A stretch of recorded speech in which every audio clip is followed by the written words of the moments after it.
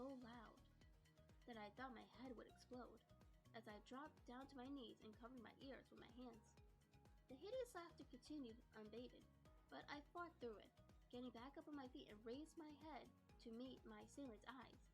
If I was going to die, I wanted to at least go with some dignity. I screamed my lungs out, trying in vain to be heard over his vile laughter. "Be gone, foul beast, leave me be," I cried. What is this nonsense? You're being attacked by the people's game. What is this nonsense? What is this? Someone needs to clip this moment, please. This is actually great. Yeah, you have infinite health, so it's not like it matters if you get hit. At length the time came when I ceased to recollect anything, when all was one awful, hideous, fantastic dream. At last, on Tuesday, the 8th of the month of July, after crawling on our hands and knees for many hours, more dead than alive, we reached the point of junction. Oh, what the fuck? Why is it red? What?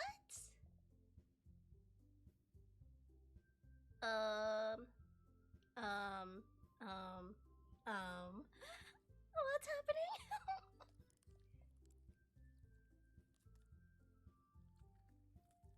Oh, I don't like that noise. Okay, everyone. We're all done reading each other's poems, right? And if you are comfortable creating titles for your stories, you could just go ahead and name them. That's what I do sometimes for some of my stories. I actually have like an outline with different titles that I actually want that for that particular chapter and stuff, with like, you know, notes and stuff.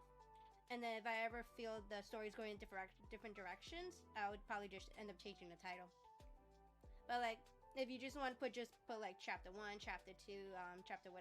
I walked in the direction of the sound that appeared to be coming from the south of the island.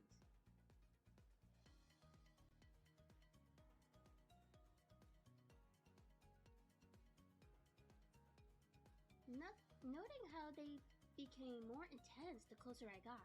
Before long, I could hear the agonizing screams of men in extreme pain. I wondered what horrifying scene awaited me, but I knew I had to press on.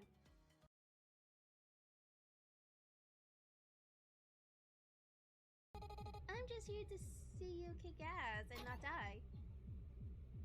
Oh, that's the wrong thing to say to him. What's with that face? It's the truth. Right. Oh, she hurt his feelings. Speaking of relationship, what did you do to Pico a few weeks ago?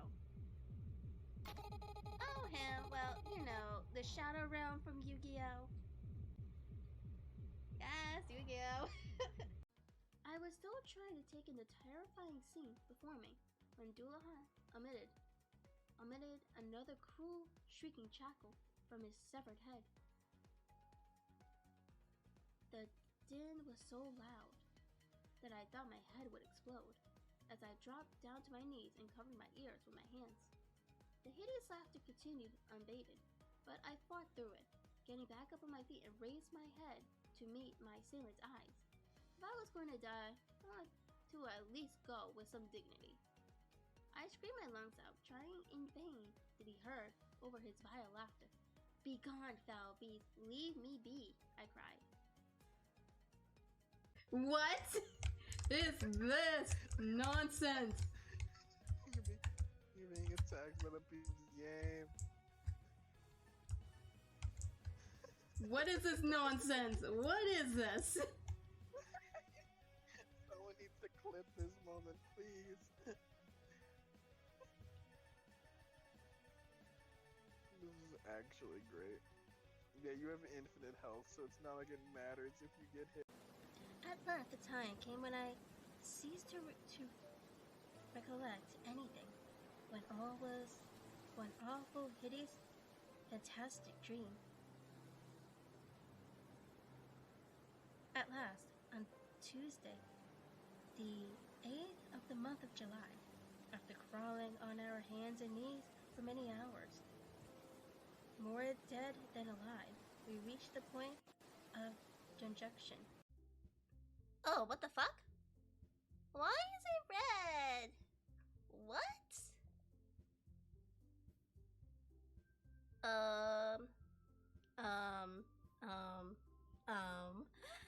What's happening?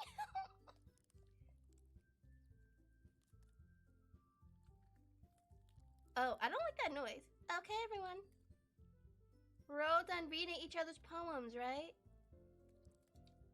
And if you are comfortable creating titles for your stories, you could just go ahead and name them. That's what I do sometimes for some of my stories. I actually have like an outline with different titles that I actually want that for that particular chapter and stuff, with like notes and stuff. And then if I ever feel the story's going in different directions, I would probably just end up changing the title. But like, if you just want to put like chapter 1, chapter 2, chapter what. I walked in the direction of the sound that appeared to be coming from the south of. Alright, welcome in everyone. Today we're doing writing sprint with my bestie. Say hi, bestie. Hi. I don't know if you can hear, but she's here. I got kidnapped. Of course.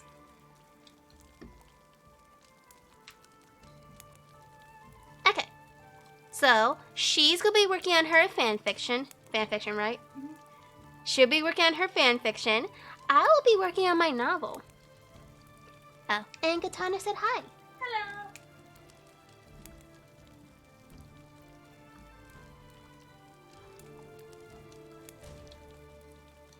Alright, so for the first set, we're gonna be doing 25 minutes with a 5-minute break in between.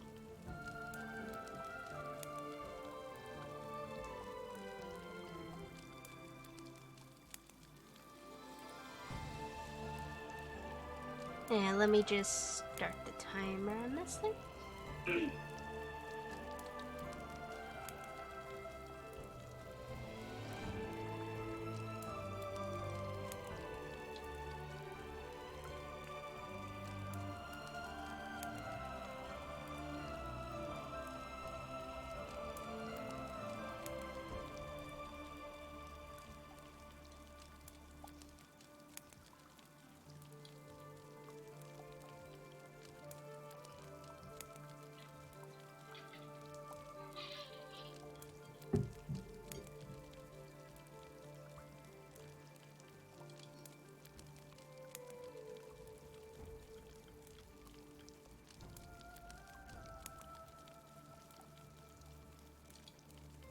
I literally have to find where I was.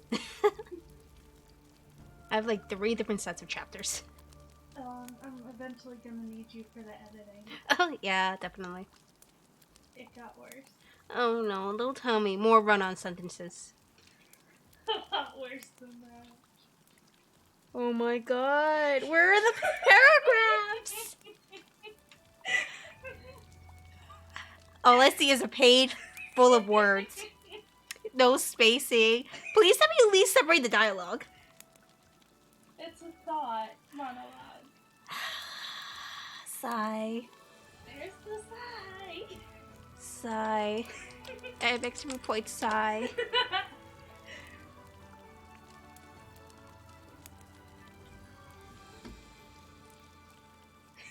I see the death glare. Of course you do.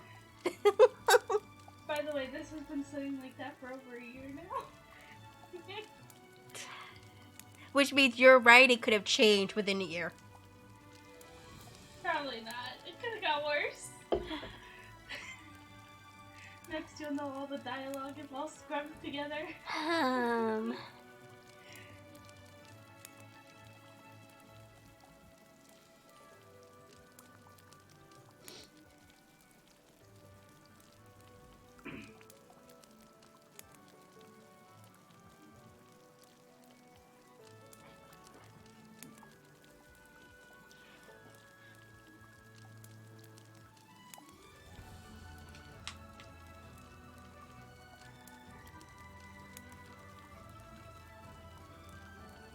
Did you start the timer?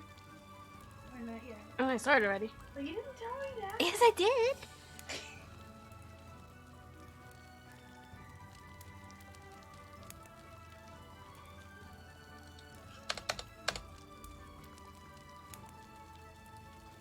Oh, hold on.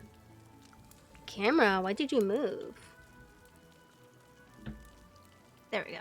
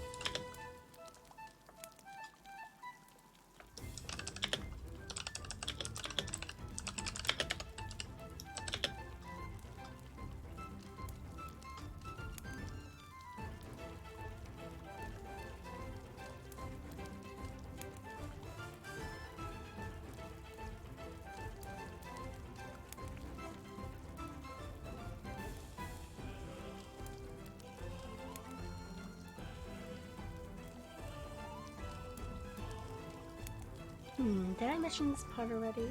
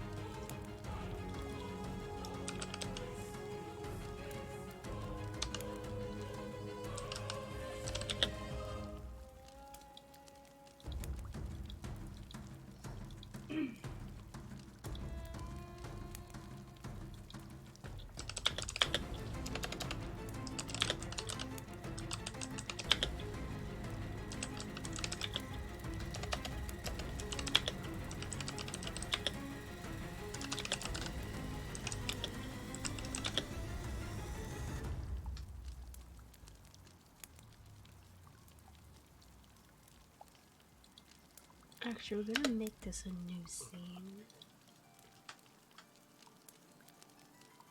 Split scene here. Okay, there we go.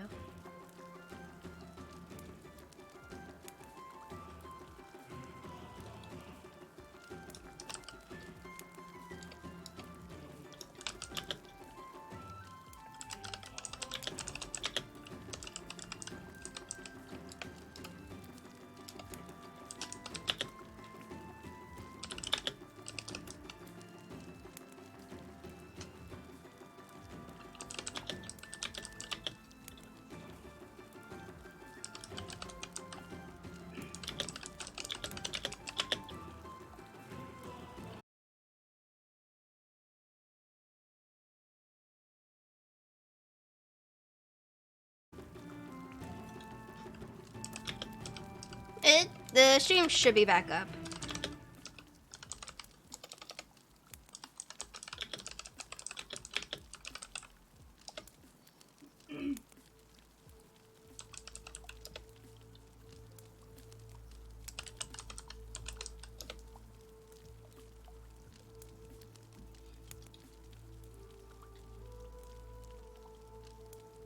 Ah, good.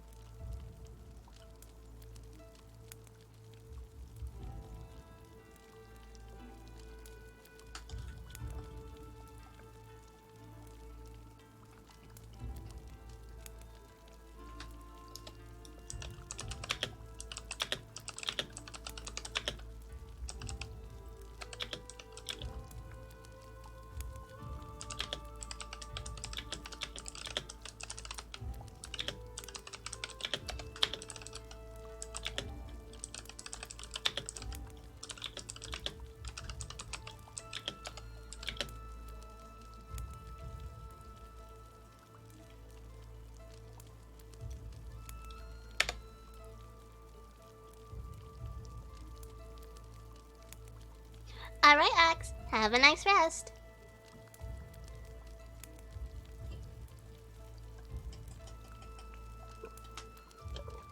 Yeah, they really are.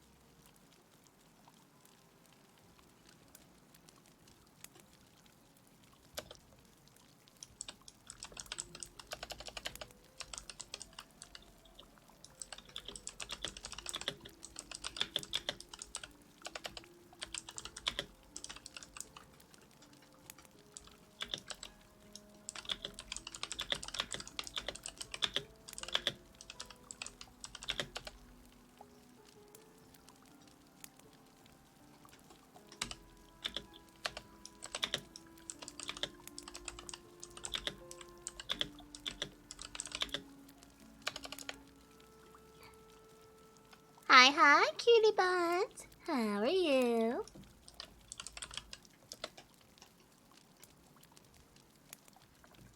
I'm good.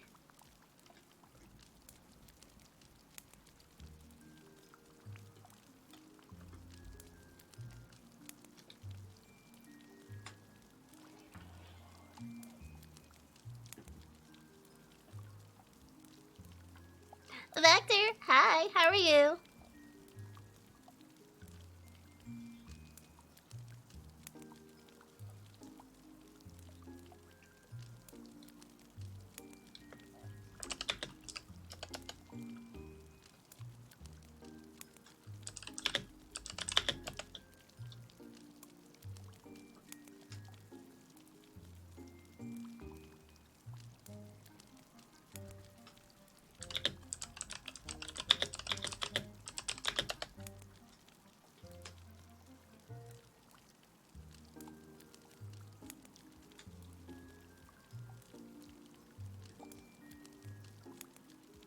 Oh, I see. Yeah, I can see how that's tiring.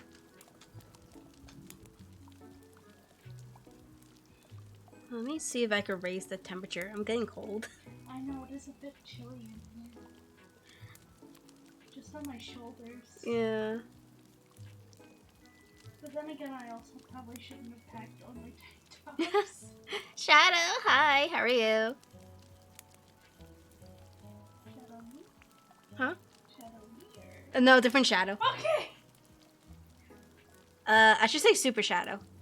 Because when everybody addresses me, it's Shadow!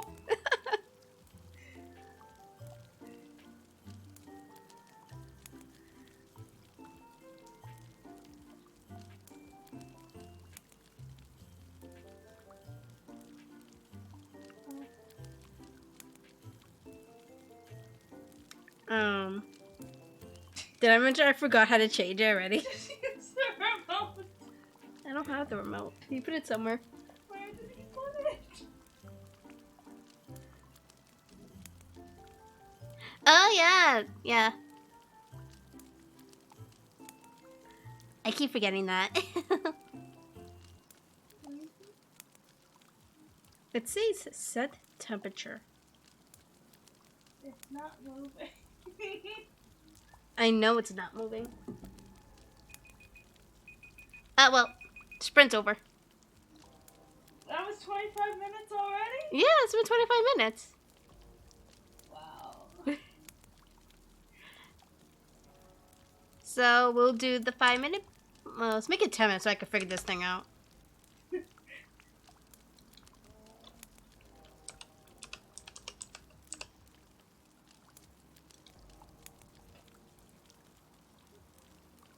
Yes, yes, Blanket. They also call you Virtual Digigirl and -1 fan. Only in the Discord server, though. But we also call you Cutie Buns. Oh, that is my bestie, Shadow Fox. Hello. We're doing writing sprints together, so, yeah. I got kidnapped for 2 days. Yes, sleepover. Yay.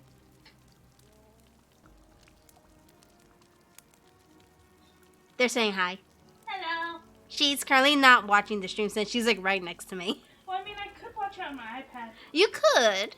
but my iPad's all the way in my purse. Where in your purse? You can't miss it. It's a big... No, wait. There's only one zipper.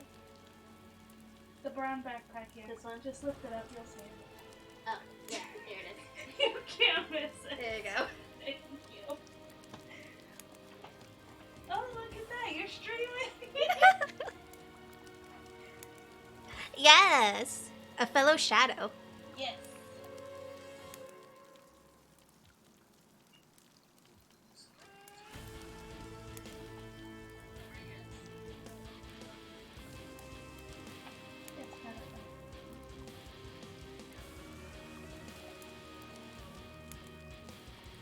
You know, maybe next time we come here, we gotta invest in like a lap desk. You had one. Well, yeah, but my mom told me. Of course she did. I have a desk now in my room. Ah, okay. I don't need it anymore. That makes sense. I just need something to leave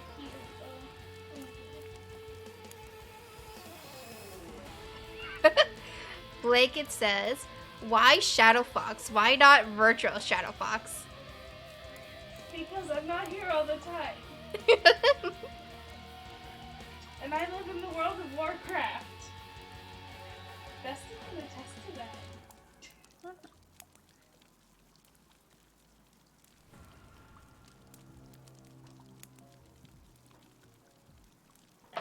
Okay, now I can see what people are. I got it to work. I had to close out of it. Okay, it's going up.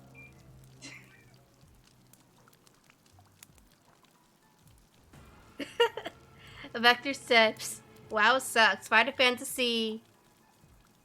Screw Final Fantasy! It's like X1V for life. Yeah, I see that. Screw Final Fantasy. Oh, okay. So Well, Blizzard can have my money. I mean, I pay for 2 subscriptions, so you know.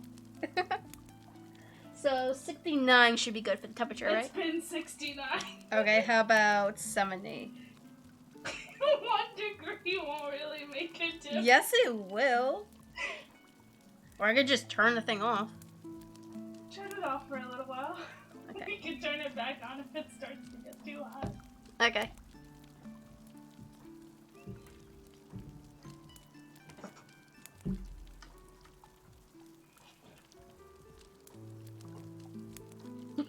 Really?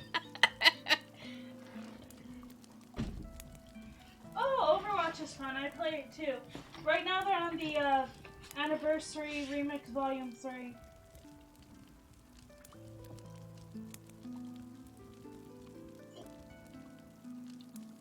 I've invested too much time into World of Warcraft to quit. I'm gonna go get more tea. Can you bring my veggie sticks? Yeah.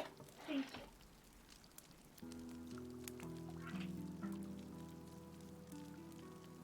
What did Blizzard Games do to you?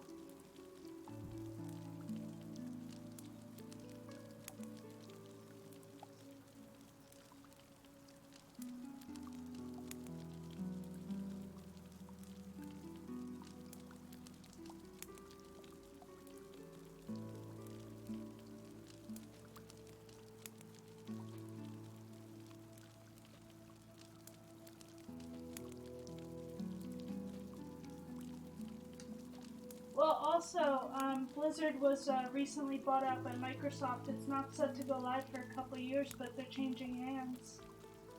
So that's something. Maybe there'll be new content, new games.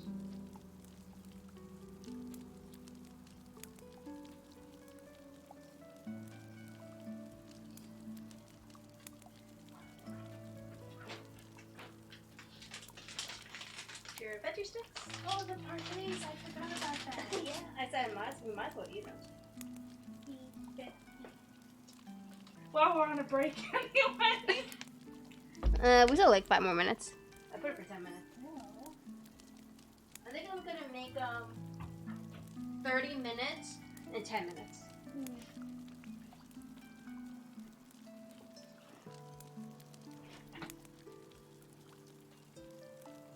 Ah, yeah. I can see how you could probably get bored if you play so often.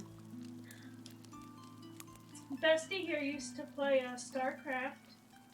I only played it for like what? You still played it, Maybe play a couple weeks. but you still played it. Hey, that lasted me a lot longer than World of Warcraft. Okay. I know. World of Warcraft, it only lasted me a half hour, not even a half hour. Less than that, probably.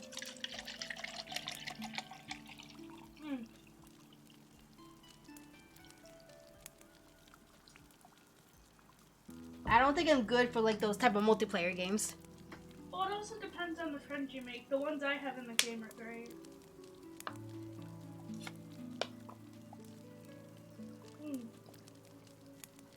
Any of you guys play Dead by Daylight? Nope. I know you don't. I know.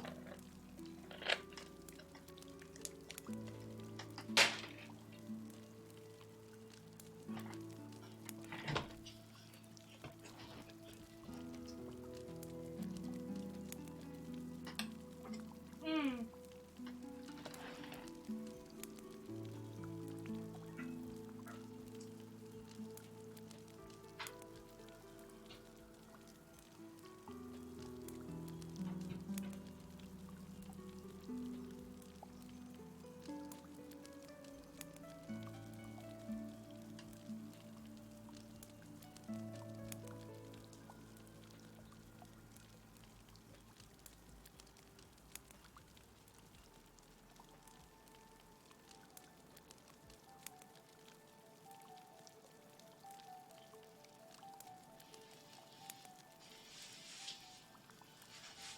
I keep forgetting that I don't have a garbage bag in my room.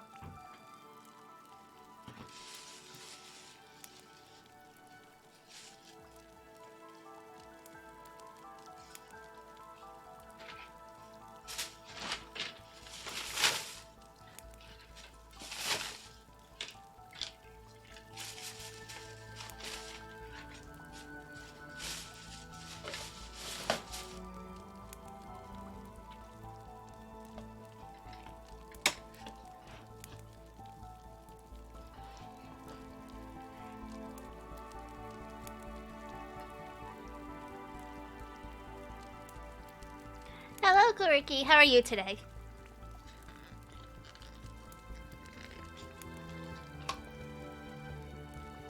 Well, at least her face is nice and firm since it's been in the fridge. Yeah. I'd rather have it like that than, you know, melty. You mean like it was when we were taking Oh, yeah. Like all melty because we were in the car. God damn it, Blanket. Where'd it go? Otter practice.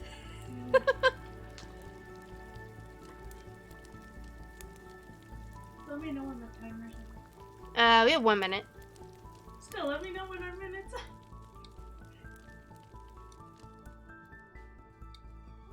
Oh, shit. And I forget how many points you have for the cyber coins. Although I added a bunch of GIFs in there that you can redeem as well on screen.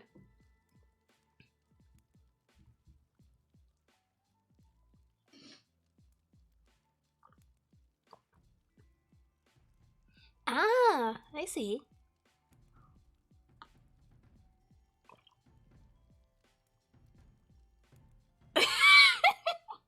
He says that you're gonna join.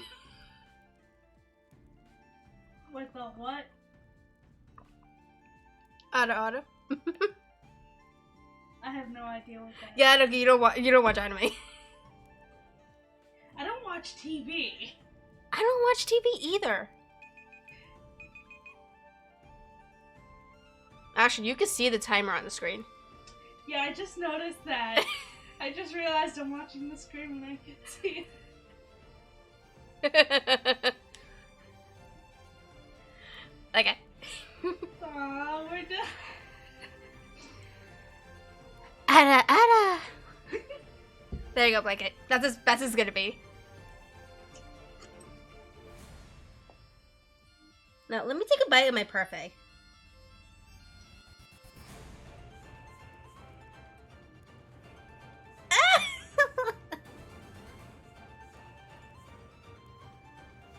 Don't feel bad, I don't know what it means either.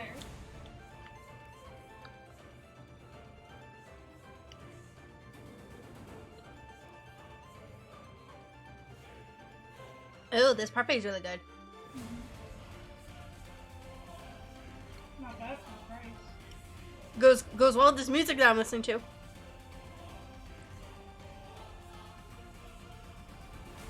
I know you can't hear it.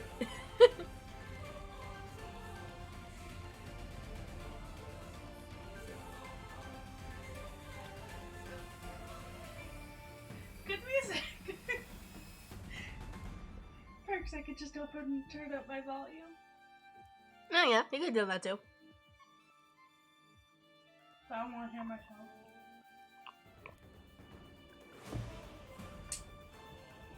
Okay. So we're gonna make this 30 minutes. Let me know when you're ready.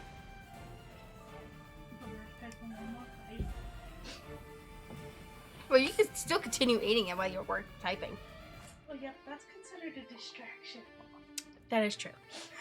And then it's not a whole writing sprint if you keep stopping to eat.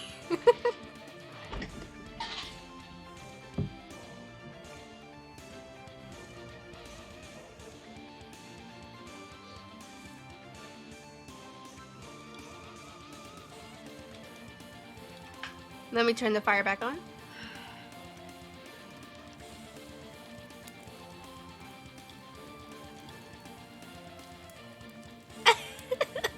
Hi, Jake. How are you?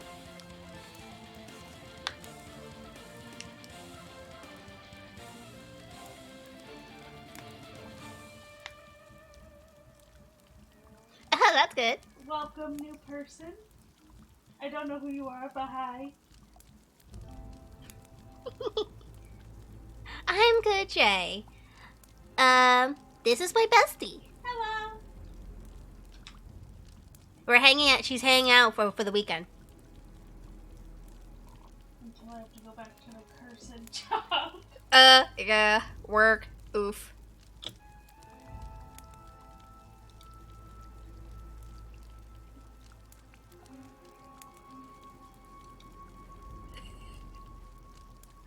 I'll take it. He is a regular, actually. And I've known the bestie since 2013. Has it really been that long? High school. Bruh. We're going on like marriage years now. Oh my god.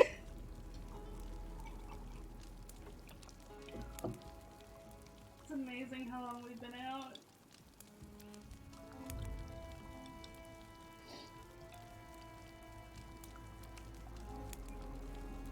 Sure you did, Blanket. Sure you did.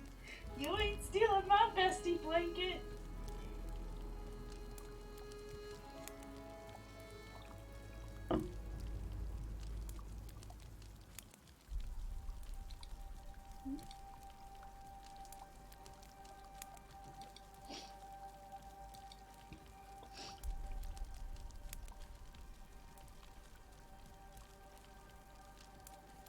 Oh, nice.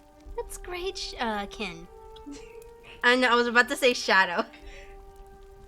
Habit, okay? It's Habit. okay, bestie. I just have to get used to not looking up to you when you say it.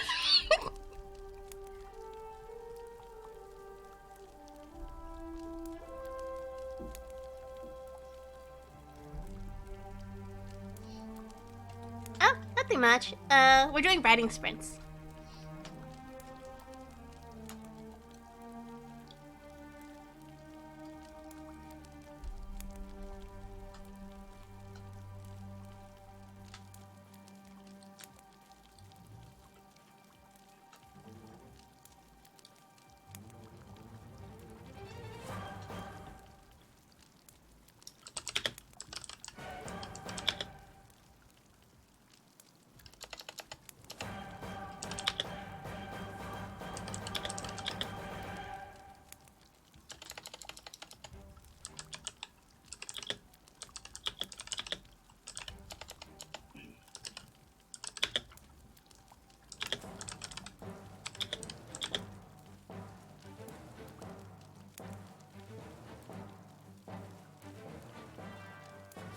Paint my nails? Nope.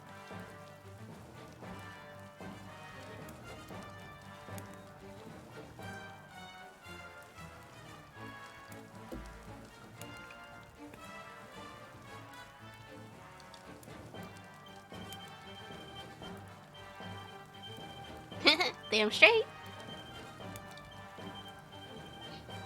Hold on, she lifted. Of course I wrote that sentence wrong.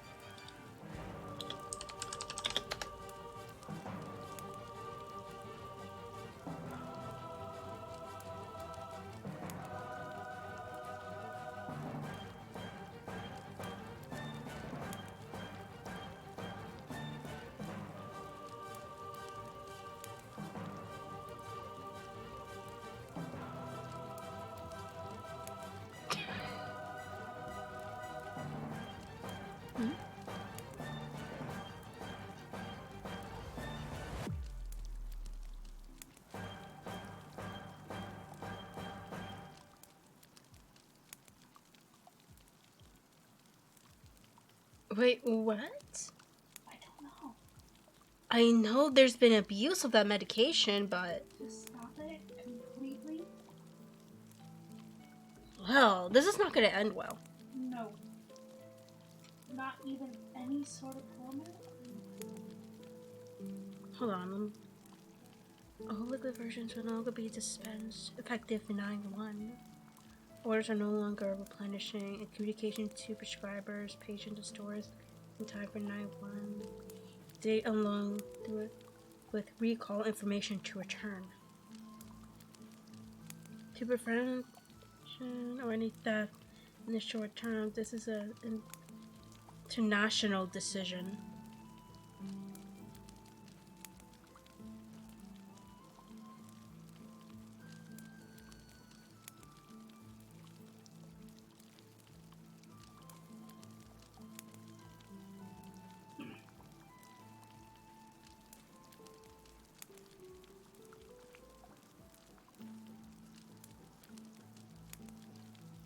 So are they requiring all pharmacists, even the ones in New Jersey? Because as far as I know, Christine was saying that, at least in their area, they weren't allowed to. Debbie just sent that out.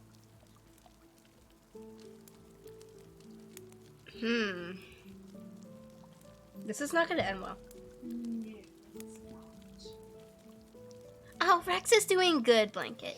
I think he's taking his nap now, I think. I haven't heard him for a while. He's probably asleep. He was in the cage. I With did. the blanket. I think my dad went to bed too, so he probably put him down for a bed. All right, Jay. Good luck in class.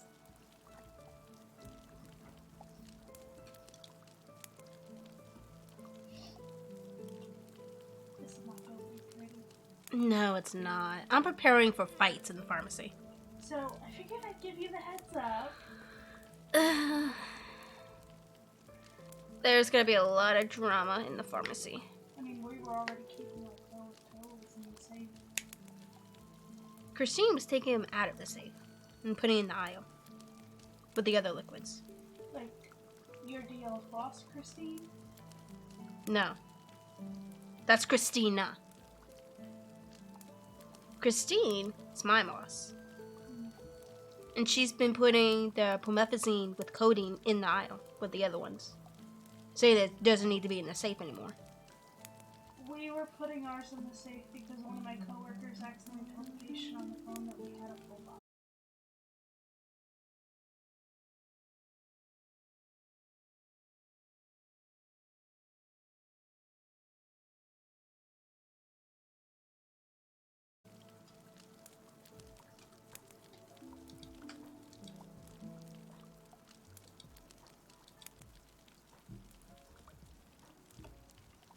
It's reconnecting.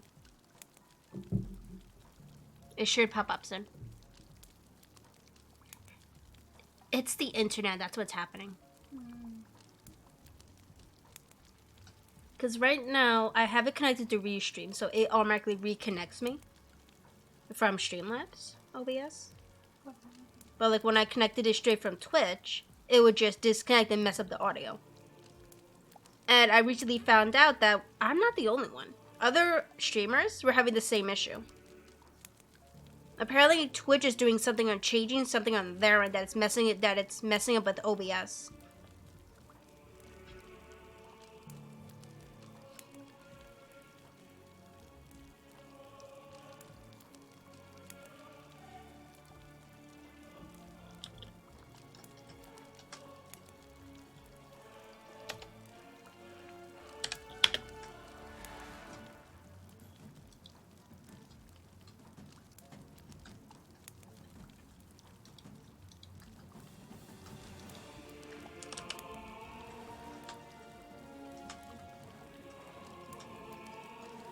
Yeah.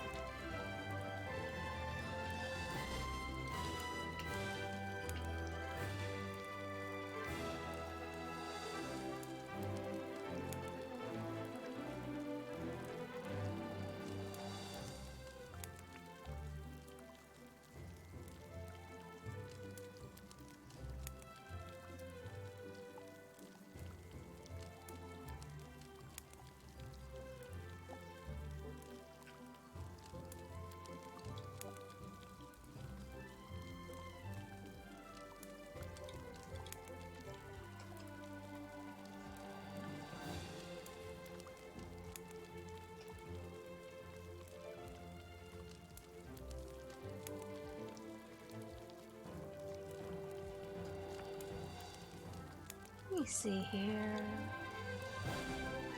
Did I call them werecats?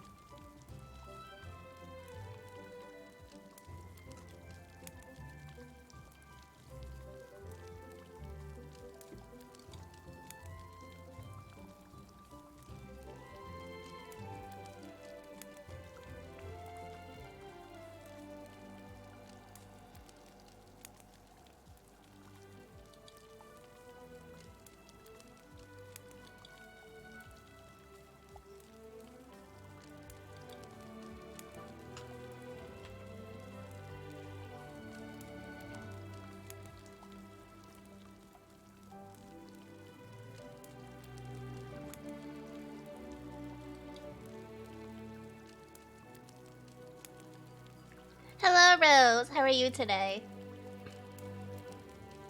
Hello, new person.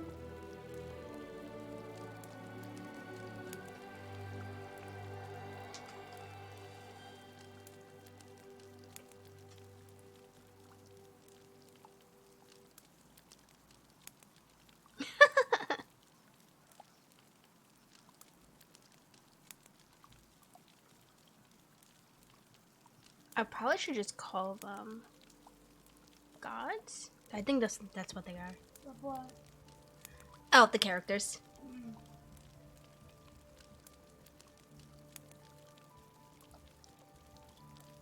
I am good, Rose.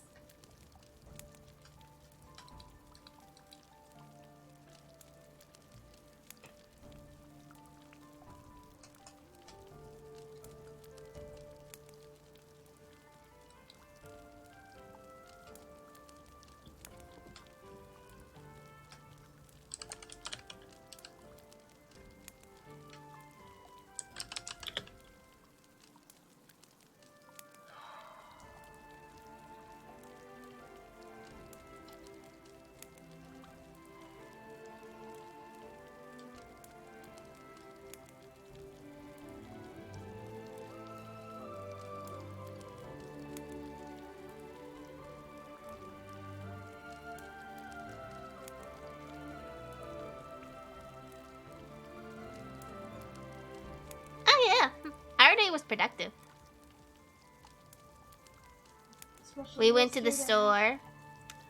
We spent almost 2 hours there.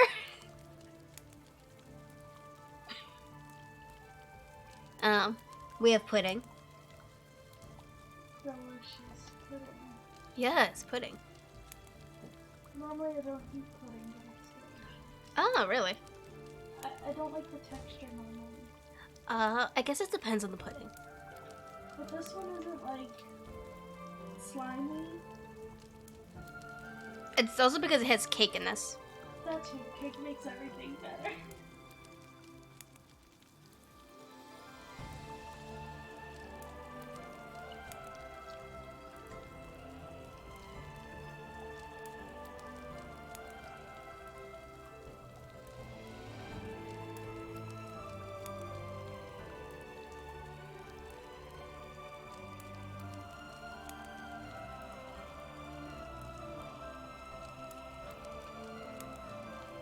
Oh, it's the notes for class.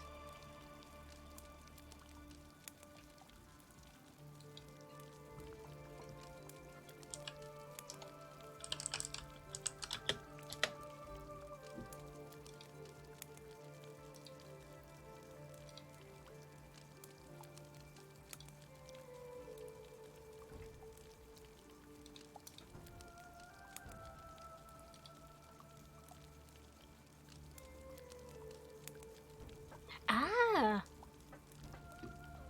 I do recall you saying something about that. I thought you submitted it already.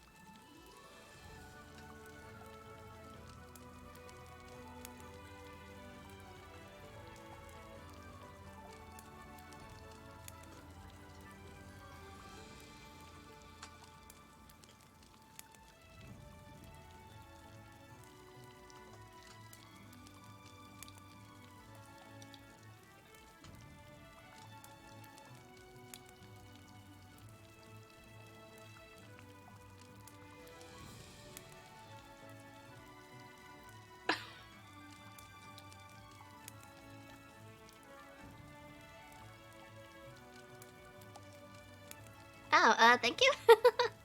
Everybody's complimenting. I know. I don't take care of my nails.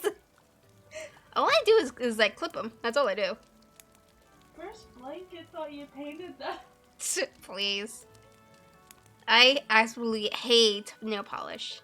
I avoid it like the plague. I cut all my nails down too far this time. Well, I need to have it somewhat long for when I do the register. How so? Because it doesn't like the touch. Like, it's very touch sensitive. So sometimes I use my nail just for it to do the letters.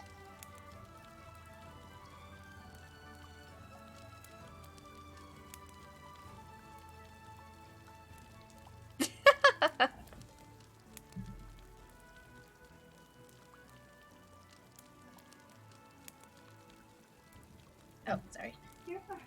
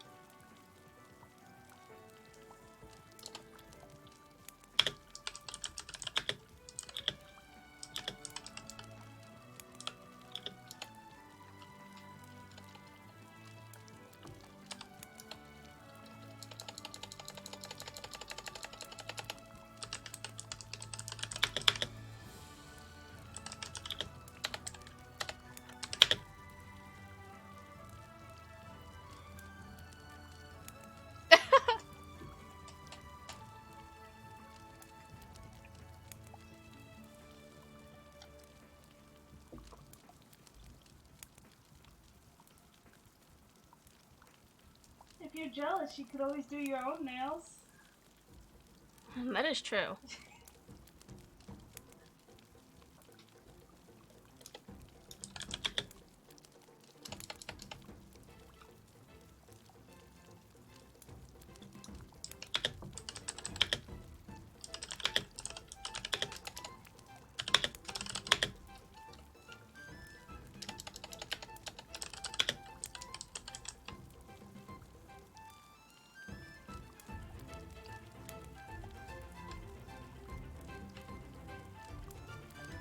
Oh, Oreo cakes. Yum. You remember the Oreo cakesters? What? The Oreo cakesters? Vaguely. We're selling them at our CVS. Ah. But we sell it so quickly. Hello!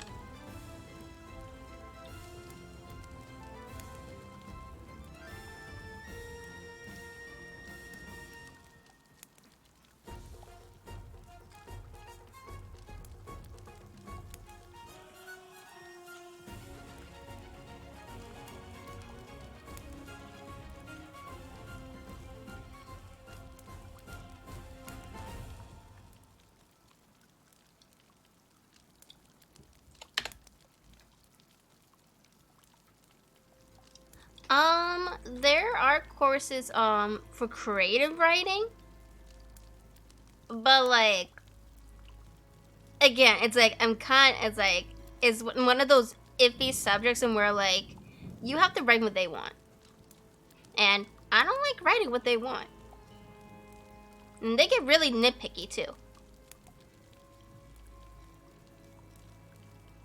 And don't get me wrong, it was a fun class, but like, I write what I want, okay?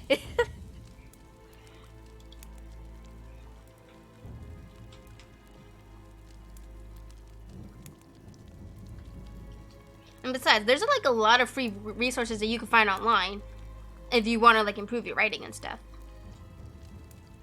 But like the best way is just to keep writing.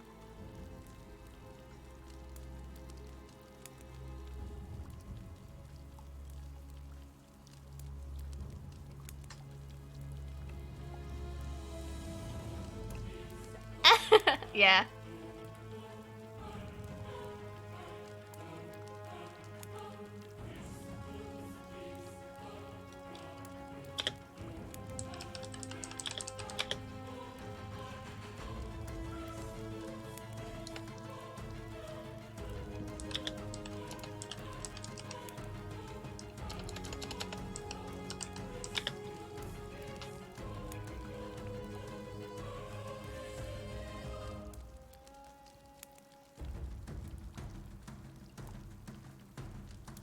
Well, like I was saying before, you could always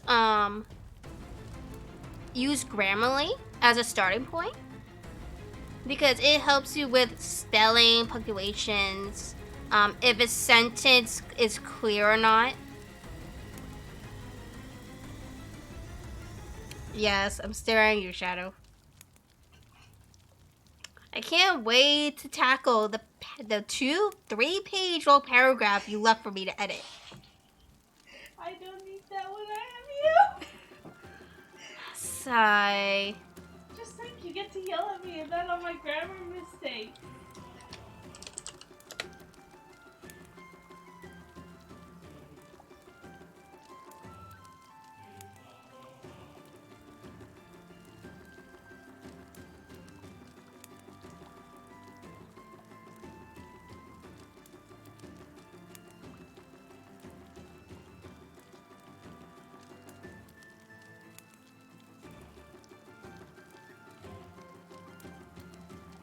Yes, yes, I love you too.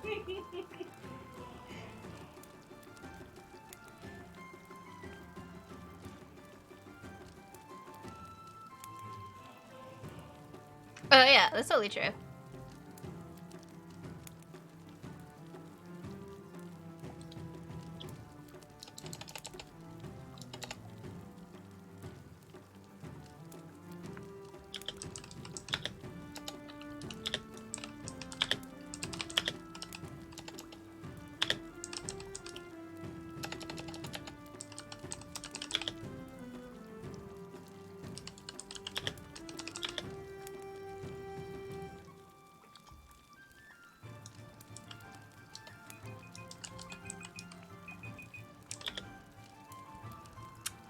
I'm spelling turquoise wrong.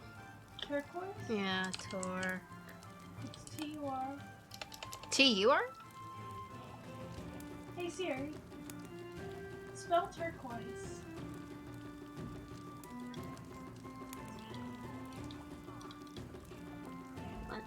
T. I knew there was a Q in there somewhere.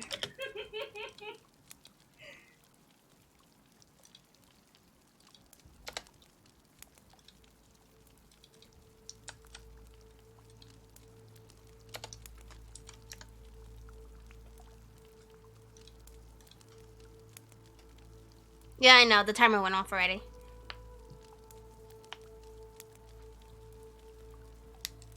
We'll make this one a 5-minute. Yeah, because we're kind of, Distractions? There's no such thing as distractions. Dusty, we all know there's things as distractions. We Of just choose not to there admit is them. no such thing as distractions. How dare you? Of course, how dare I? See, this break is called the pudding break. I should totally name this pudding break. Yes, this one's a pudding break. I'll take my headset off for this one too. I mean, the only thing going through my headset is my music. Pudding. See? Pudding.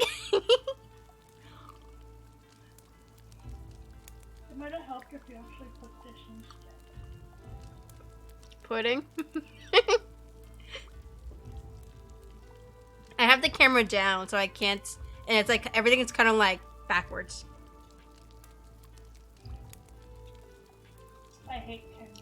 Huh? I hate cameras. Well, I used the camera when I used the VC face. Oh yeah, pudding. I can eat it anytime. It's like applesauce. But it also depends on the texture of it too.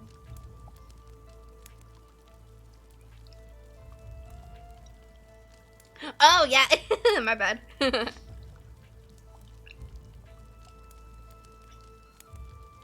cake though. Oh yeah.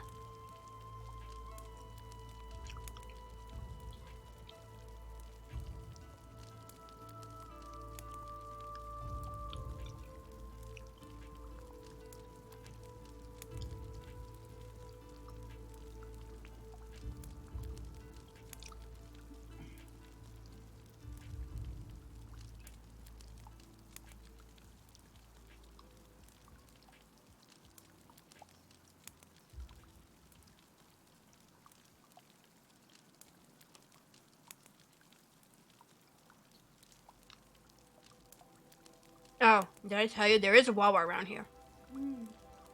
So You did not. Huh? You did not. Tell me there was a Wawa. 6-Eleven? With everything else?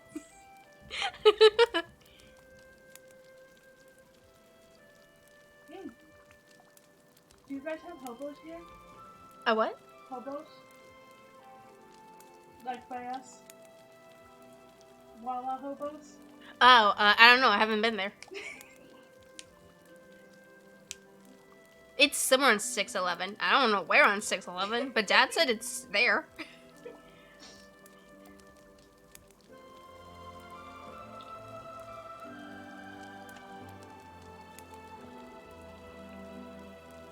Saying college student is so boring. Just say you're a good noodle.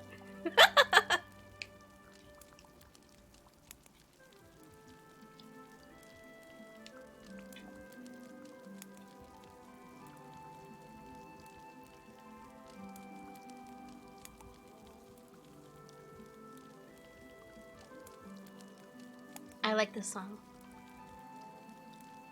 This one is Childhood Nostalgia.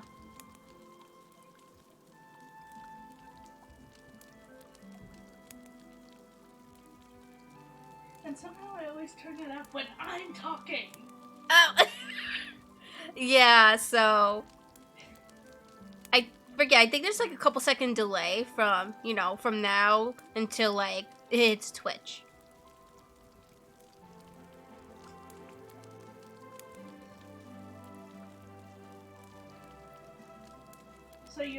So you're a vegetable.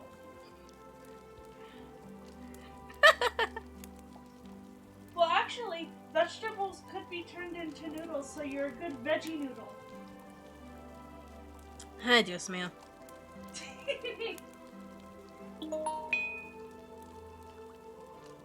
Oh, Heba is on. I need to lurk. Don't mind me. I'm going into Twitch to lurk. I have to lurk in my other besties stream.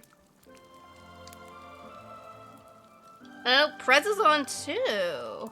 Lurkies, everyone. We're doing lurks today.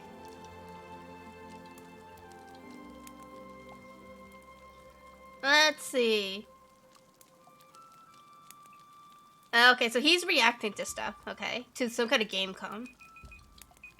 And Heba is doing Code Vein?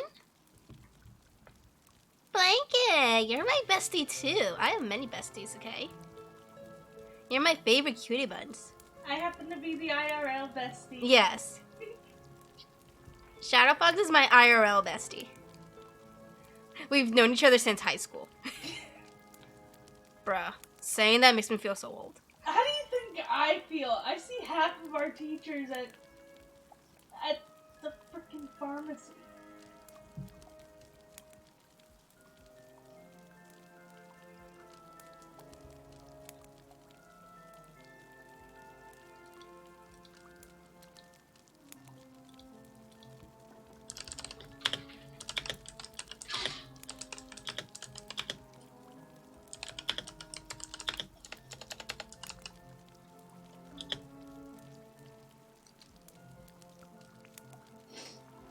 Where is my Kirby emote?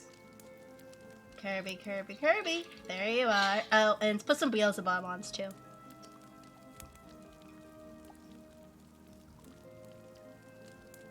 Oh, yeah, that's so true.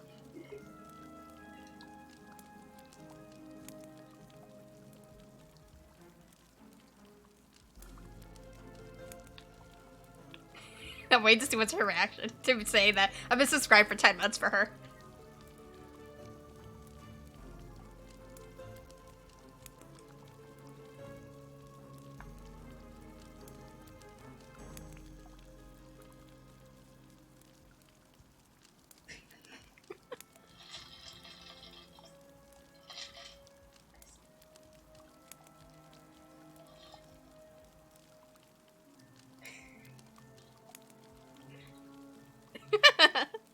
Not everybody's getting with competition.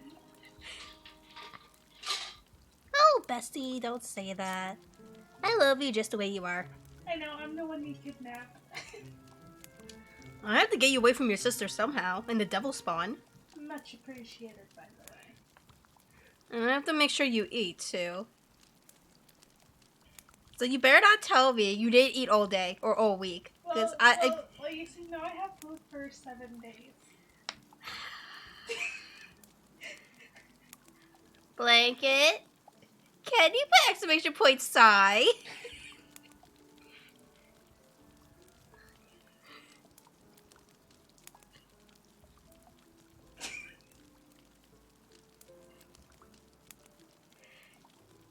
Oh, Rose, I love that idea. Just shove it into her mouth.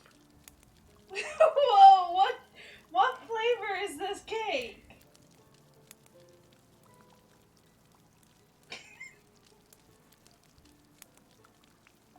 Flavor is everything. Oreos, you can't go wrong with Oreos.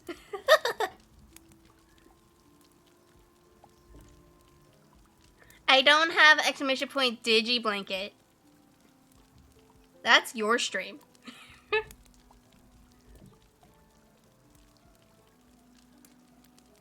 Thank you, Rose. Next, you'll make one with a death flare for this. I should make that a command.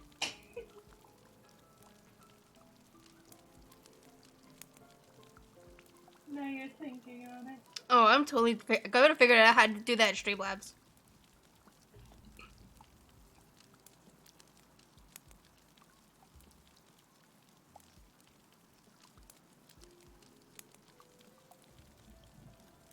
Anyway.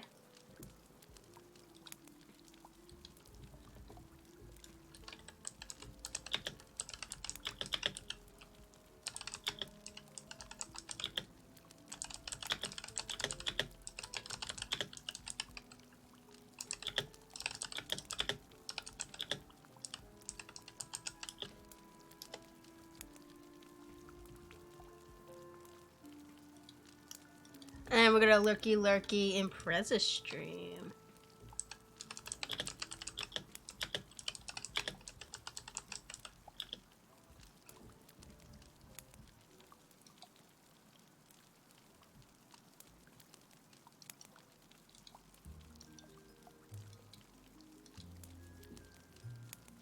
Oh my god, it's so cute!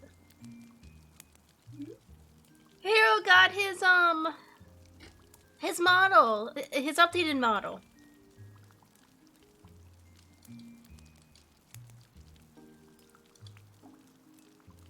Here, let me show it real quick. So y'all can see what I'm looking at.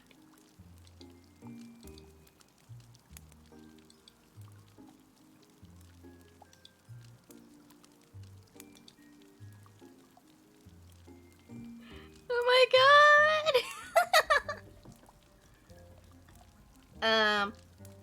Did I say I was gonna lurk? Have a nice dream. I have decided we're rating him later. He technically, he does like 12 hours, more than 12-hour stream, so yeah. So he'll still be up by the time I end.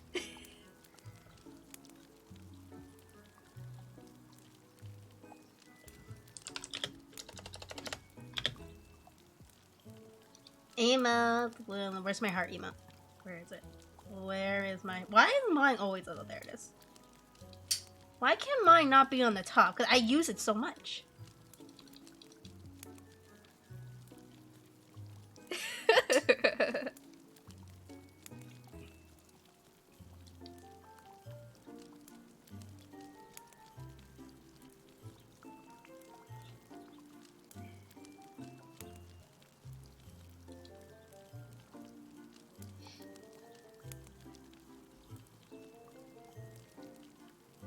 Oh my god, it's moving back and forth. Cool. Amazing. Okay. Back to important things. You realize we took home different time. Oh, I'm well aware of that. Distractions. Cough, cough. I don't know what you're talking about, Shadow.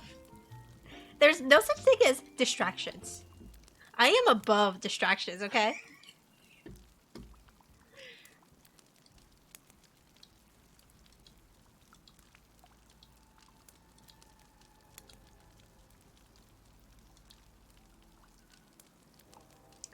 I don't know, actually.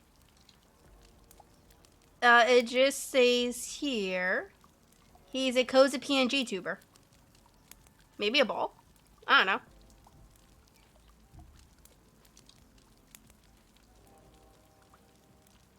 Anyway. Let's do 30 minutes. Now, do you want to keep it as rain and fire?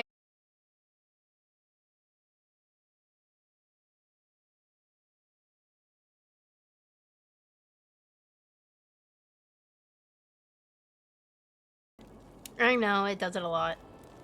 That's okay. As long as it goes back up, that's all I care about. As I said, my interest sucks.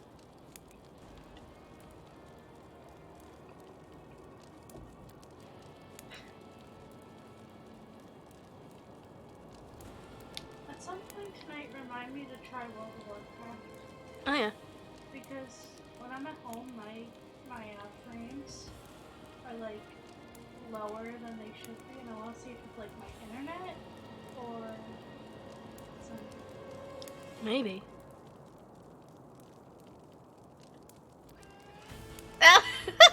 Another shot.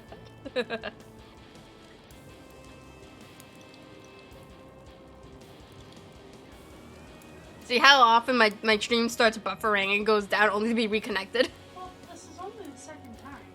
Oh, like, this happens every stream though. How often every stream? Every stream?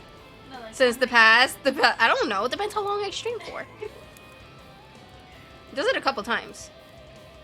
But that's mainly because of my internet.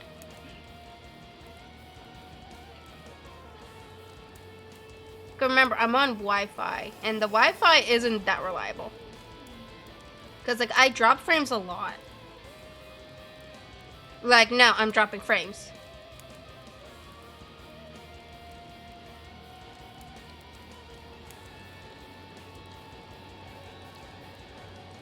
Okay.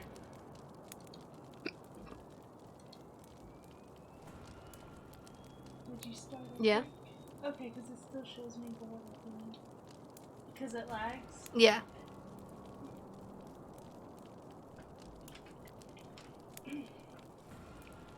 Yeah, Wi-Fi streaming. I said, like, the thing is in the living room, and I'm in my room. And You're not far from the living room. I know, I'm not that far from the living room, but still. But even where you have the router, it's not far. I know.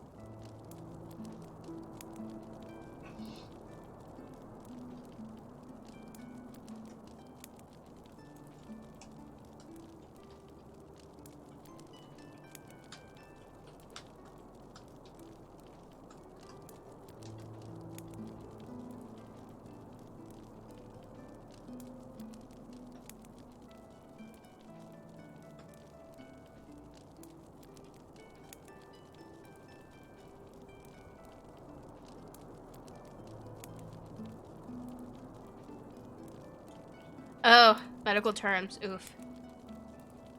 It's like pharmaceutical terms. Oof. Just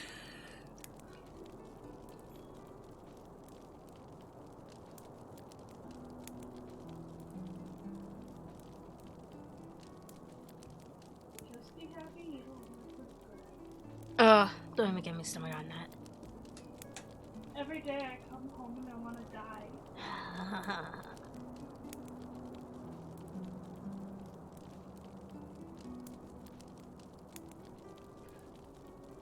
Yeah, that's kind of annoying. Oh, yeah, accounting. Yeah. I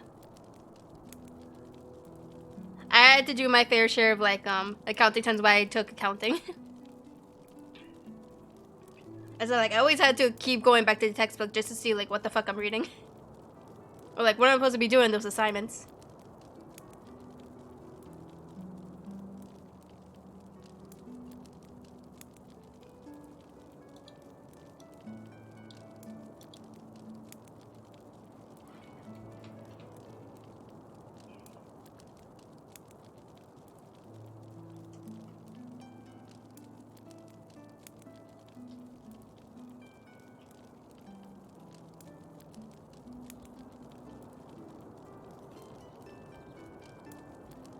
Okay, so for this, I could just get rid of this.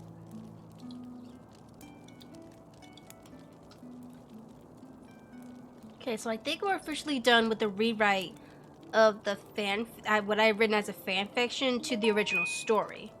So now it's just all original content now.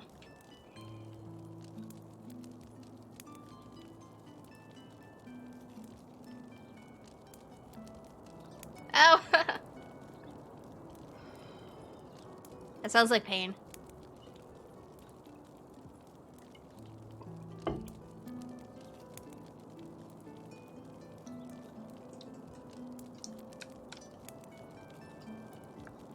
And we're gonna get rid of this one. Send to trash.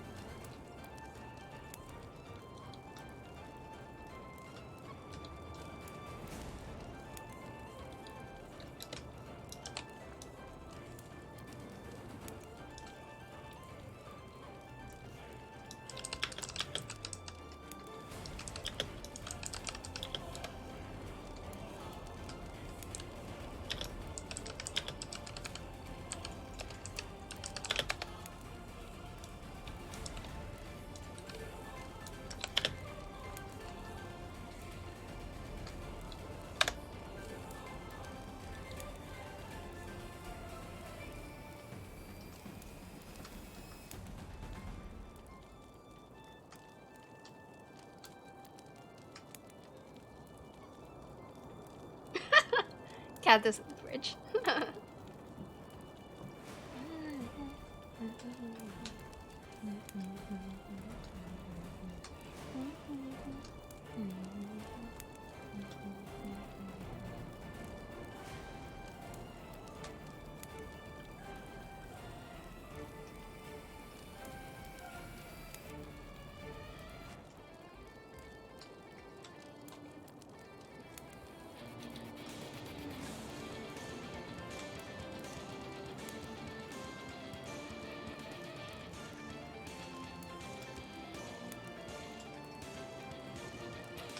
Oh! Mythbusters, yeah.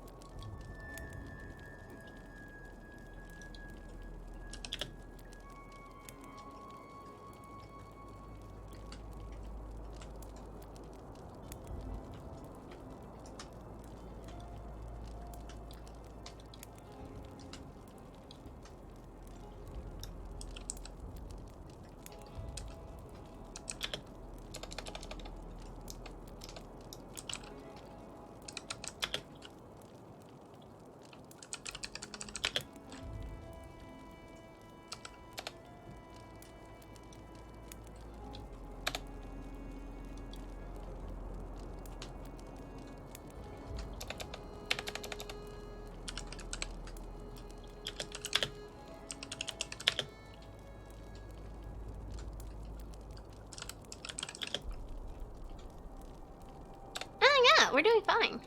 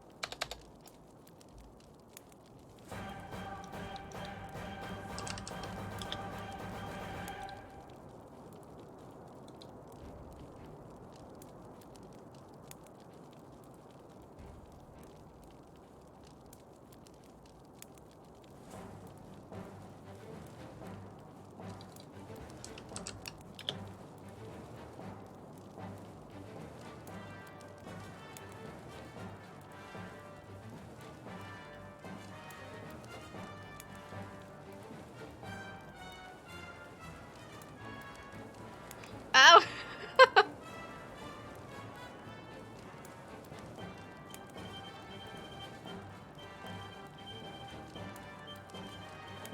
Now, who said this was Star Wars music?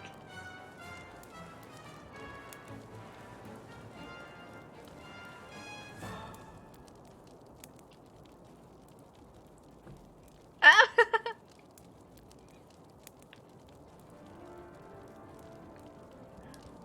This is my fantasy playlist.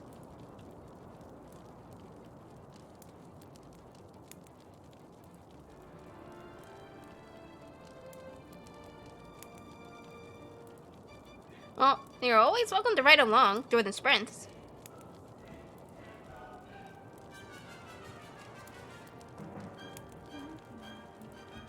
What? No.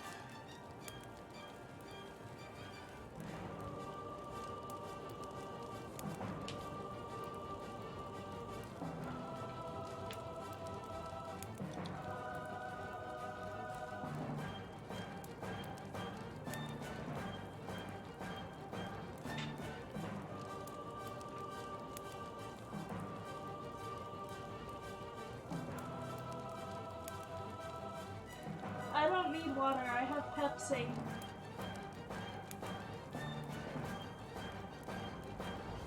And I have tea. Half and half. Oh, yes, half and half.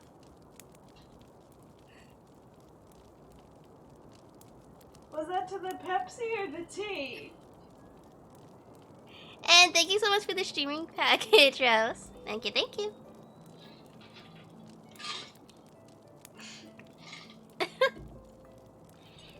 And let me just. This is also stretchies, and then you also fix your posture. So it's all three in one.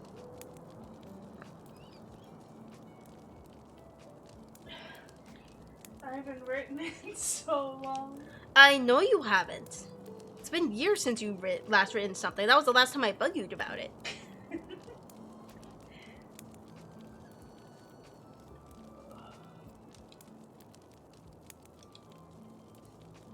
And parfait break. Quick parfait break. Well, in that case, let me pause the timer. I mean, we're stretching, we might as well. Because I do need to go to the bathroom, so... I'll be right back. Then why don't you just put us on like a break? That's what I'm doing. BRB, everyone. I'm just here to see you kick ass and not die. Oh, that's the wrong thing to say to him. What's with that face? It's the truth. Right. Oh, she hurt his feelings. Speaking of relationship, what did you do to Pico a few weeks ago? Oh, him. Well, you know, the Shadow Realm from Yu-Gi-Oh! Yes, Yu-Gi-Oh! I was still trying to take in the terrifying scene before me when Dullahan emitted another cruel, shrieking cackle from his severed head. The din was so loud that I thought my head would explode as I dropped down to my knees and covered my ears with my hands. The hideous laughter continued unabated, but I fought through it, getting back up on my feet and raised my head to meet my assailant's eyes. If I was going to die, I wanted to at least go with some dignity. I screamed my lungs out, trying in vain to be heard over his vile laughter. "Be gone, foul beast! Leave me be!" I cried. What is this nonsense? You're being attacked by the piece of game. What is this nonsense? What is this? Someone needs to clip this moment, please. This is actually great. Yeah, you have infinite health, so it's not like it matters if you get hit. At length, the time came when I ceased to recollect anything, when all was one awful, hideous, fantastic dream. At last, on Tuesday, the 8th of the month of July, after crawling on our hands and knees for many hours, more dead than alive, we reached the point of junction. Oh, what the fuck? Why is it red? What?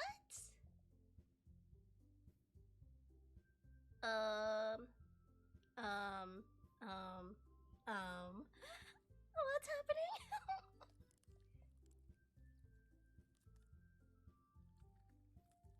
Oh, I don't like that noise. Okay, everyone. We're all done reading each other's poems, right? And if you are comfortable creating titles for your stories, I'm just here to see you kick ass and not die. Oh, that's the wrong thing to say to him. What's with that face? It's the truth. Right. Oh, she hurt his feelings. Speaking of relationship, what did you do to Pico a few weeks ago? Oh, him. Well, you know, the Shadow Realm from Yu-Gi-Oh! Yes, Yu-Gi-Oh! I was still trying to take in the terrifying scene before me when Dullahan emitted another cruel, shrieking cackle from his severed head.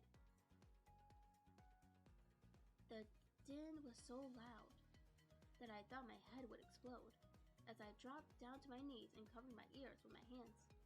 The hideous laughter continued unabated, but I fought through it, getting back up on my feet and raised my head to meet my assailant's eyes. If I was going to die, I wanted to at least go with some dignity. I screamed my lungs out, trying in vain. Okay. Wait, why is it... Hello? There we go.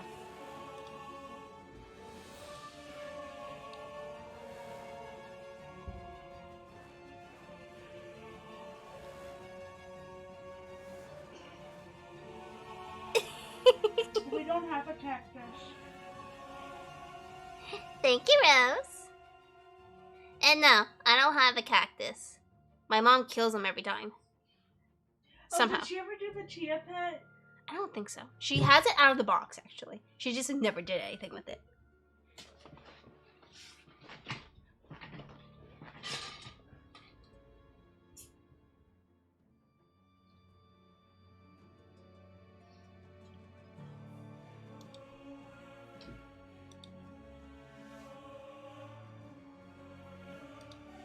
You ready?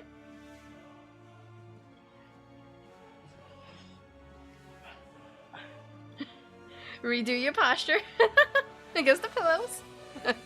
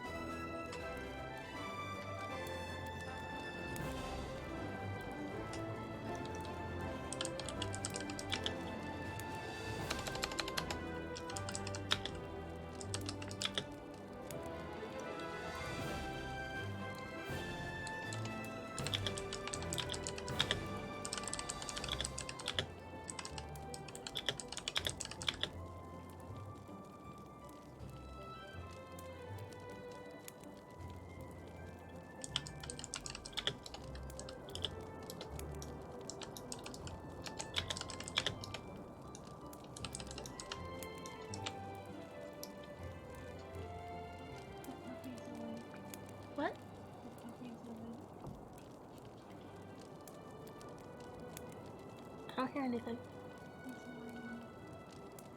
Oh, damn it. I heard him. Can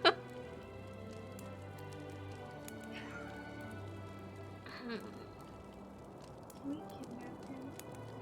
Make sure he goes to the bathroom first. The last time he pooped in my room. So, put him in his area. Make sure he does everything first before you can have him roaming around the house. I will be right back. Yep. Do you want me to put your parfait in the fridge? What? Do you want me to put yours in the fridge? Or are you good? Nah, I'm still working on it. I'm taking a break with mine. Okay. I want to start on a heavy sauce. Huh? Oh, you want to start on the veggie chips. Sticks. Veggie sticks. I gotta balance out that sweet tooth now. Please. I'm always on a sweet tooth. Well, yeah, but you can never go wrong with ranch.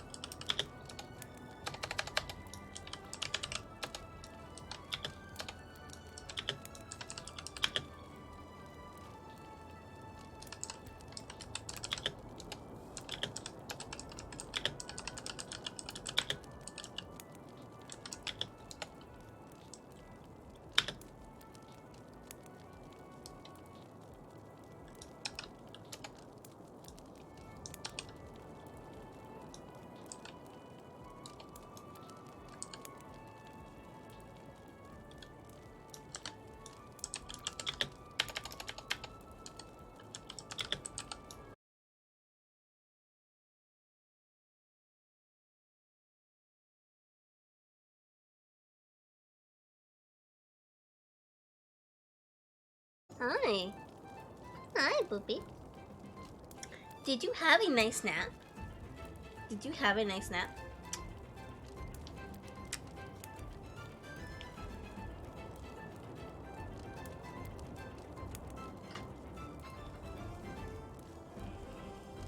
Oh, yeah.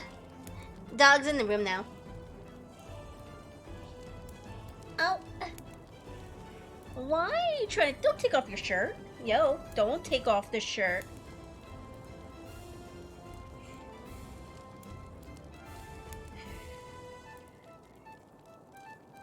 You didn't get anywhere near the cables yet. There you go. Ish. Nice. Jack's skeleton shirt is back on now.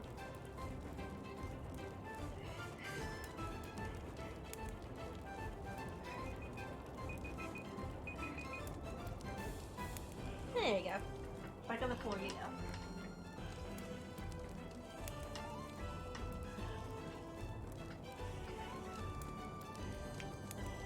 Oh, yeah, we have a cute little shirt on him that he tries to take off from time to time.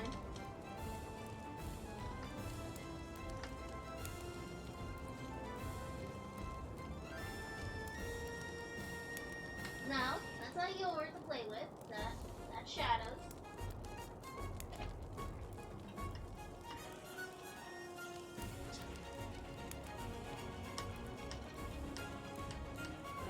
Where'd he go?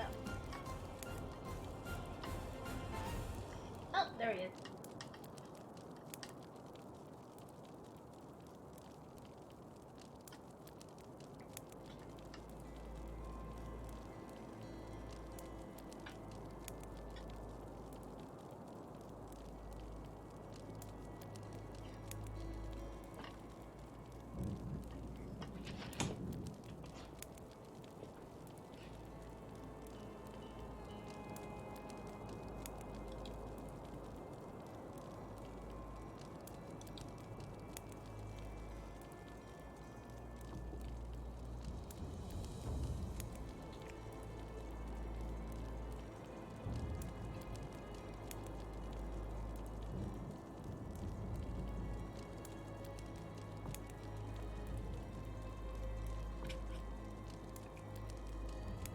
Oh.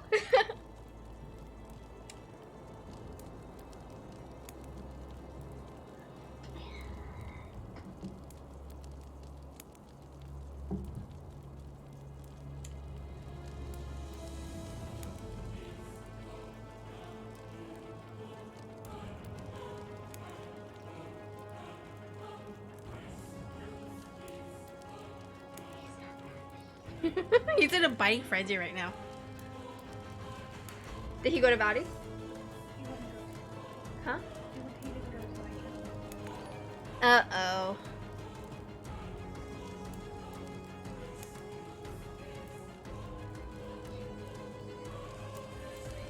Grab one of his toys. I kicked them all out of my room. There was one that Adrian had, but I think He took it.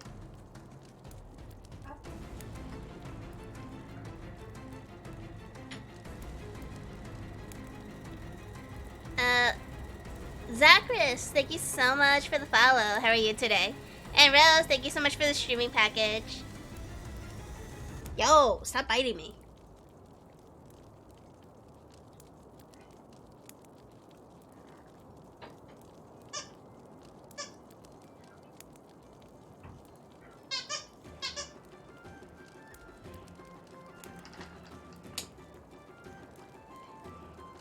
He was trying to go after your bee before. on my bag. Yeah. Oh, I guess he's gonna mess with you for a while.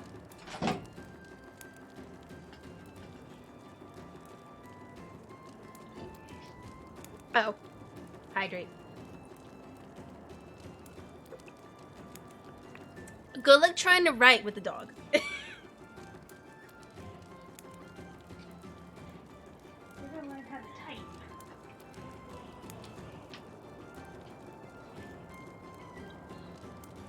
No, we don't think about it.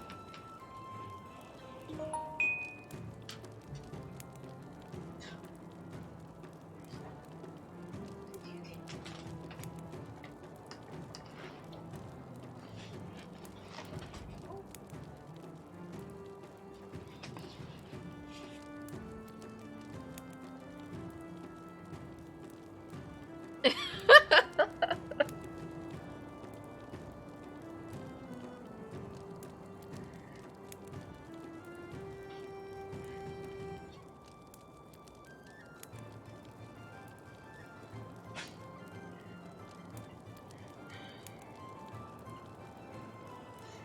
the ear.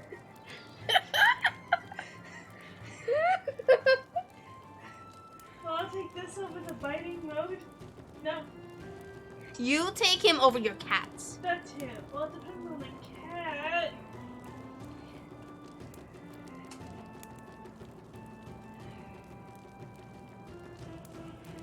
Oh, that's my forehead. It's my forehead. I told you he was a little menace. He's a cute little menace, but he's still a menace when he gets his biting habit.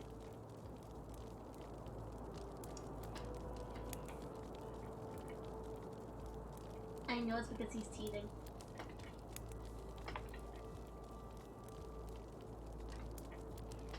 You're gonna let him bite your finger, aren't you?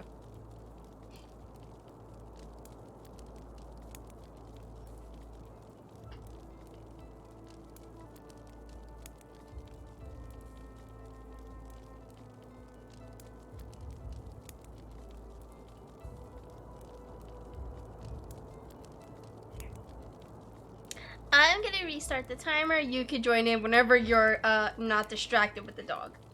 Now, who said there was anything called distraction? Oh, there's no such thing as distractions for me. And me. I don't know about that. The puppy is not a distraction. Just be careful with his teeth. What, that he doesn't break skin?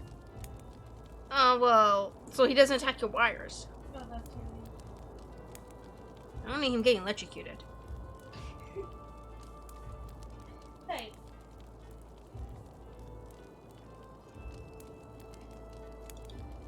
Let go of my finger.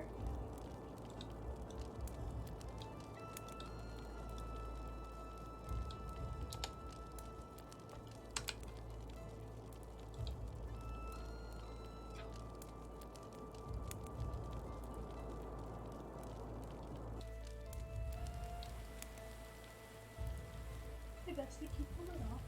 What? Take this off. Oh, yeah. I don't need him to swallow it.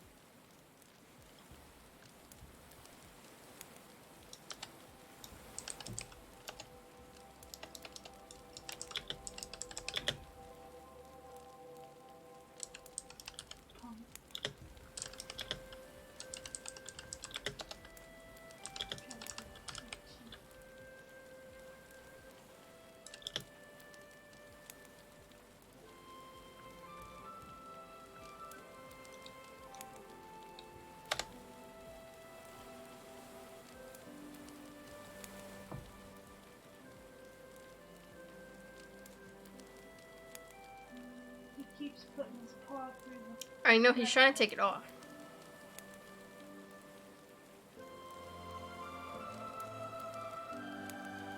Let it go. Let it go. Let go.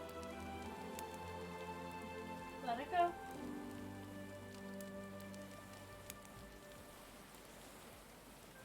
Thank you.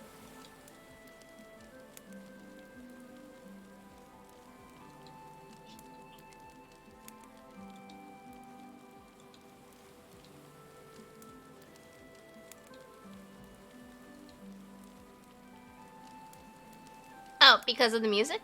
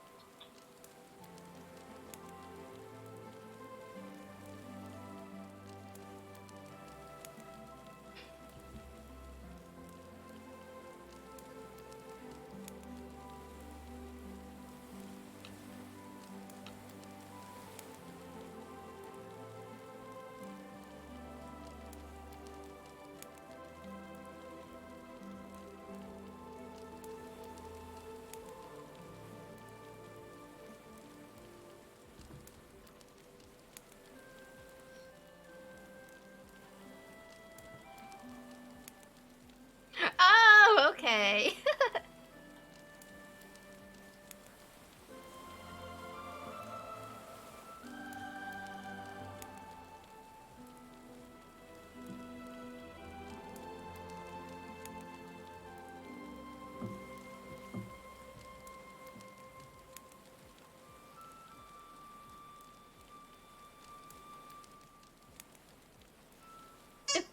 Yeah, there.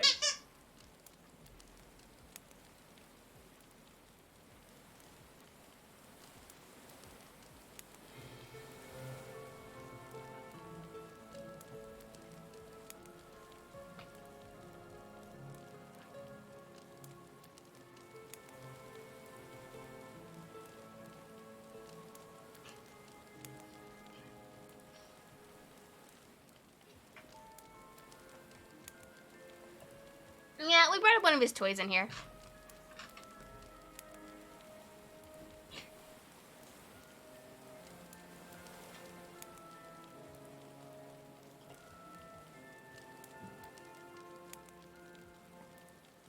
You're not gonna rip up your jacket.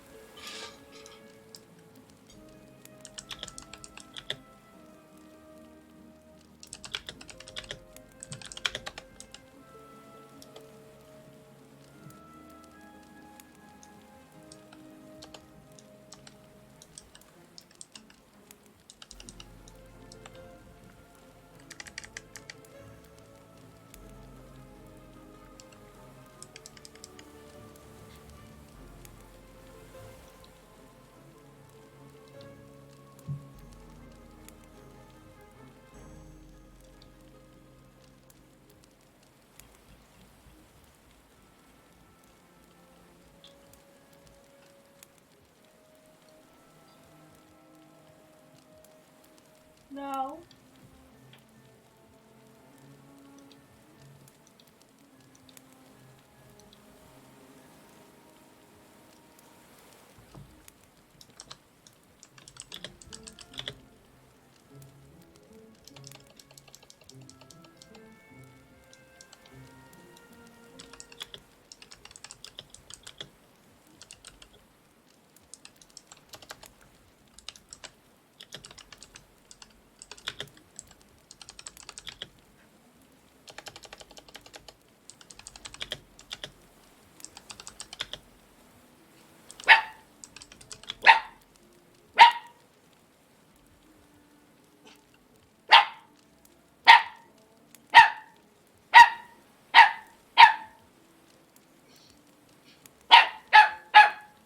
What? No. No.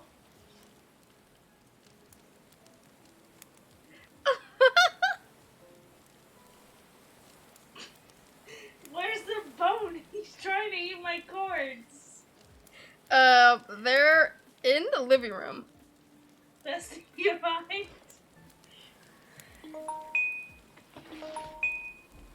Oh! You're being followed. Nope.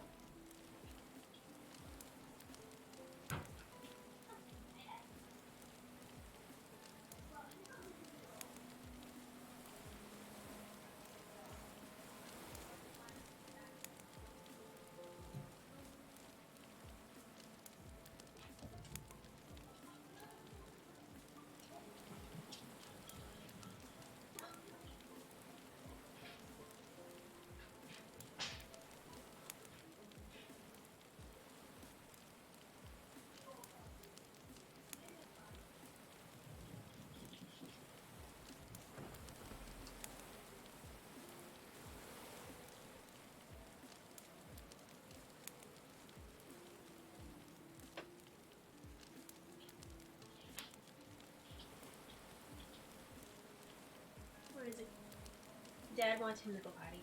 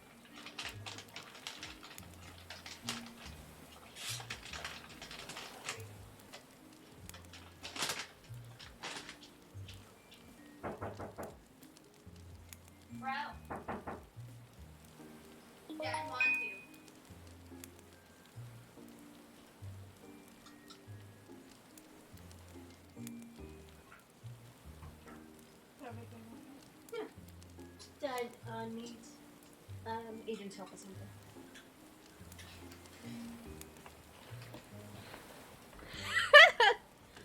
I wonder how the barbecue ones taste. I don't know.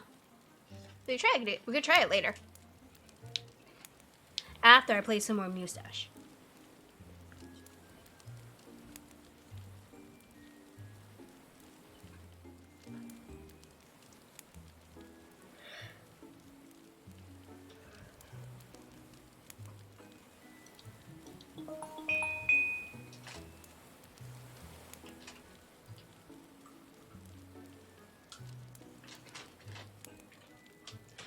Okay, phone is going in back. Do not disturb.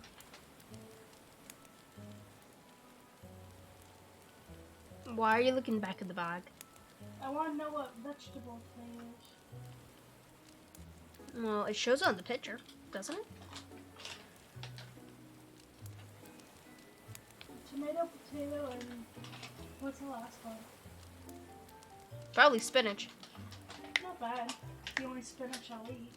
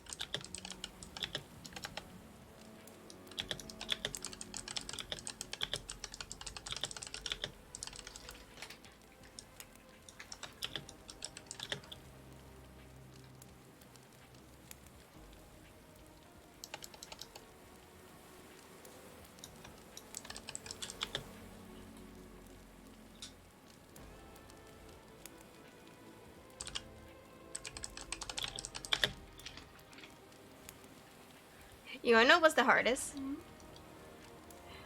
The beginning before a battle scene. The preparation before the battle scene.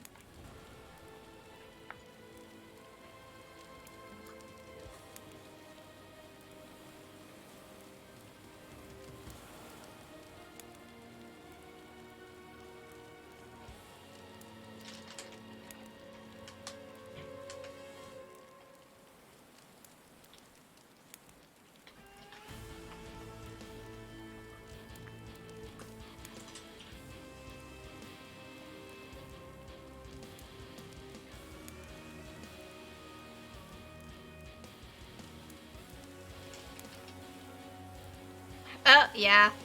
Really depends on the battle scene, really.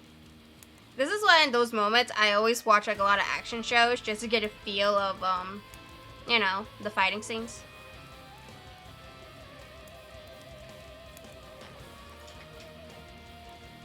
You know, on YouTube. Because I don't watch TV.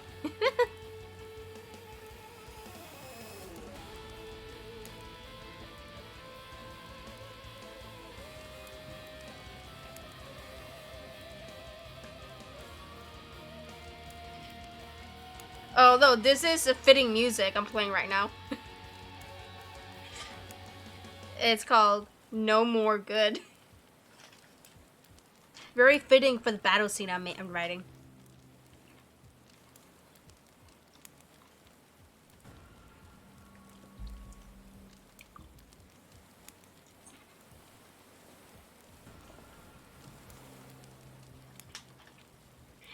if anything, you should be able to see it on your screen. The songs.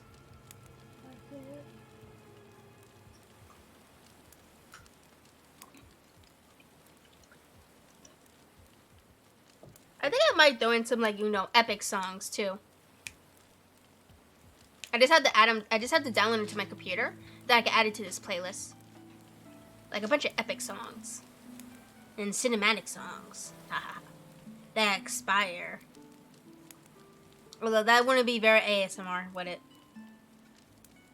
Or I think it would really matter. As long as you're still good at the keyboard, I think it is.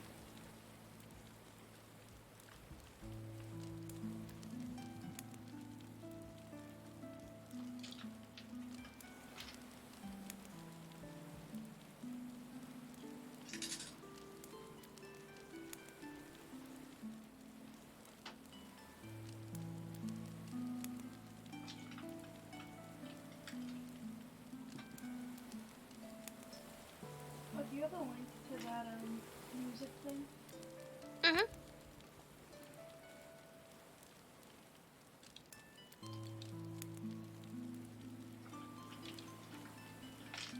It's like you're free to listen to. It's just that if you're gonna use it like in any videos and streaming, you have to pay the commercial fee for it. No, I meant game.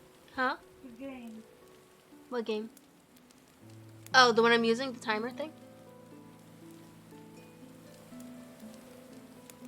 The DJ game. Oh, Muse Dash. Yeah.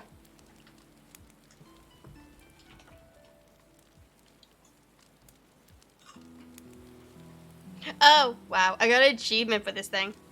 It's a work-life balance.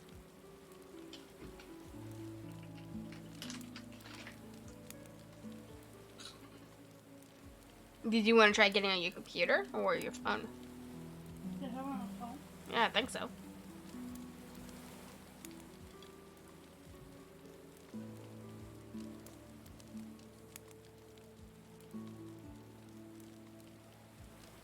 Again, on my computer.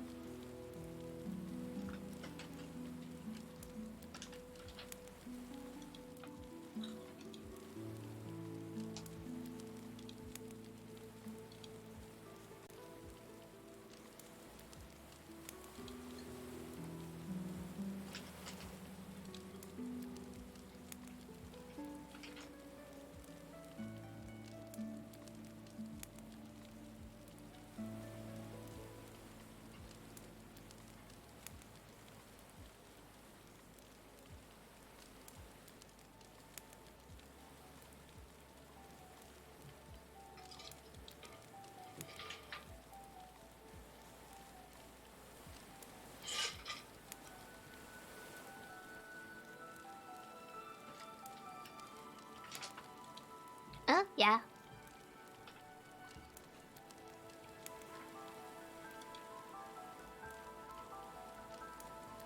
Is it on stream?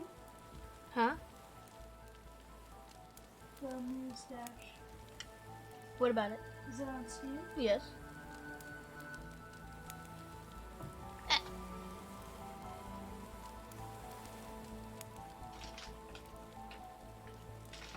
Shifting and let me see.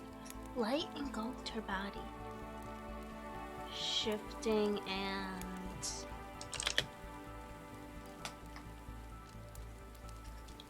no, let's look up other words. Let's go under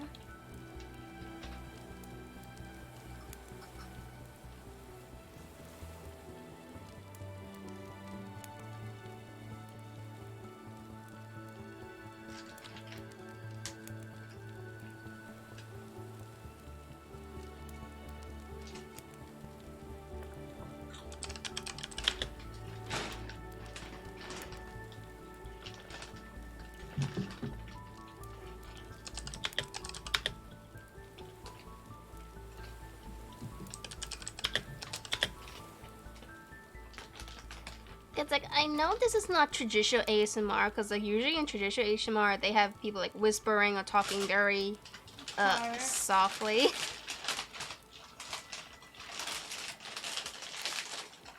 And I don't think I'm talking that softly.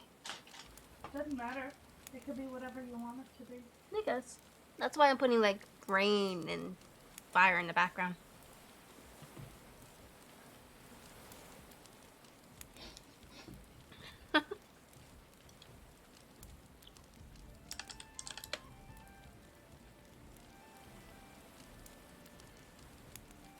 Well, this is the definition of it.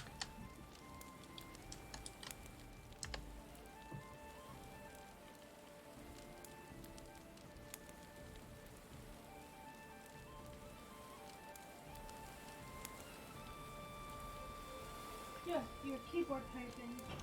Well, I know keyboard and writing is one of them. Also, like environmental sounds.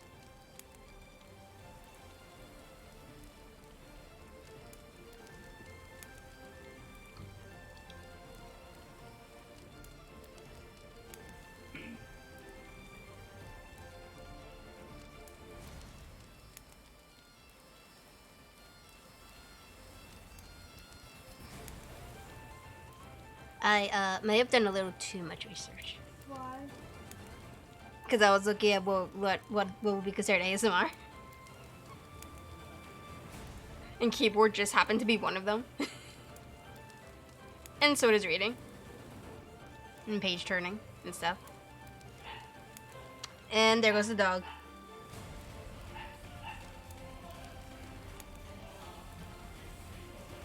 Oh, my favorite song.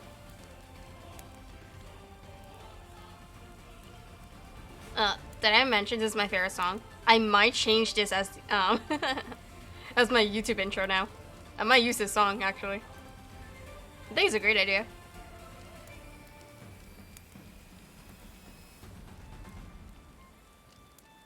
Or if I ever decide to change the intro of the stream again, I might just use this song. Although I thought putting clips was a good idea. Because like, with each clip, we can add those to the intro list. And we can always switch it up too.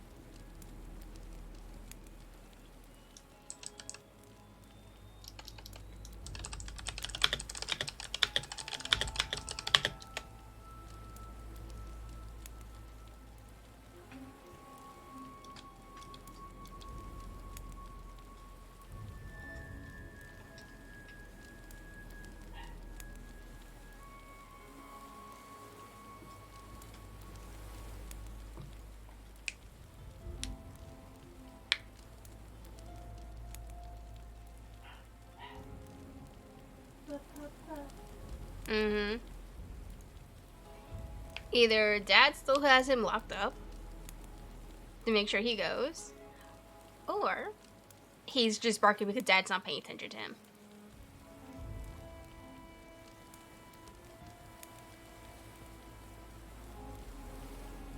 Most likely the latter. Your dad's not paying attention? Hmm? Your dad's not paying attention to it? He hates when no one pays attention to him.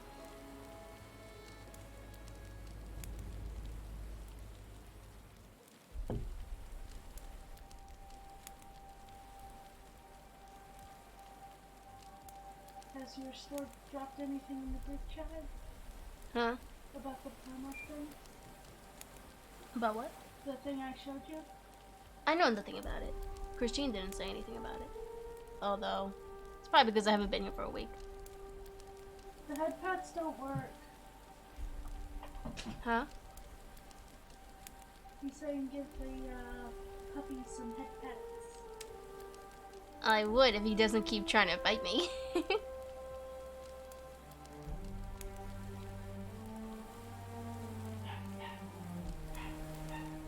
Oh, Again.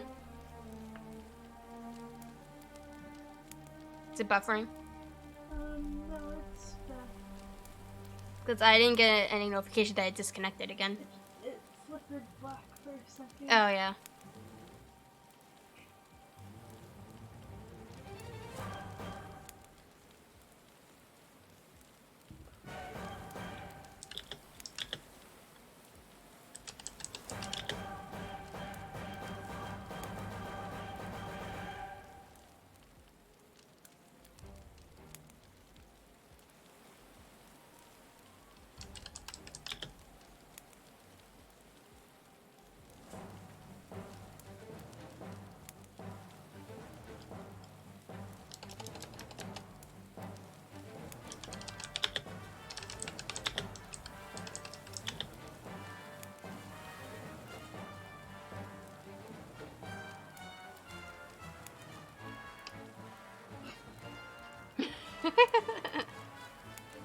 It won't help, all he does is bite people. Actually, this is not even Star Wars we're listening to. It's free royalty background music.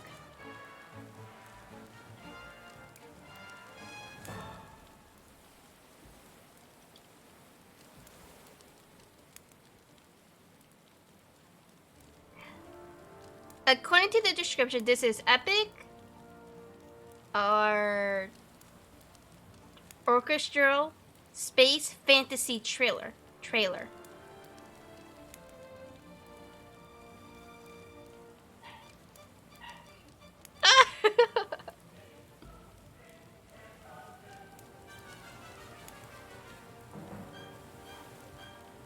Yeah, I can see why it sounds like Star Wars.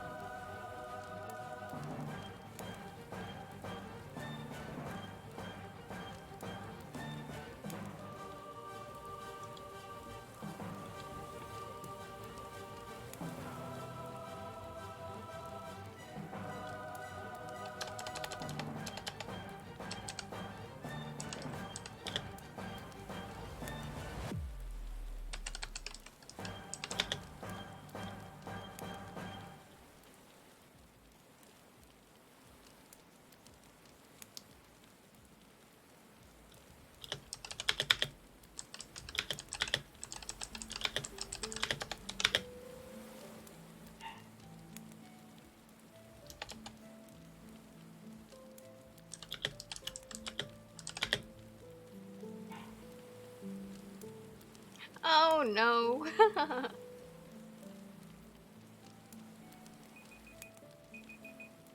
I feel that when I go to work. Yeah.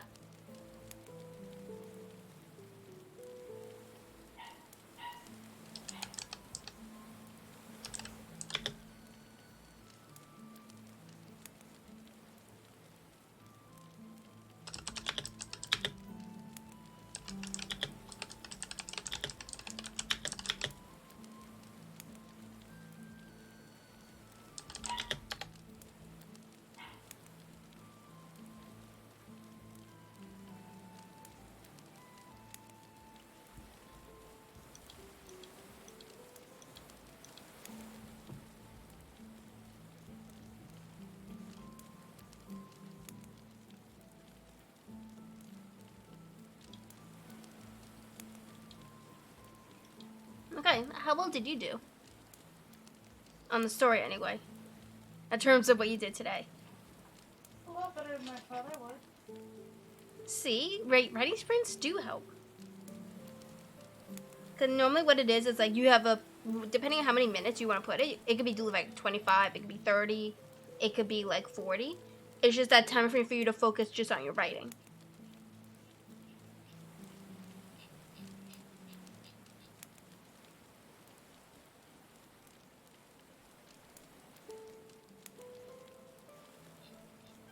Does it say what you did today? This whole thing. Oh, nice. That's actually pretty good. For me, at least. Mm-hmm. Yeah, so today...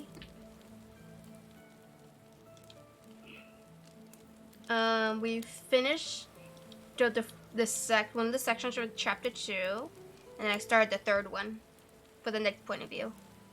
So we're actually back to Bassette's point of view.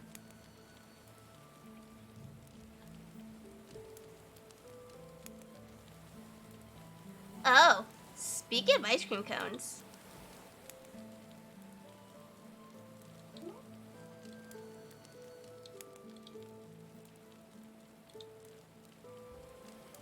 I'll give you like 2 seconds for me to log in.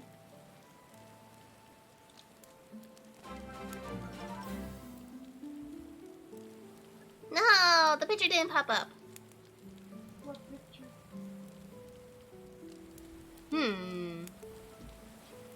Is it because I don't have it on top? Hold that thought. Now, we're gonna try this again.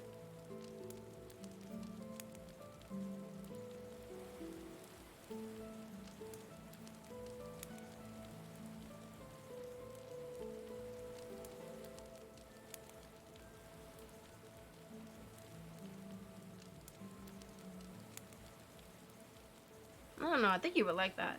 Isn't that kind of like a Pepsi float then? 'Cause it's got ice cream. Is it? I don't know. Well, it wouldn't be a root beer float because it's not root beer. So wouldn't it be like a Pepsi float? Just in a cone? Although the only thing is the cone would get really soggy really fast.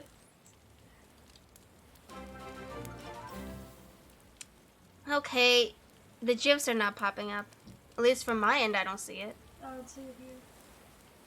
Huh.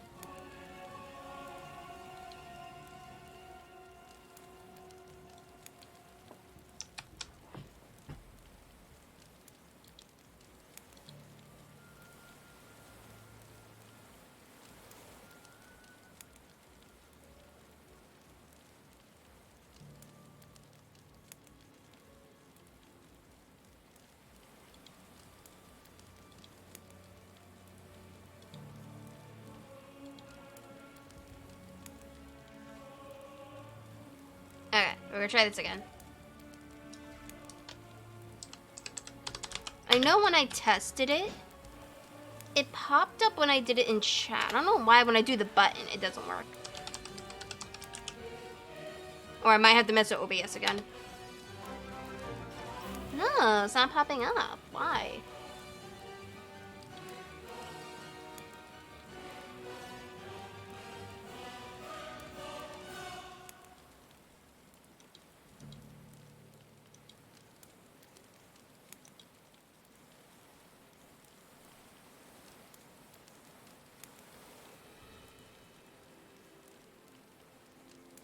It's because of your schoolwork, right?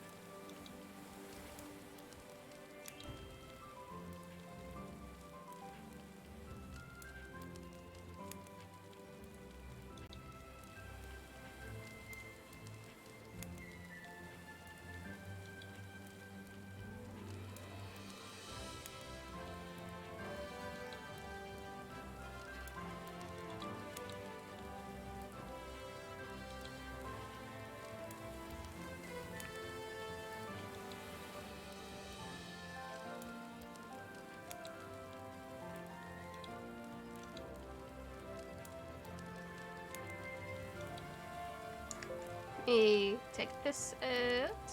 We're gonna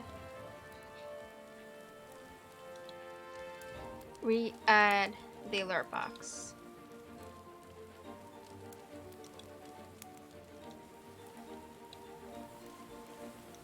And I'm gonna put you in the corner.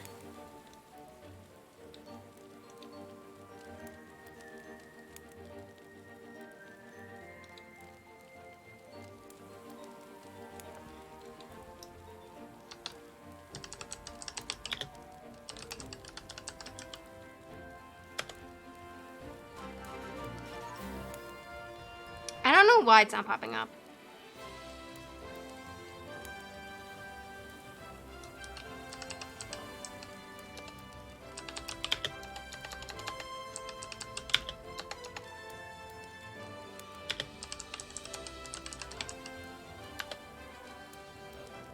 Well, that works.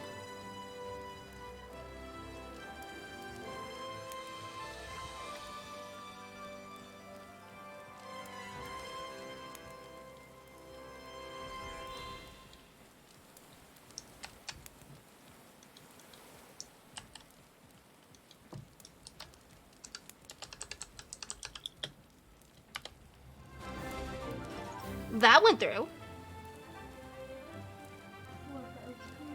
No, the sushi popped up fine. So why is my ice cream one not popping up? Or the other, or the water one?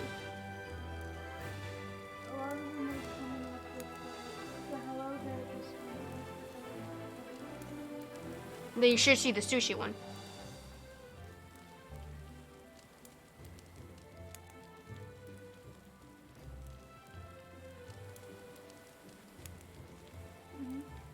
Do the ice cream one again. The ice cream one?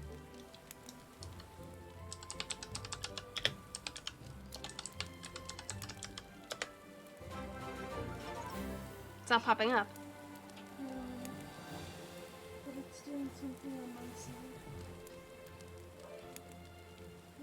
No, I see the words, but like I don't see the image.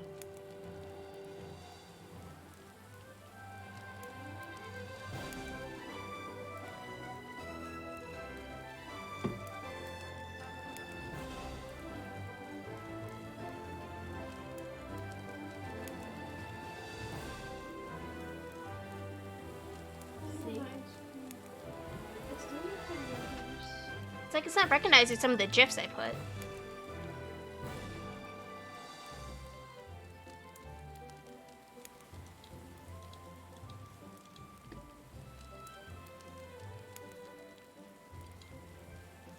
Let me see here.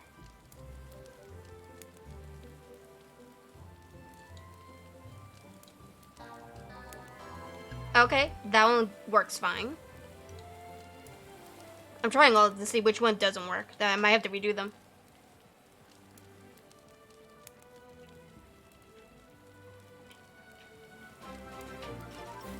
Okay. Type this in your phone.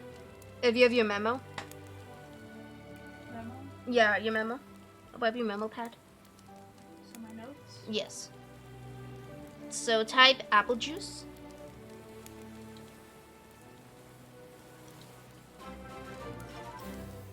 That one works fine. The Uno No, Uno card works fine. Just apple juice right now. That doesn't work? Yeah.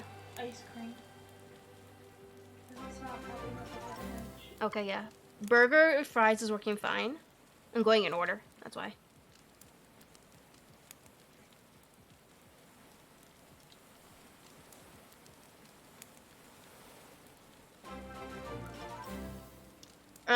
Type in burrito.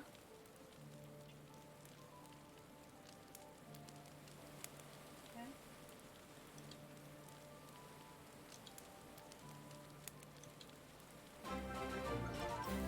Lemonade is working fine.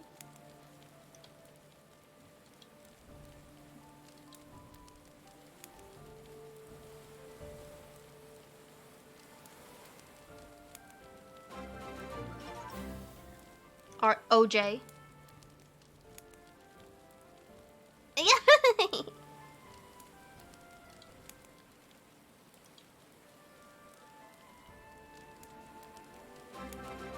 Pizza is working fine.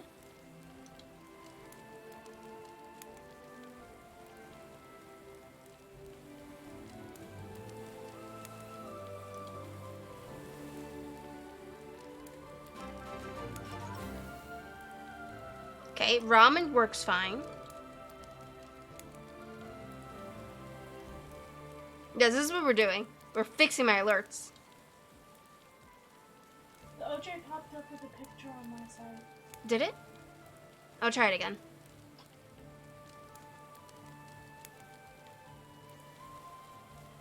Pizza.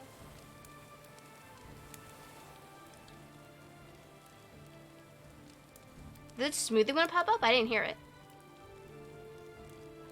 I just got up to the ramen. Give me a second for the smoothie. Remember, there's a delay. Huh? Oh, yeah, I know. I forget.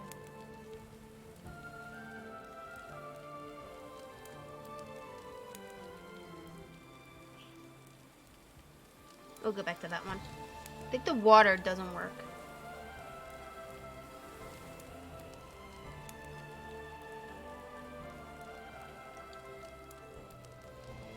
I did not get a smoothie.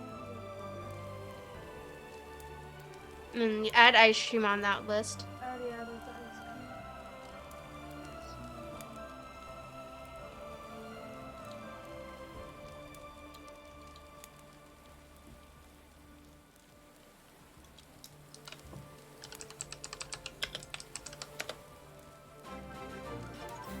Cake works fine. Hold on, let me try this way.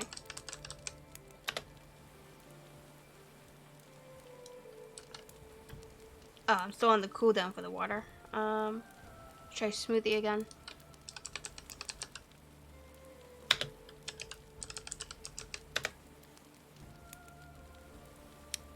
I put too many exclamation points on that one. I see that.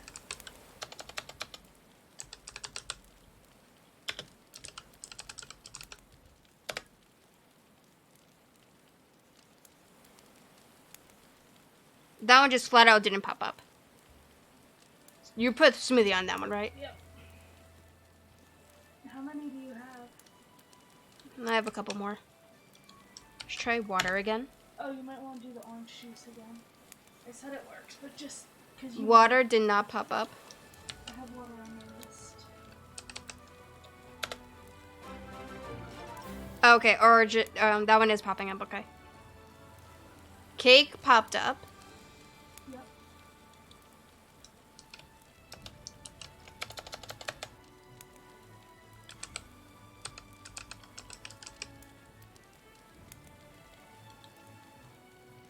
What's the command I have for this one?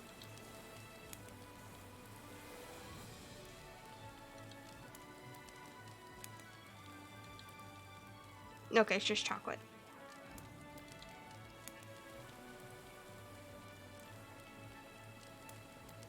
Mm-mm. Chocolate and what? No.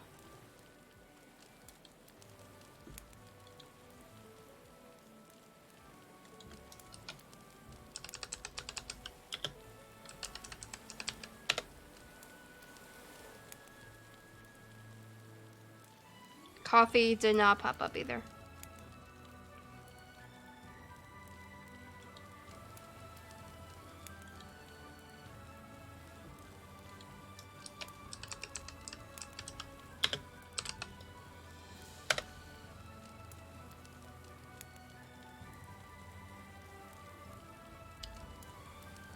I think I know what happened.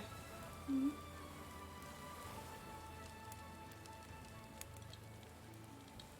Let me actually make sure the thing actually says show an alert. Which ones I said didn't work? Apple juice. Juice. No, that alert it's saying alert. Okay, what's the next one? Ice cream. But in order it would have been burrito.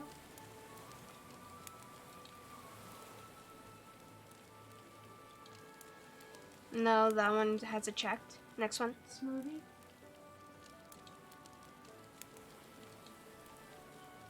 That one was not checked. Okay, so let's try that one again.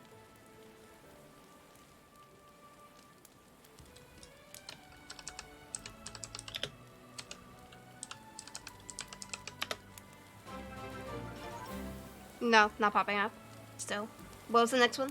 Water.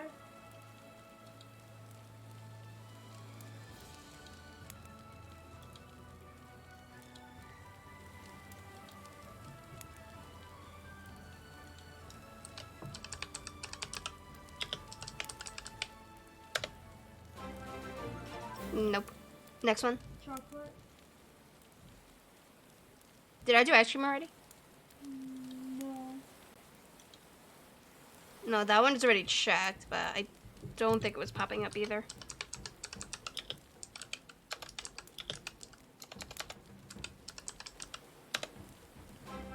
Yeah, no. Cake was buying, let's see, chocolate.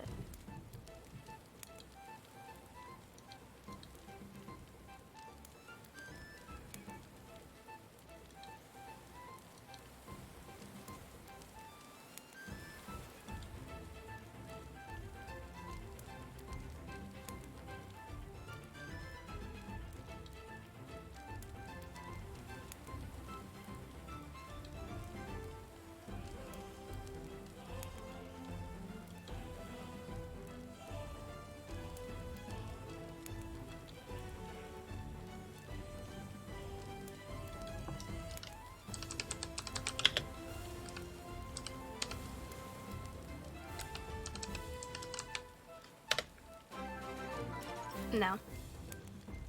And coffee.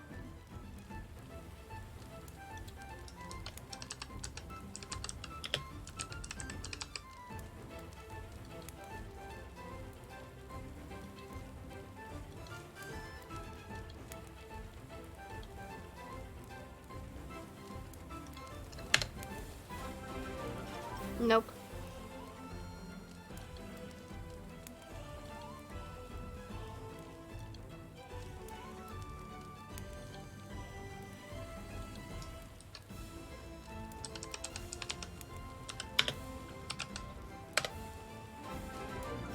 Okay, hot chocolate's popping up fine.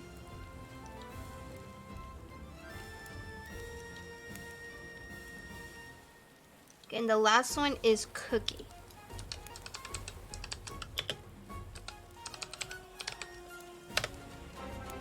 Cookie is popping up fine.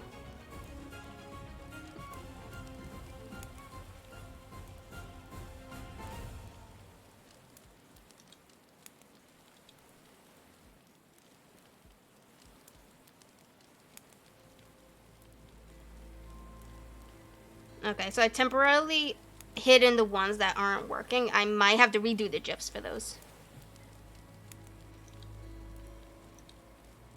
Okay, I think we wasted enough time.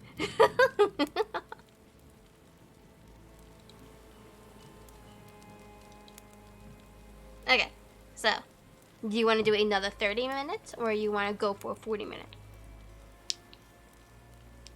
I'm burned now.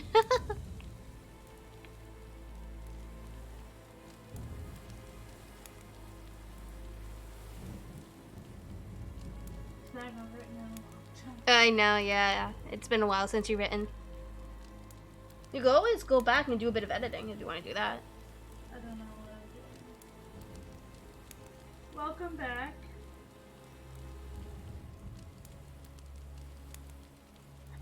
Oh no, that's fine, Rose. We were just messing around with the alerts. Fixing them. Figuring out what doesn't work. trying to figure out what wasn't working.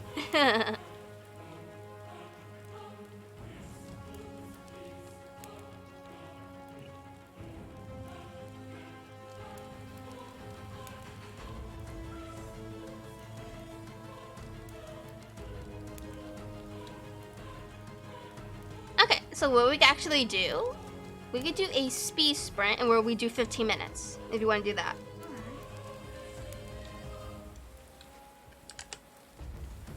You ready?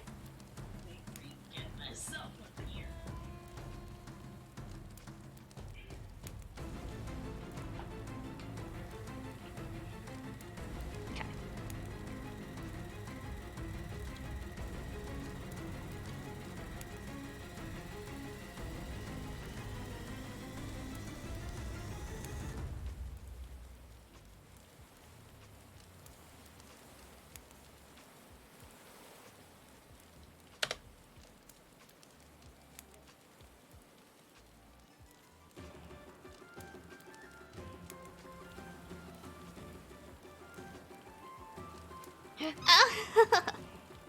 You should totally eat something though. Time zone. Where is he?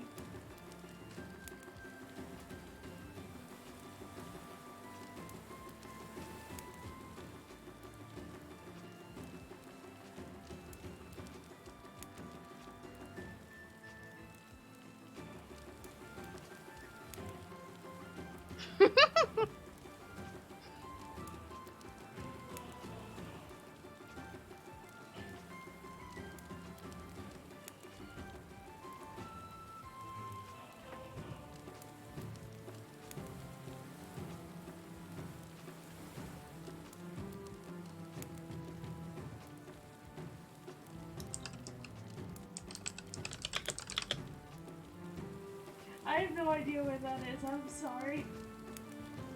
What?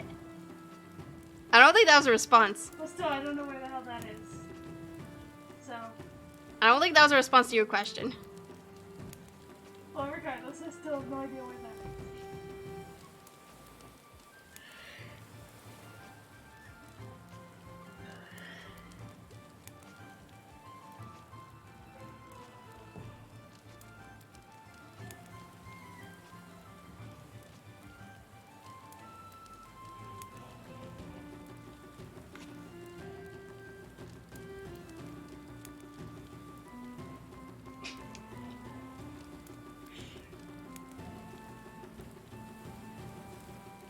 That would be me.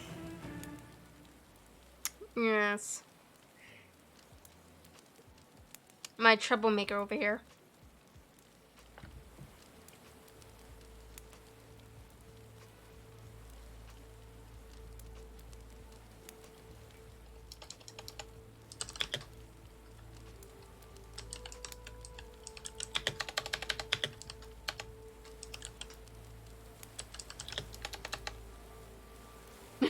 Thank you.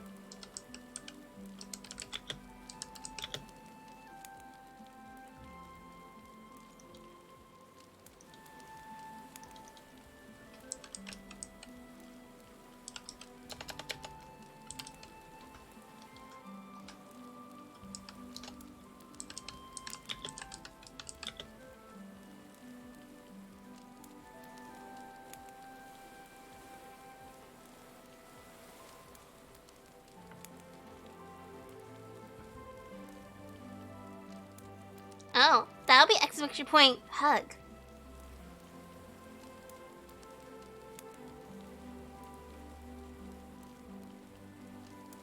And if you also place the link that Streamlabs keeps putting into chat, you'll get a list of all the other commands as well.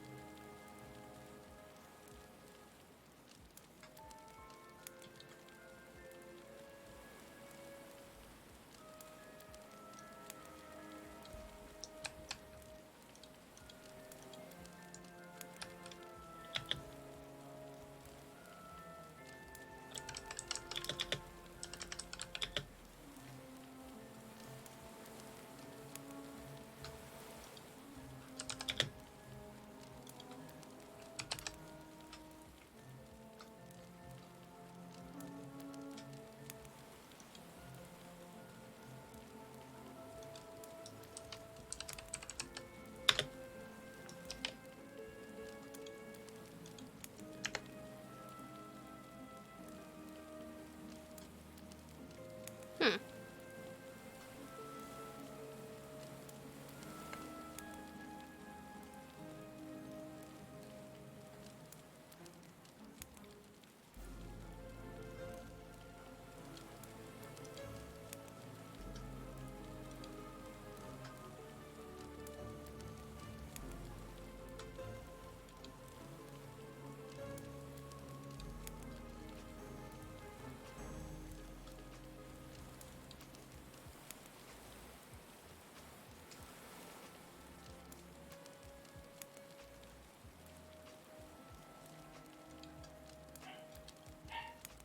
Oh, there goes the dog.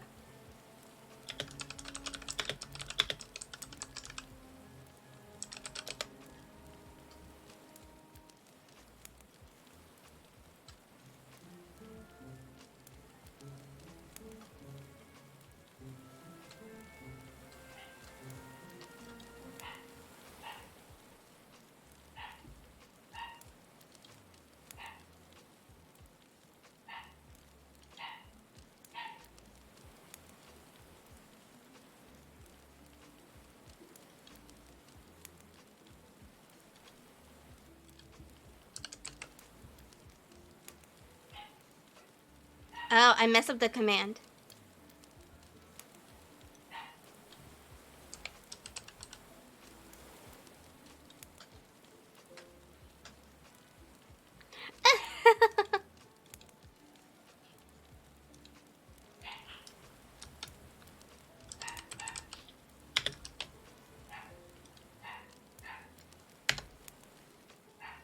There we go. It works now.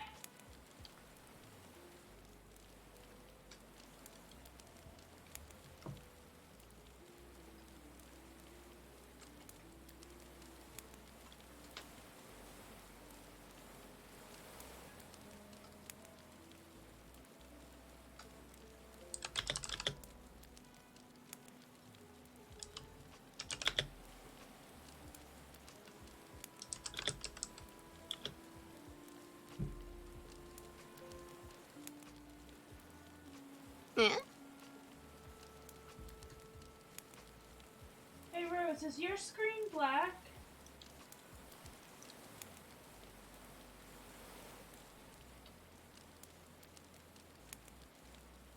Or did the I see it fine.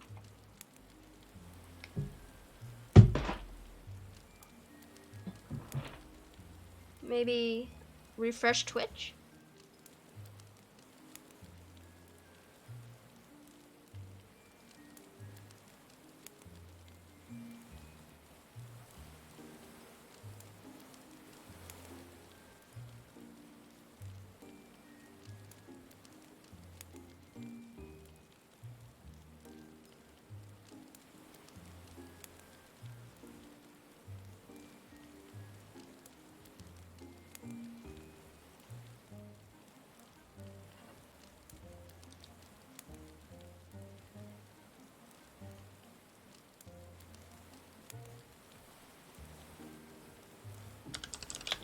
It's back now.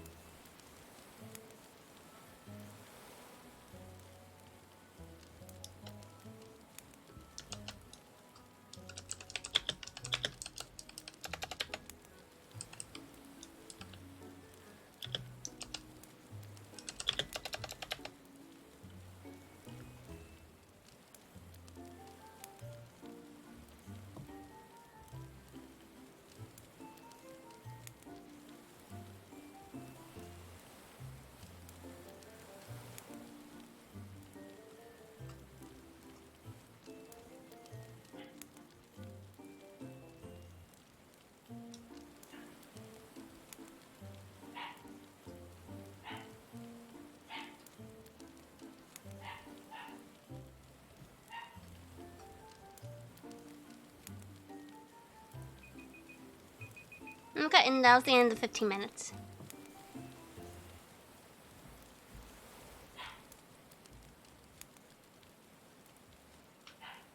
Let's see, how long?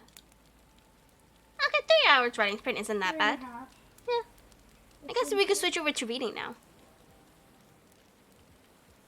So let me actually copy this Discord. I don't have you in my reading screen. Give me like 2 seconds.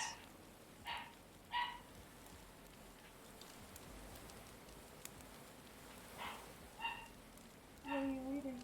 Hmm? What are you reading? Journey to the Center of the Earth. All right.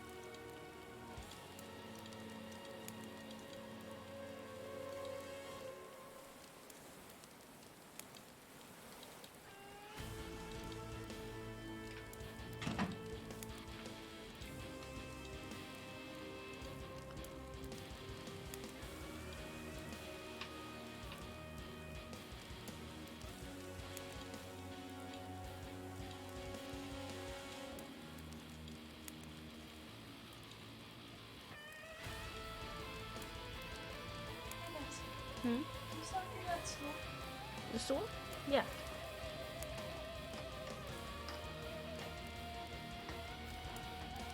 Rose, thank you so much for the streamer package. Thank you, thank you.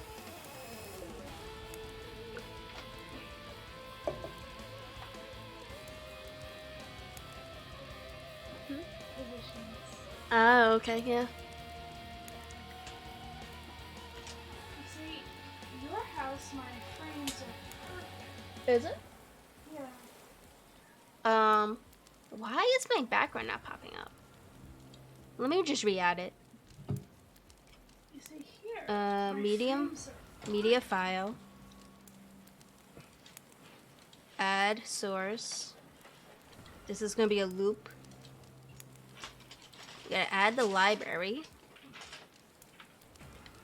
It's not showing up. What?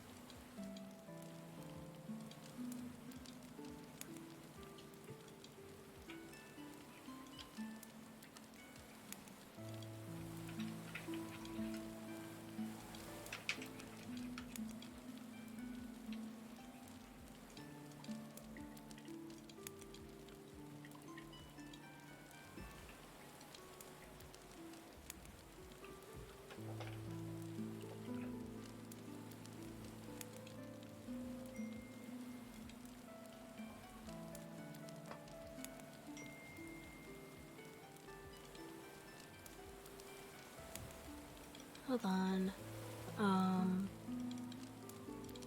No.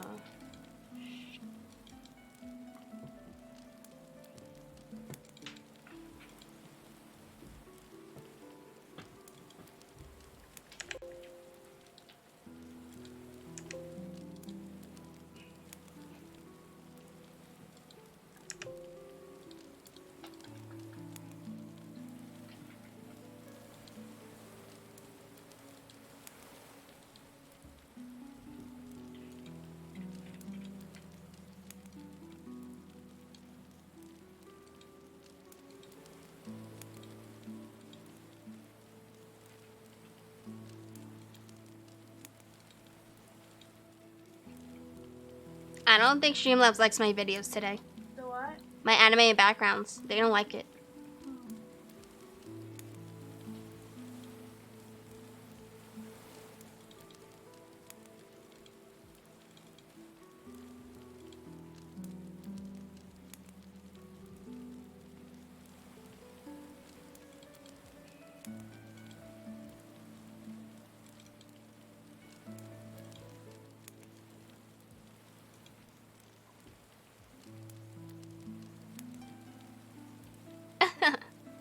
I guess we're just gonna switch over to the just chatting screen then.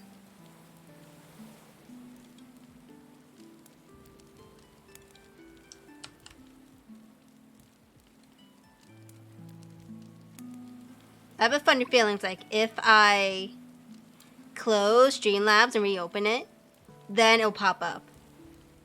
I have a feeling that's what's happening.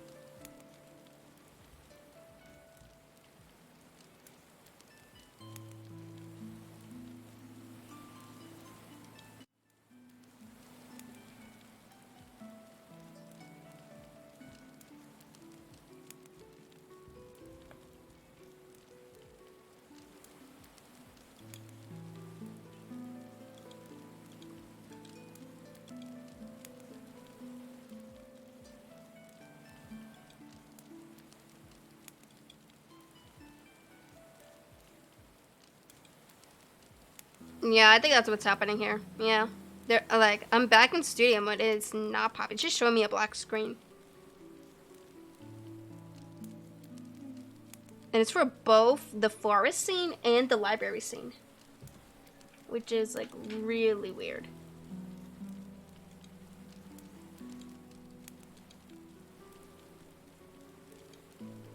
Yeah. Oh, I don't know.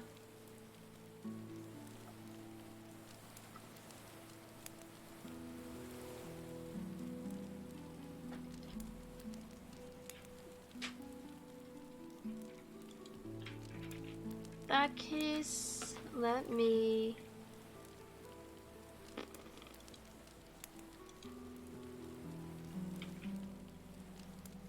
Where is my reading overlay?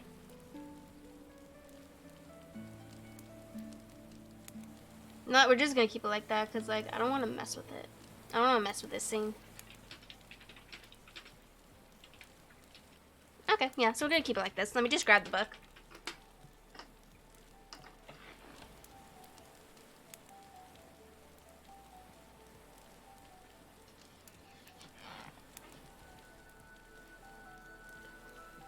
Oh, it's no worries, Rose. Not that big of a deal. Okay, so, was it last week? No, it was the other day. So, the other day, when we were reading, our protagonist got separated from his companions. He ended up in a different cavern, to the point he lost his lamp, he, lost one of his other equipment for him to help him find his way, and then he was left pitch black in the dark, right? And then, he was actually able to find his companions on the other side of the cavern, which was at least a couple thousand leagues in between them. And then there was like a delay of like 43 seconds for his voice to travel to the other side. So the only way for him to get reunited was that he had to continue downward, which ended up being a vertical slope or region or whatever you want to call it. So when he finally got to them, he was unconscious, bleeding, and he was pretty much hurt. So he woke up. They had him rest like for 3-ish days. And now, and when he woke up, he realized that he could feel the sun, he could hear the water, like an ocean, and he could feel wind. And then now, we're up to the point where they're saying to get where they need to go. So they're saying, like, where they need to go, they're gonna have to take a sea voyage, which means they have to go across the ocean that's within the earth. And that's where we left off. This is all Roman numerals, so this is 27. Chapter 27.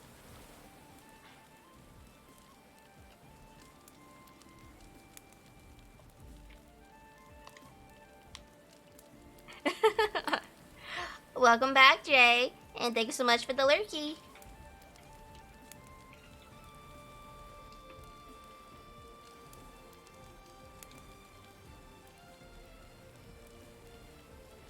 We're gonna exit this.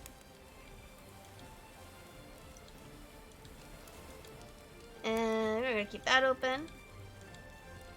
And we're gonna keep this one open. And no, we're gonna keep it like this. At least I can see the Twitch. Just in case something happens.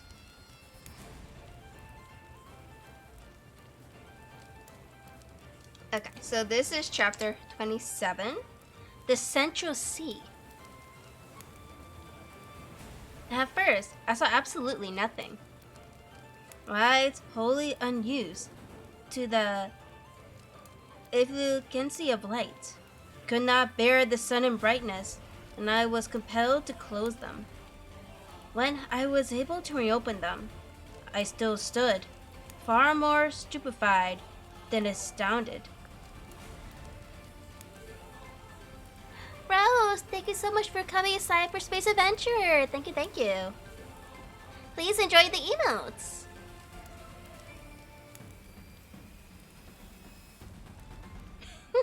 My favorite emote, the Kirby.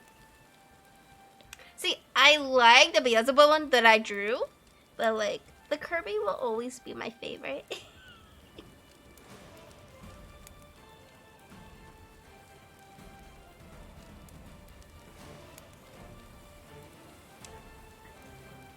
I stood still, far more stupefied than astounded. Not all the wildest effects of imagination could have conjured up such a scene. The sea! The sea! I cried. Yes, replied my uncle, in a tone of ponderable pride. The Central Sea! No future navigator will deny the fact of my having discovered it, and hence of acquiring a right of giving it a name.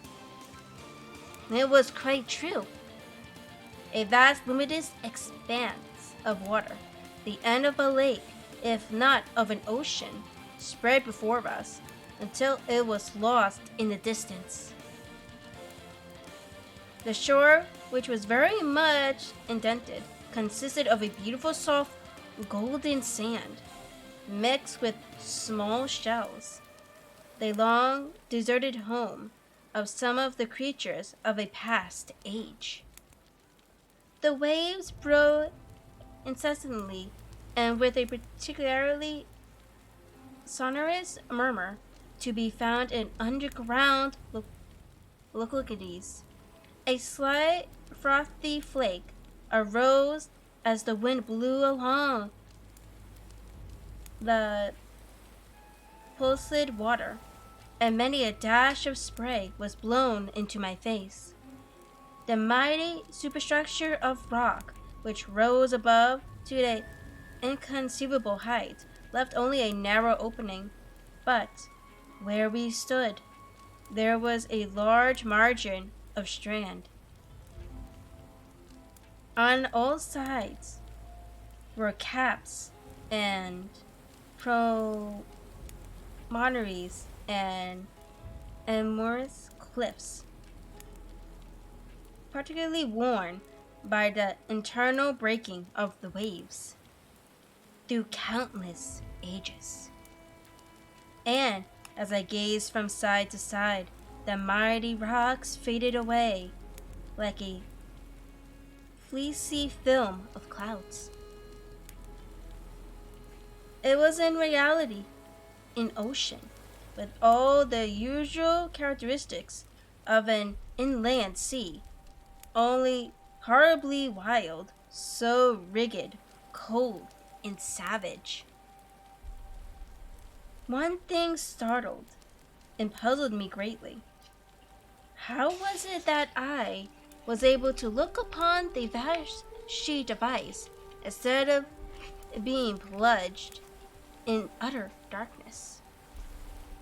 The vast landscape before me was lit up like day, but there was wanting the dazzling brilliancy, the splendid irradiation of the sun, the pale cold illumination of the moon, the brightness of the stars. The illuminating power in this subterraneous region, from its trembling, flickering character, its clear, dry whiteness, the very slight elevation of its temperature, its great superiority to that of the moon, was evidently electric, something in the nature of the aurora borealis, only that its phenomena was constant and able to light up the whole of the ocean cavern.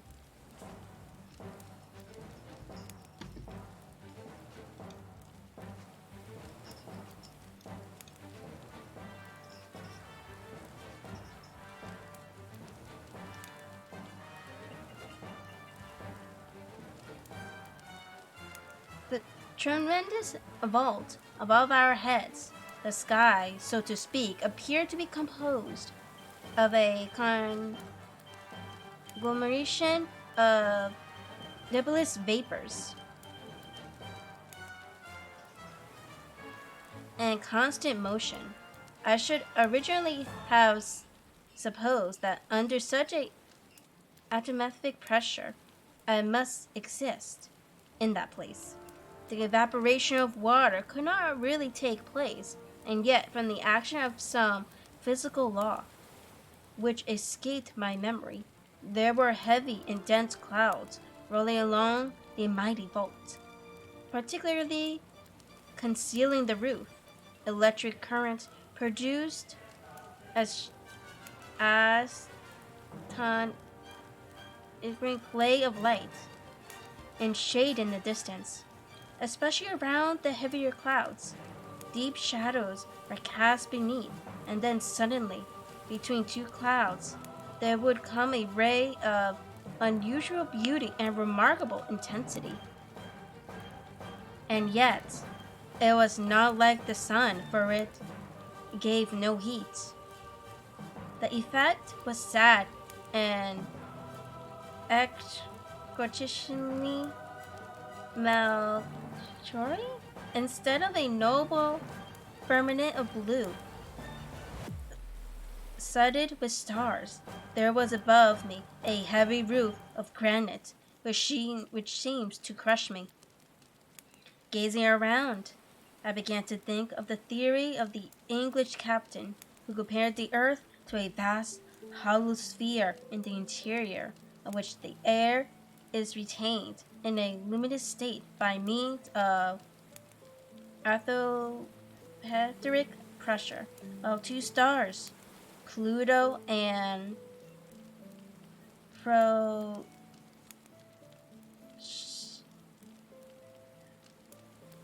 Persephone, circled there in their mysterious orbits. After all, suppose the old fellow was right. In truth, we were imprisoned, bound, as it were, in a vast excavation. Its width, it was impossible to make out, the shore on either hand widening rapidly until lost to sight, while its length was equally uncertain. A haze on the distant horizon bounded our view. As to its height, we could see that it must be many miles to the roof. Looking upward, it was impossible to discover where the stupendous roof began.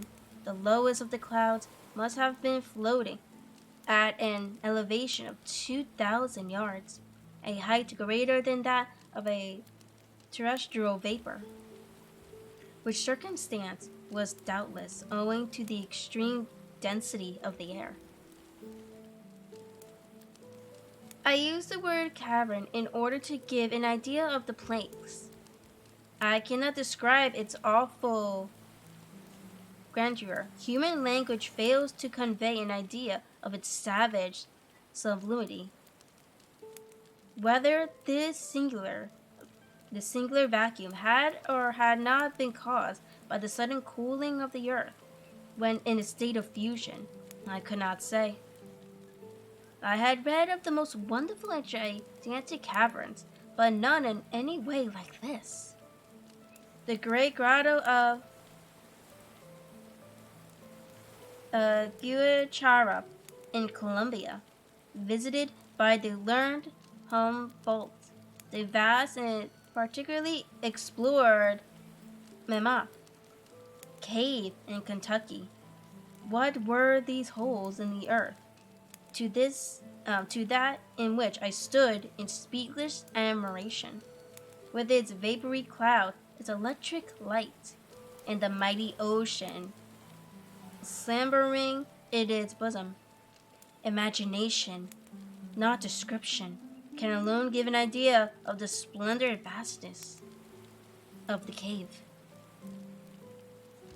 I gazed at the marbles in profound silence. Words were utterly wanting to indicate the sensations of wonder I experienced. I seemed, as I stood upon the mysterious shore, as if I were some wandering inhabitant of a distant planet, present for the first time at the spectacle of some terrestrial phenomenon belonging to another existence. To give body and existence to such new sensations would have required the coinage of new words, and here my feeble brain found itself wholly at fault. I looked on, I thought, I reflected, I admired.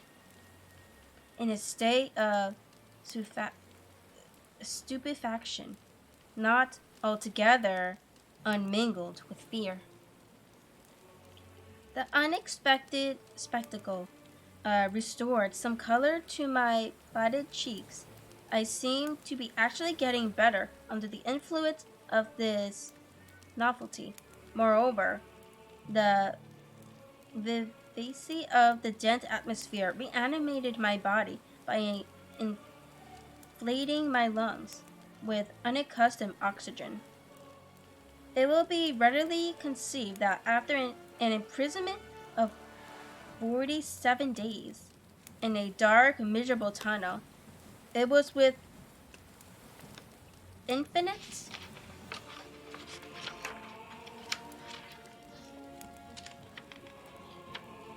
delight that I breathed this saline air.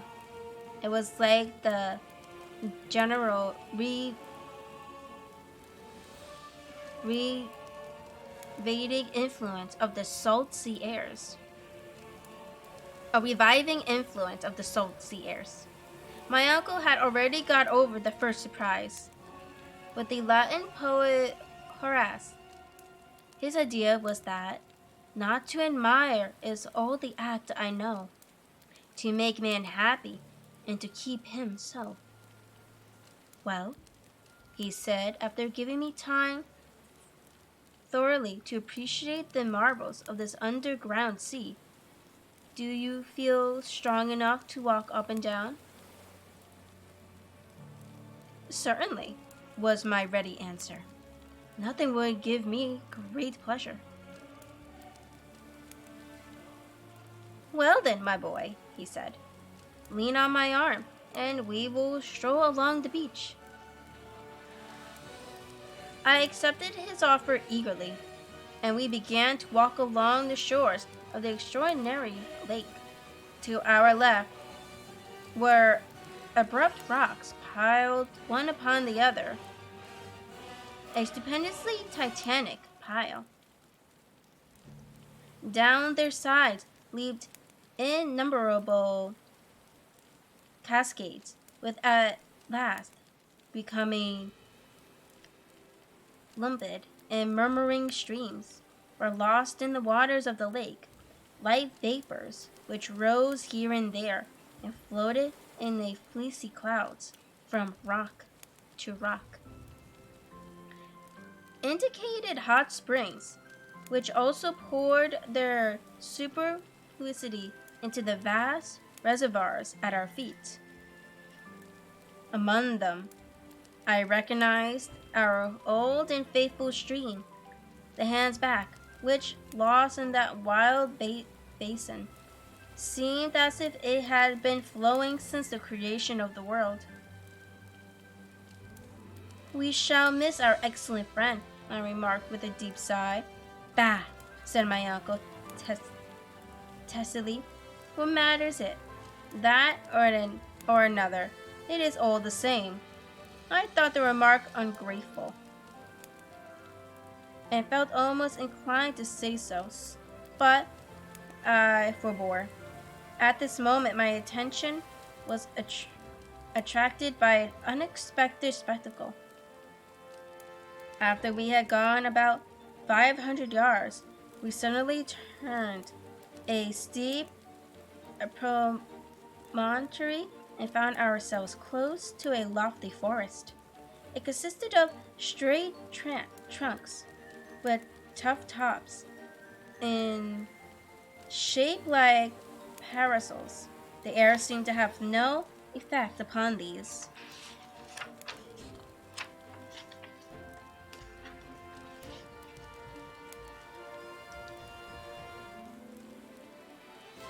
Trees, which in spite of a tolerable breeze, remained as still and motionless as if they had been petrified. I hastened forward. I could find no name for these singular formations. Did they not belong to the 2,000 and more known trees? Or were we to make the discovery of a new growth? By no means. When we at last reached the forest and stood beneath the trees, my surprise gave way to admiration. In truth, it was simply in the presence of a very ordinary product of the earth, of singular and gigantic proportions. My uncle unhesitatingly called them by their real names. It is only, he said, in his coolest manner, a forest of mushrooms. On close examination, I found that he was not mistaken. Judge of the development attained by the product of damp, hot soils, I had heard that the Lycoperdone Giganteum reaches 9 feet in circumference, but here were white mushrooms, nearly 40 feet high, and with tops of equal dimensions. They grew in countless thousands. The light could not make its way through their massive substance, and beneath them reigned a gloomy and mystic darkness. Still, I wished to go forward. The cold and the shade of this singular forest was intense. For nearly an hour, we wandered about in this darkness visible. At length, I left the spot and once more returned to the shores of the lake, to light and comparative warmth. But the amazing vegetation of subterraneous land was not confined to gigantic mushrooms. New wonders awaited us at every step. We had not gone many hundred yards when we came upon a mighty group of other trees with discolored leaves, the common humble trees of Mother Earth.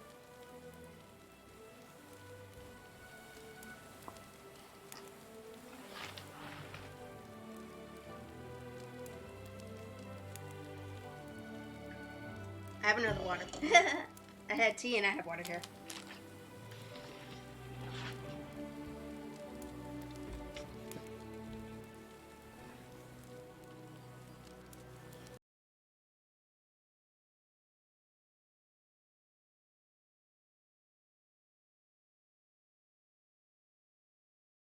Size. Lycoptis, 100 feet high, flowering fern as tall as pines, gigantic grasses.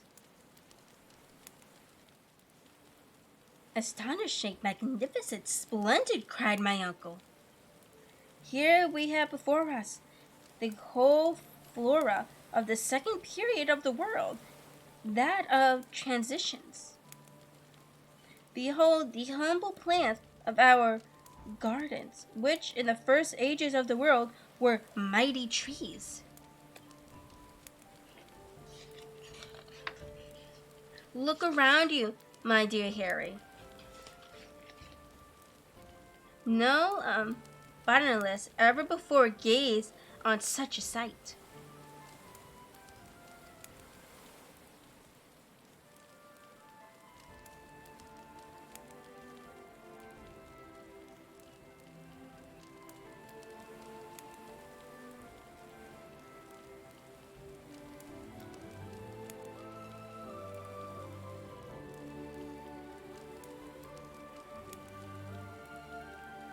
Rose, thank you so much for the huggies. Thank you, thank you.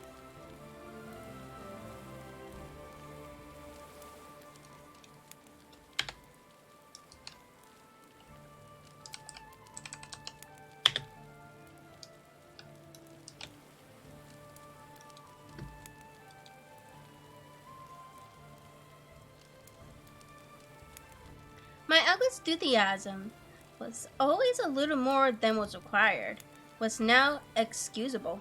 You are right, uncle, I remarked.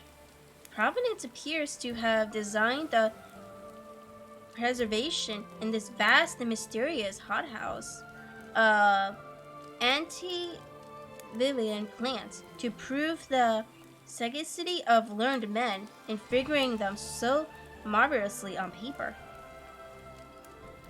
Well said, my boy. Very well said. It is indeed a mighty hothouse, but you would also be within the bounds of reason and common sense if you also added a vast menagerie. I looked rather anxiously around. If the animals were as aggravated as the plants, the matter would certainly be serious. A menagerie? Doubtless. Look at the dust we are trending underfoot.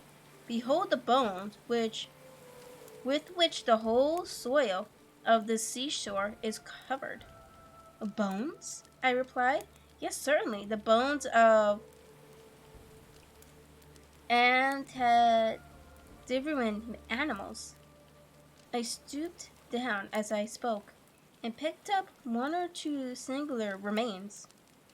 Relics of a bygone age, it was easy to give a name to these gigantic bones. In some instances, as big as trunks of trees. Here is clearly the lower jaw of a mastodon, I cried, almost as warmly and enthusiastically as my uncle. Here are the molars of the Dinotherum. Here is a leg bone which belonged to the Megatherium. You are right, uncle. It is indeed a menagerie. For the mighty animals to which these bones once belonged have lived and died on the shores of the subterranean area.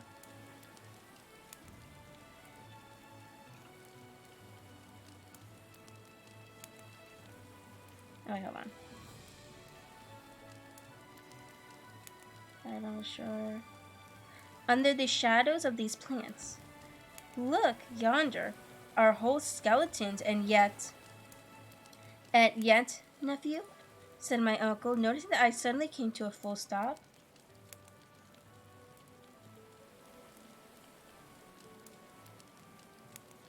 I do not understand the presence of such beasts in granite caverns, however vast and prodigious, was our reply. Why not? Said my uncle, with very much of his old professional impatience. Because it is well known that animal life only existed on Earth during the secondary period, when the sedimentary soil was formed by the alluvium and thus replaced the hot and burning rock of the primitive age.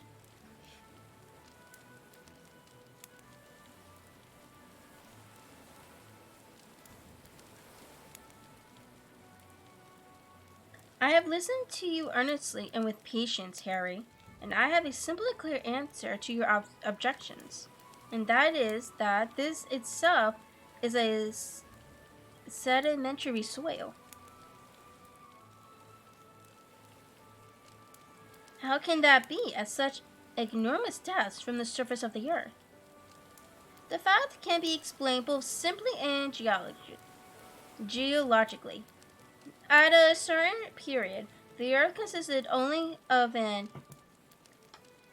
elastic crust liable to alternative upward and downward motions in virtue of the law of attraction.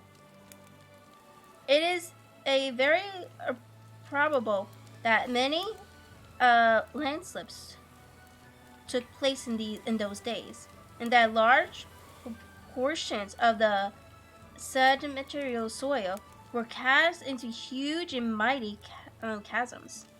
Quite possible, I dryly remarked.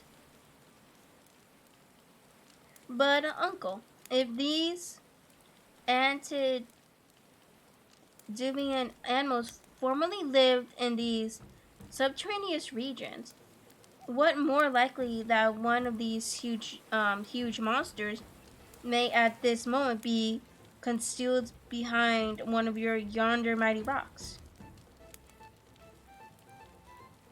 As I spoke, I looked clearly around, examining with care every point of the horizon, but nothing alive appeared to exist on these deserted soils.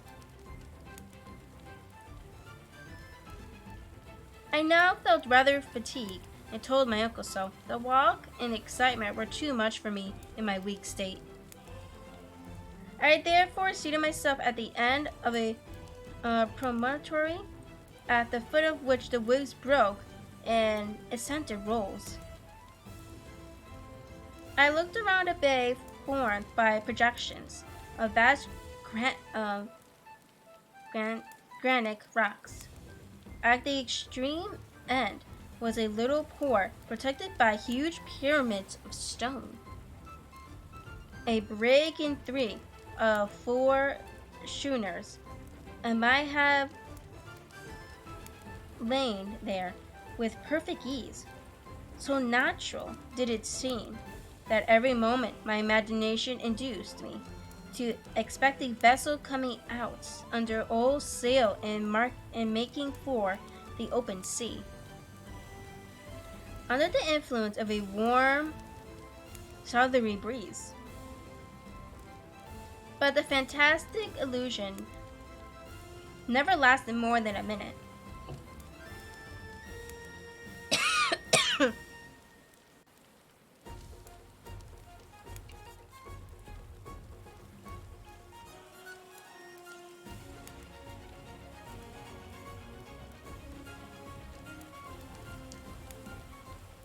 Oh, thank you for the streamer package, Rose. Thank you, thank you.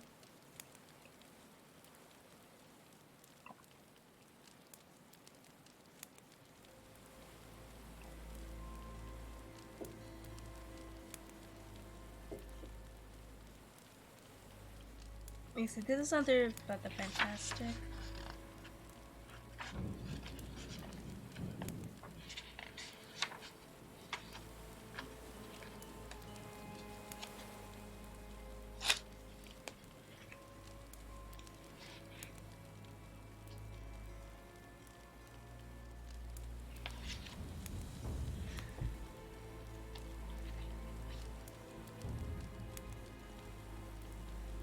Shadow, can you give me more water?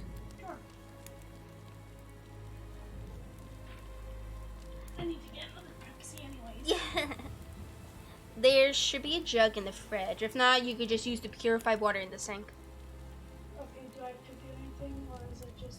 You just turn the lever if you're going to use the sink. Okay.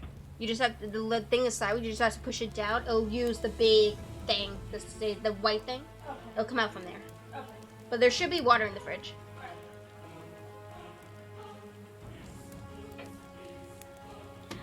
I think I'm gonna change the song. Hold on. Let's see here.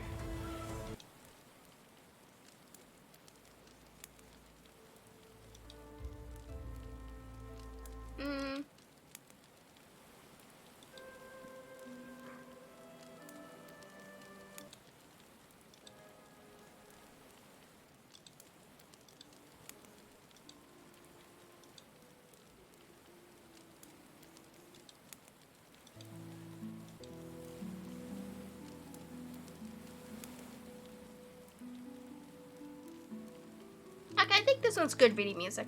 So we're gonna loop this one.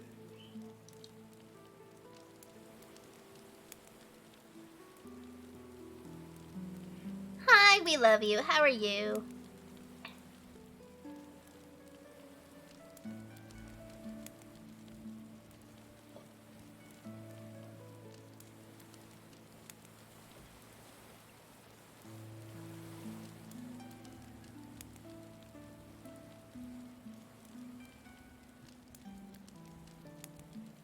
But the fantastic illusion never lasted more than a minute. We were the only living creatures in this subterranean world. During certain periods, there was an utter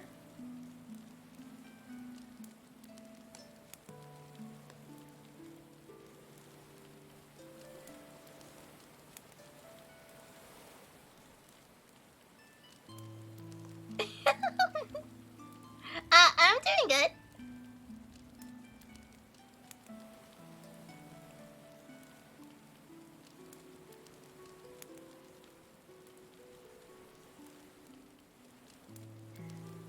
During certain periods, there was an utter cessation of wind. when a silence deeper, more terrible than the silence of the desert, fell upon the solitary and Adrig rocks. It seemed to hang like a leaden weight upon the waters of this singular ocean. I sought amid the awful stillness to penetrate through the distant fog, to tear down the veil which concealed the mysterious distance.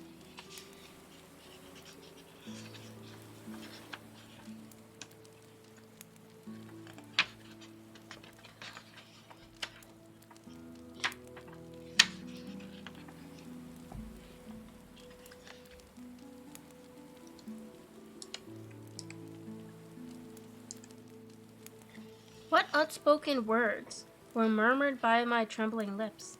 What questions did I wish to ask and did not? Where did this sea end? To what did it lead? Thank you. You're welcome.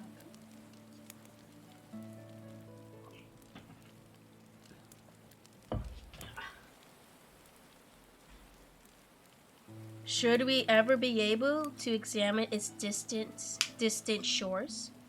But my uncle had no doubt about the matter. He was convinced that our enterprise would, in the end, be successful. For my part, I was in a state of painful indecision. I desired to embark on the journey and to succeed, and still I feared the results.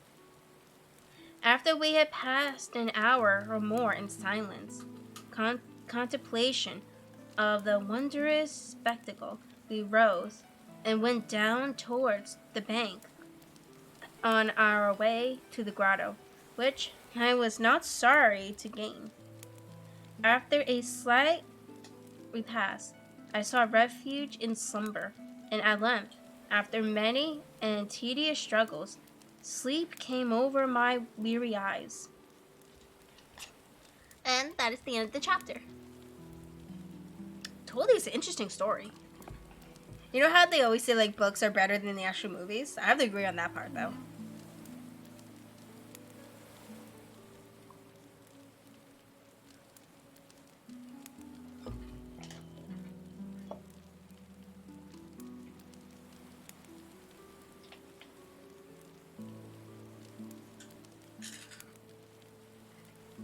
Okay.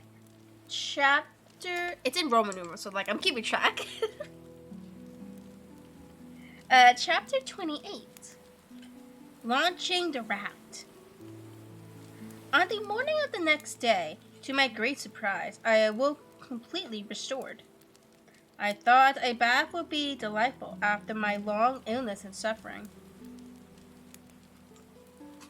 So soon after rising, I went to plunge into the waters of this new Mediterranean.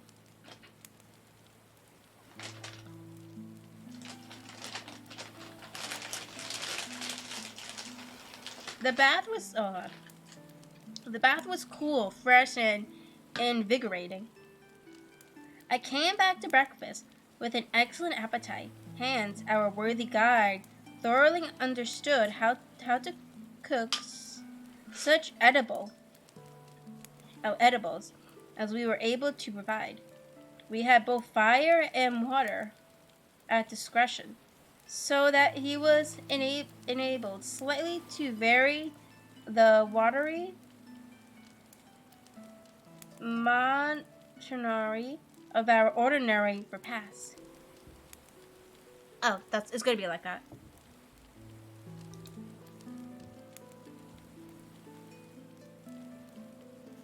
Our morning meal was like a capital English breakfast, with coffee by way of a wind-up, and never had this delicious beverage been so welcoming and refreshing. My uncle had sufficient regard for my state of health not to interrupt me in the enjoyment of the meal, but he was evidently delighted when I had finished. Now then, said he, come with me. It is the height of the tide, and I am anxious to study its curious phenomena. What? I cried, rising in astonishment. Did you say the tide, Uncle? Certainly, I did.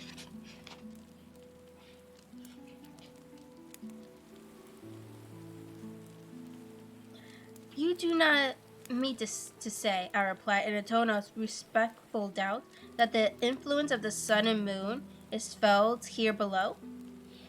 And pray not why. Are not all bodies influenced by the law of universal attraction?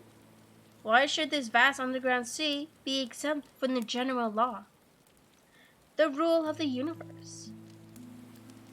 Besides, there is nothing like that which is proved and demonstrated. Despite the great atmospheric pressure down here, you will notice that this inland sea rises and falls with as much regularly as the Atlantic itself. As my uncle spoke, we reached the sandy shore and saw and heard the waves breaking monotonously on the beach.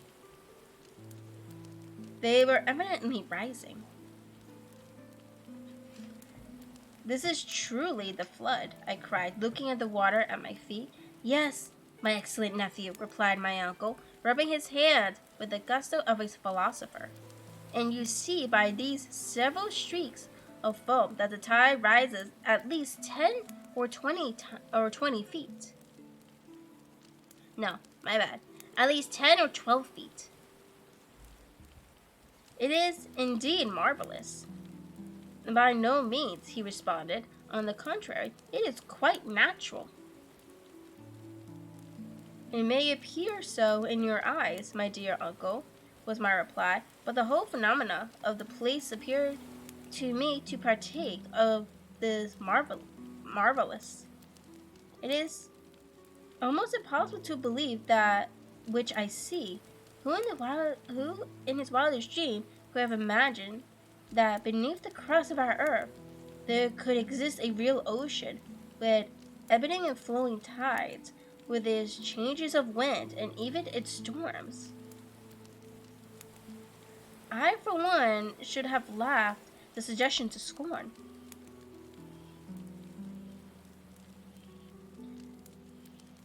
But Harry, my boy, why not? Inquired my uncle with a pitying smile. Is there any physical reason in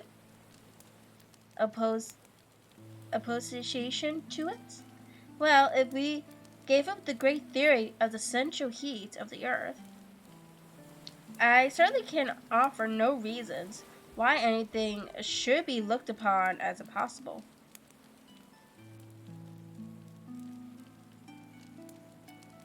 Then you will own, he added, that the system of Sir Humphrey Davy is wholly justified by what we have seen.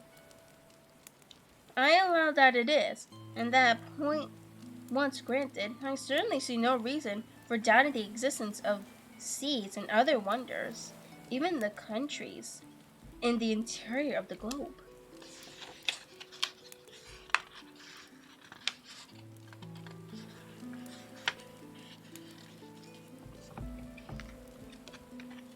That is so, but of course these varied countries are uninhabitable. Well, I grant that it is more likely than not. Still, I do not see why this sea should not have given shelter to some species of unknown fish.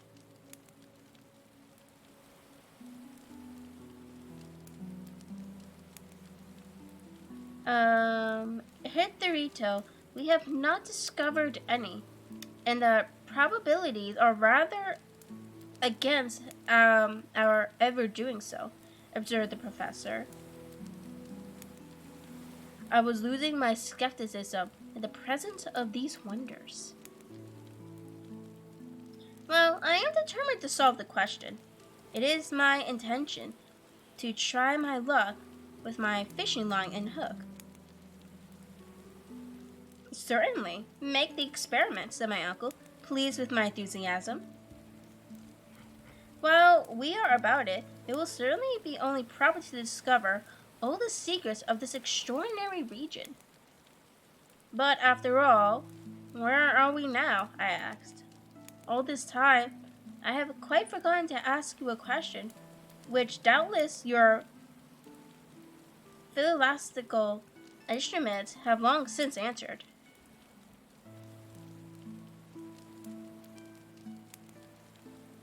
Well, replied the uncle, examining the situation from only one point of view, we are now distant 350 leagues from Iceland.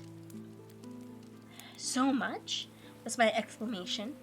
I have gone over the matter several times, and I am sure not to have made a mistake of 500 yards, replied my uncle positively. And as to the direction, are we still going to the southeast? Yes, with a western declination of 19 degrees, 41 minutes, just as it is above. As for the inclination, I have discovered a very curious fact. What may that be, Uncle? Your information interests me. Why, that the needle, instead of dipping towards the pole, as it does on Earth, in the northern hemisphere, has an upward tendency. This proves, I cried, that the great point of magnetic attraction lies somewhere between the surface of the Earth and the spot we have succeeded in reaching. Exactly, my observant nephew, exclaimed my uncle, elated and delighted.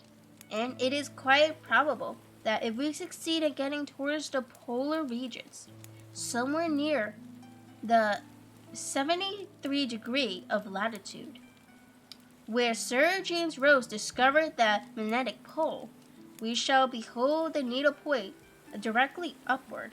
We have therefore discovered, by analogy, that this great center of attraction is not situated at a very great depth. Well, said I, rather surprised, this discovery will astound experimental philosophers. It was never suspected.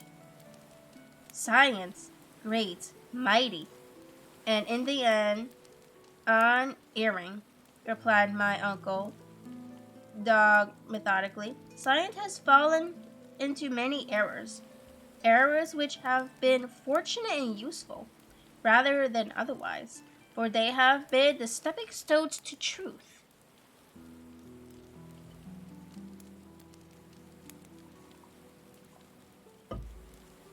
After some further discussion, I turned to another matter. Have you any idea of the depth we have reached?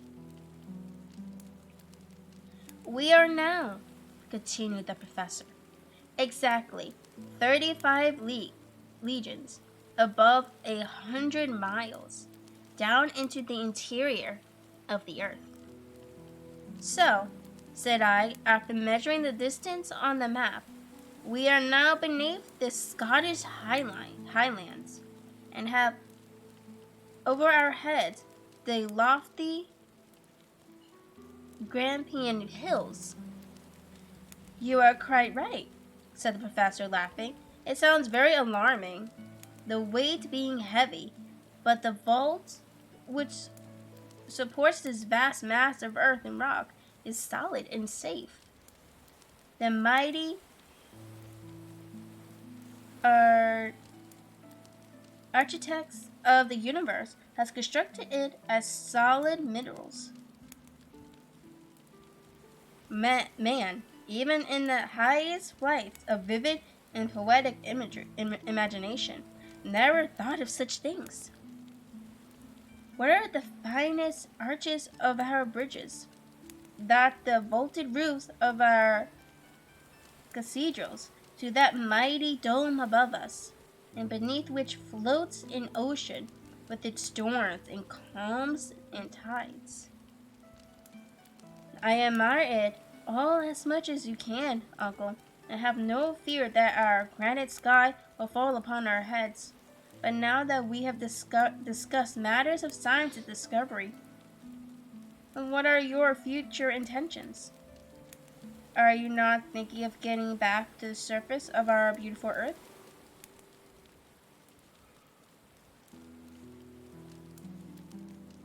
This was so more as a feeler than with any hope of success.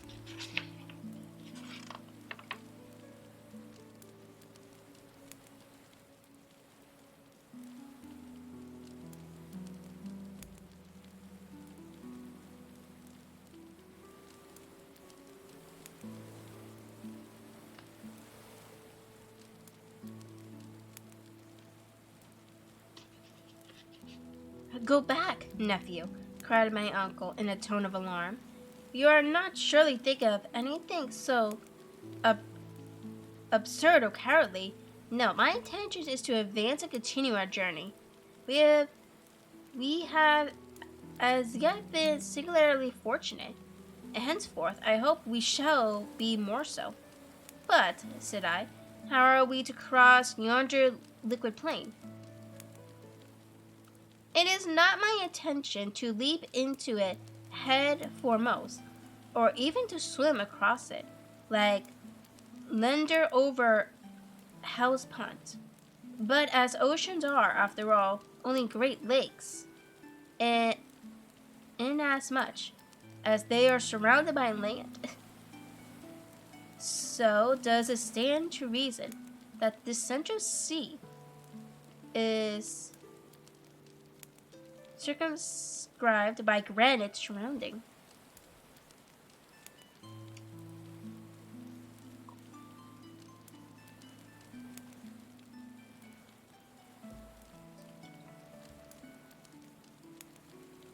Doubtless, was my natural reply.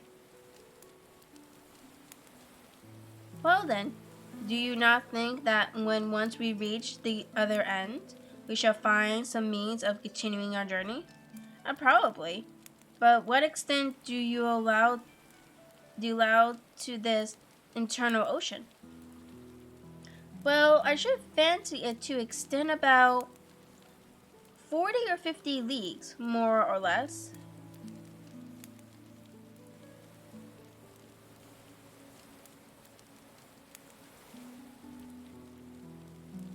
But even supposing this approximation to be a correct one, what then? I asked. My dear boy, we have no time for further discussions. We shall embark tomorrow.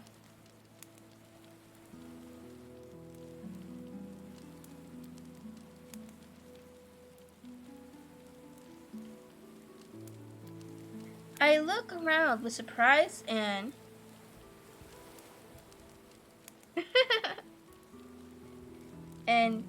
incredulity. I could see nothing in the shape of a boat or vessel. What? I cried. We are about to launch out upon an unknown sea. And where, if I may ask, is the vessel to carry us? Well, my dear boy, it will not be exactly what you would call a vessel. For the present, we must be content with a good and solid raft.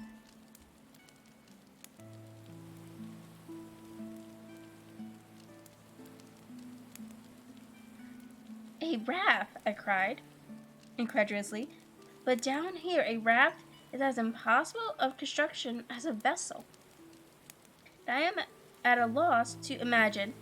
My good Harry, if you were to listen instead of talking so much, you would hear, said my uncle, waxing a little impatient. I should hear? Yes. Sir knocks with the hammer, which Hans is now employing to make the raft. He has been at work for many hours.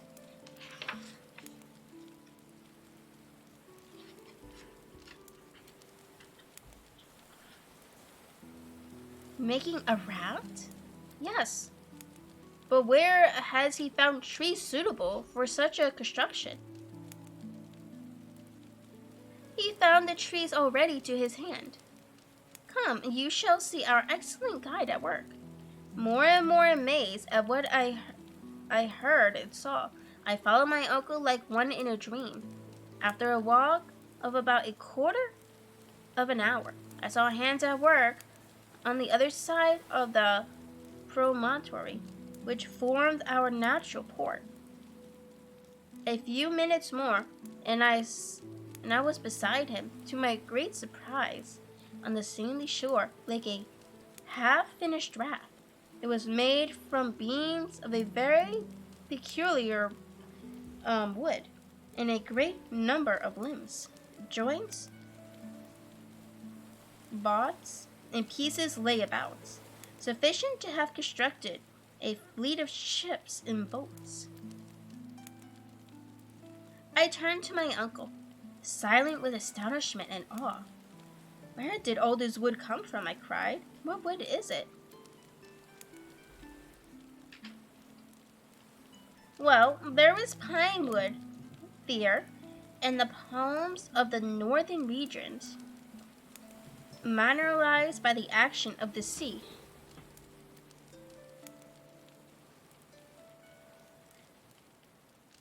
He replied sententiously. Can it be possible? Yes, said the learned professor. What you see is called fossil wood. But then, cried I, after reflecting for a moment, like the lignite, it must be as hard and as heavy as iron, and therefore will certainly not float. And sometimes that is the case. Many of these woods have become true anthraces, but others again, like those you see before you, have only undergone one phase of fossil transformation. But there is no proof like demonstration, added my uncle, picking one or two of these precious boughs and casting them into the sea. The pieces of wood, after having disappeared for a moment, came to the surface, floated about with the oscillation produced by the wind and tide. Are you convinced? Said my uncle, with a self-satisfied smile. I am convinced, I cried, that what I see is incredible.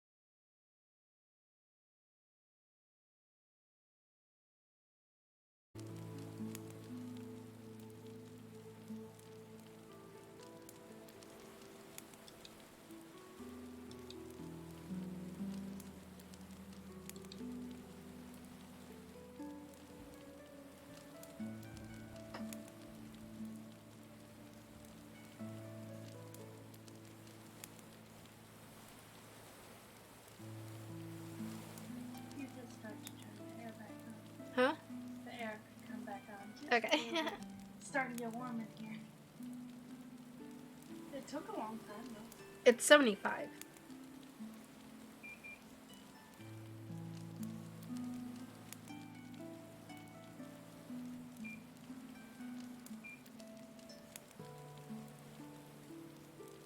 By the way, I found your remote. Huh? I found the remote I know, Adrian put it somewhere. on the wall. Didn't you just put it down to 68? That's the temperature right now. Oh, and then it'll drop down. Yeah. Nice.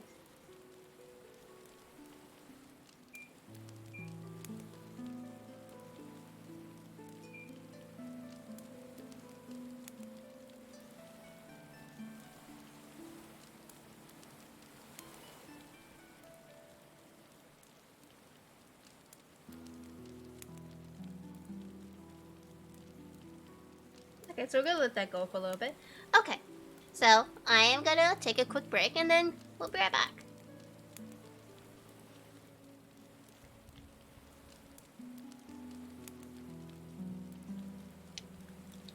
I think all my video files are messed up.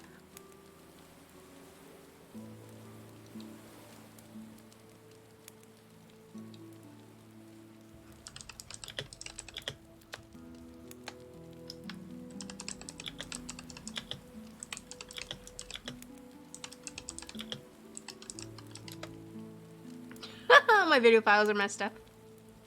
Hold on.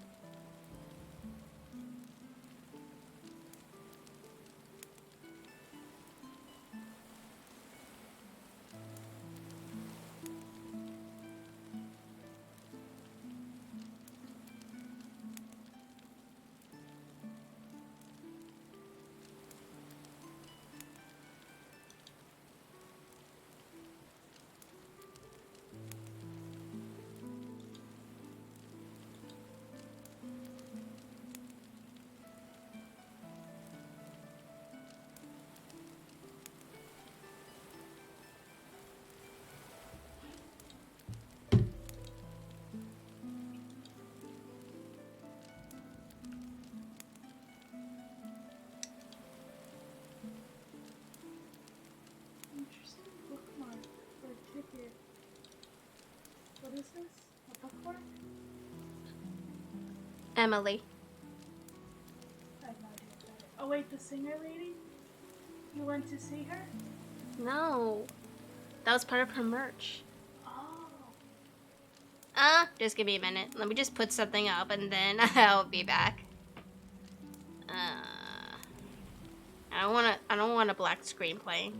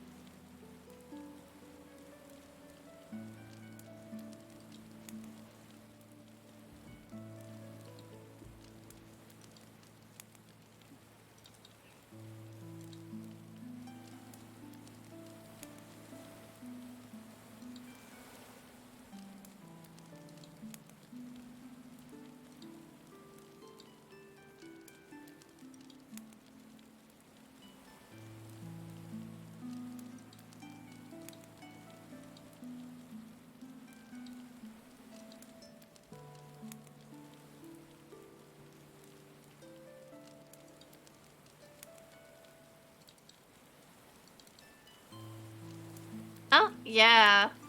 Very painful.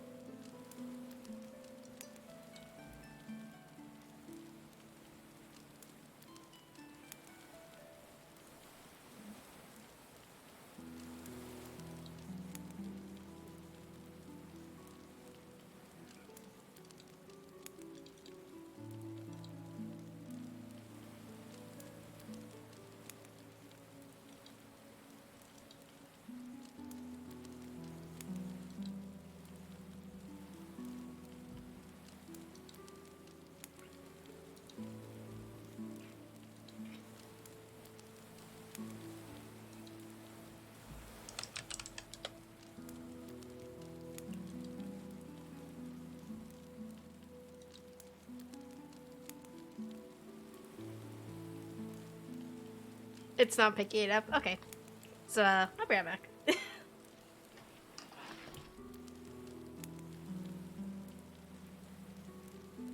Please toss me my wallet.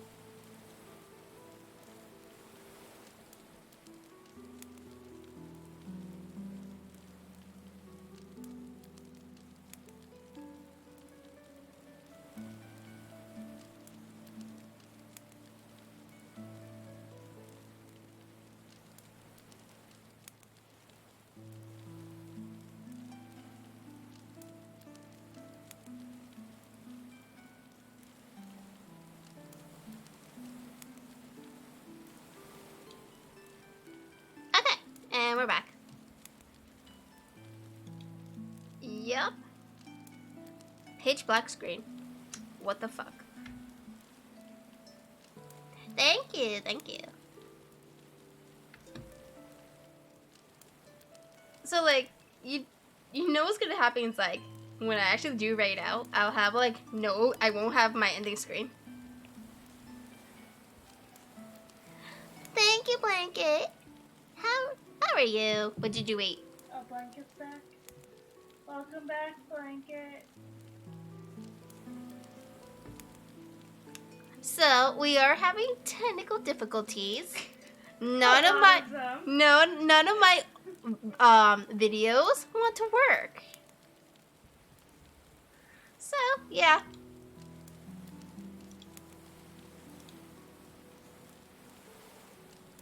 Oh, he's playing Fortnite. Gross. Boring. Gross. Then again, I don't like any multiplayer games. Like multiplayer fighting games. I'm not a big fan of those. Ooh, ramen. Yummy.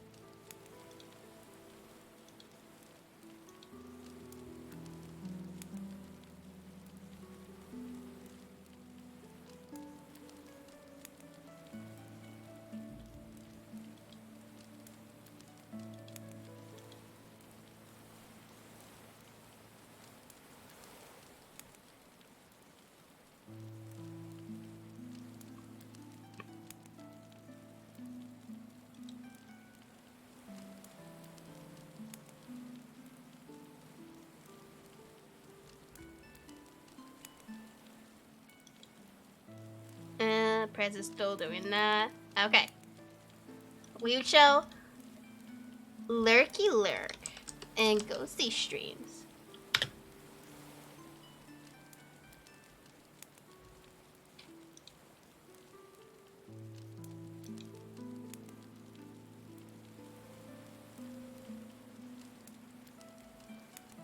Should I tell him? And yes, I am still streaming.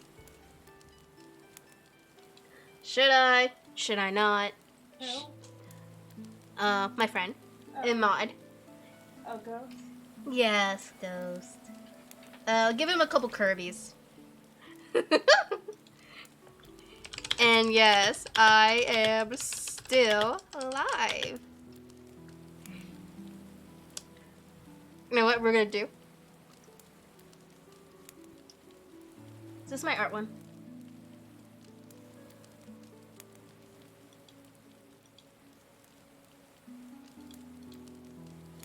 Opening of display catcher. Wow. Oh look, it's Ghosty. You're streaming him? I did this last week. Did I do this last week? I did this last week too. I have to clip those moments from the last one. So let's unmute it.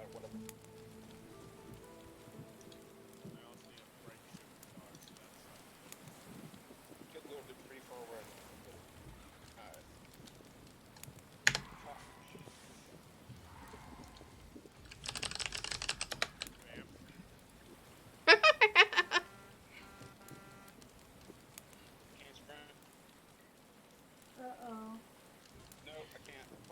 He's on a PlayStation, that's why he does that.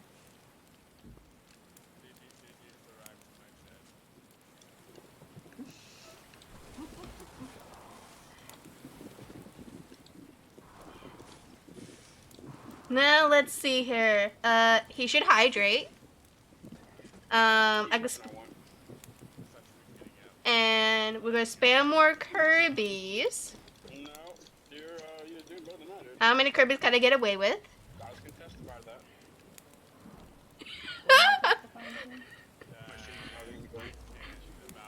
Oh, Coast, come here. Let me shove you in a bag. I like to hit everything. What is he tuned in? Oh, the Kirby's. Yes, the Kirby's. Glorious, the Kirby's. They're simply glorious. Not him, he hit me. They are the Digi Kirby's. Because they have my little headband. I'm not sure if you can see it. Oh, fuck. I'm not sure if you can see it, but they have the little headband and my little under eye tattoo. Yeah, I expected it. So yeah. I have to drive on asphalt apparently for one of these quests and stuff. Mm-hmm. Never understood the point of this game. 500 and 750. Yeah, it really doesn't take much. Especially Gonna spam more Kirby's. Ugh. Do you guys have a special message for Ghosty? Shadow says hi. 750. Huh? Shadow says hi. Shadow says hi. Oh. I did see the gunfire. We left Elvin behind. Wasn't he alright, the I'm one in who the was truck in your now. birthday collab? I'll be back Yes. with a vengeance. Shadow says hi. Running Play speed! chicken, bitch. Oh fuck, oh fuck, oh fuck. I won chicken.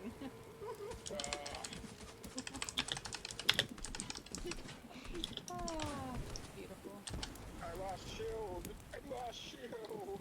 And that's why I got a truck, because I saw you both were in a car. I was Now we're all in a I truck. knew I would win Now chicken. we're all, let's all get in the truck, come on. I have far too much fun doing this. You do realize this. I have way too much fun doing this.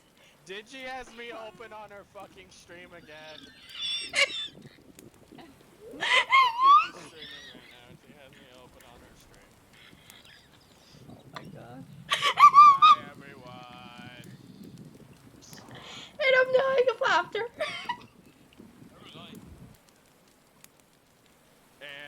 Apparently, one of people in fucking Dizzy's chat, Rose, just said, "Ghost, let me shove you in a bag." I Rose, so. Let's do put that. exclamation point reboot. Oh. Leave me out of it. I don't want to go in the bag.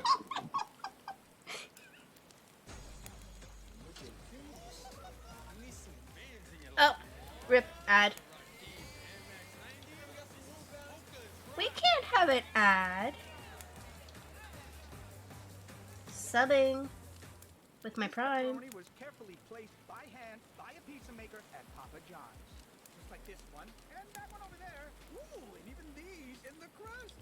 Get yourself the new epic pepperoni stuffed crust pizza, only at Papa John's. Refresh. No! Why are you giving me a stupid ad? Oh, why you do this to me? Why?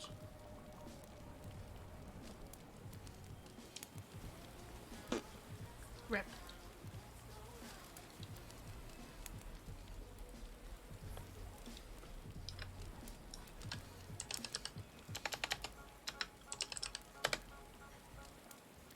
Just don't need more.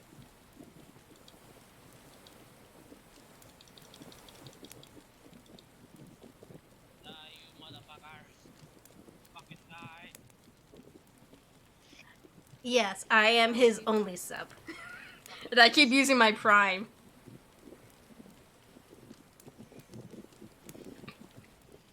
I tried to help from a distance. I was gonna help. None of you guys are escaping.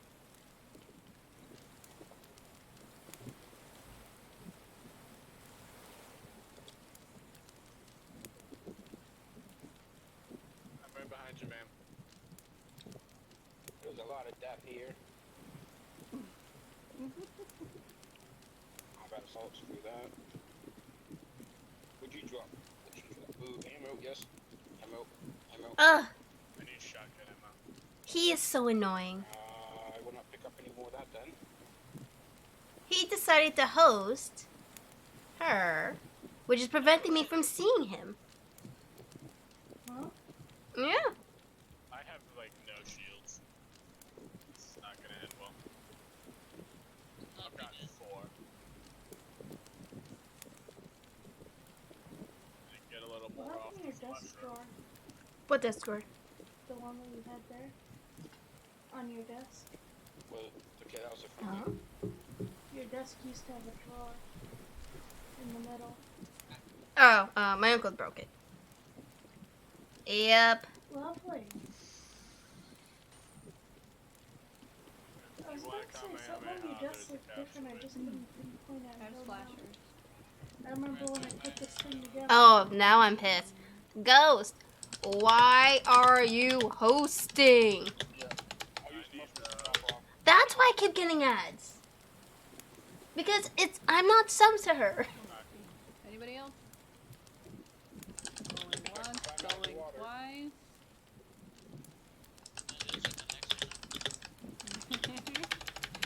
There's no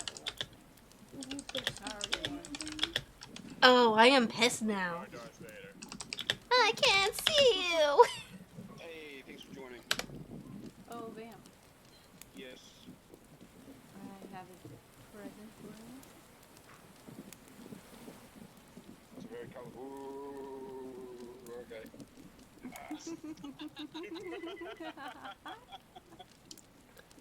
Wait, what? I don't think If you I'm like host- it. Oh shit, because I hosted you up and no one can see my stream now, they only see you. Me? Damn. Hello. Howdy. What's up? I'm gonna have to cancel that hosting in a minute. Do it. Do it. Do it while you still can. Yep.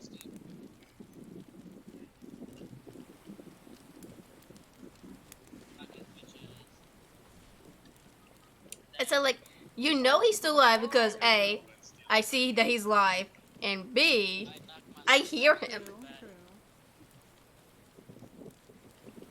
This time the outcome and I didn't save me. Anyway, I'm done looking in his chat and messing with him.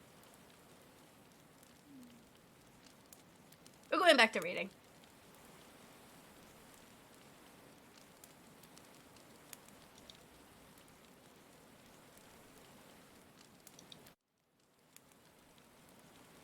Because reading is far more interesting than playing, Fortnite.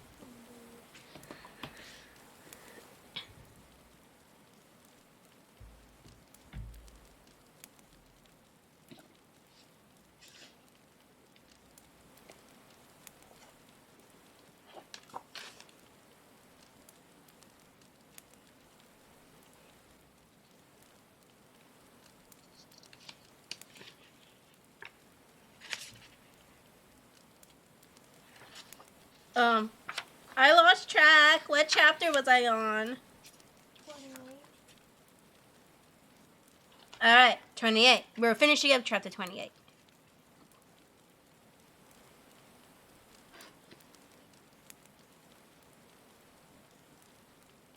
I should not have been surprised to have seen a fleet of native canoes afloat upon that silent sea. The next evening, thanks to the industry and ability of hands, the raft was finished. It was about 10 feet long, 5 feet wide. The beams, bound together with a strut ropes, were solid and firm, and once launched by our united efforts, the improvised vessel floated tranquility upon the waters of what the professor had well named the Central Sea. And that's the end of chapter 28. Now we're up to chapter 29. On the waters, a raft voyage. How many pages is this? I'm just curious. I know we're well past halfway through the book already. Okay, so this one is 1, 2, 3. This is about 4 pages front and back. So about 1, 2, 3, 4, 5. So a total of about 5 1/4 ish. Okay.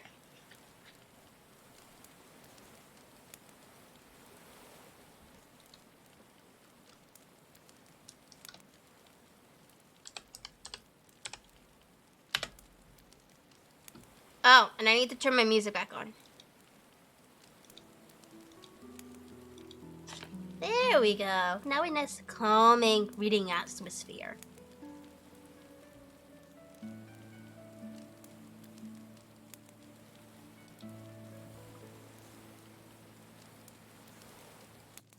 We're going back to rain.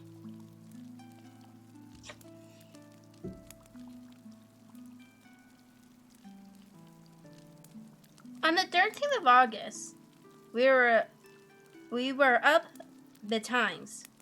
There was no time to be lost.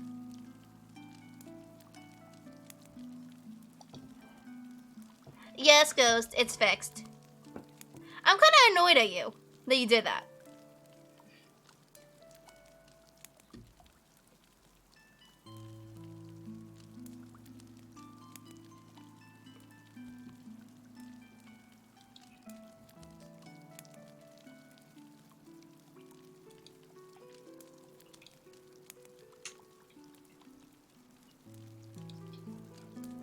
I will give you your cyber coins at the end of the stream.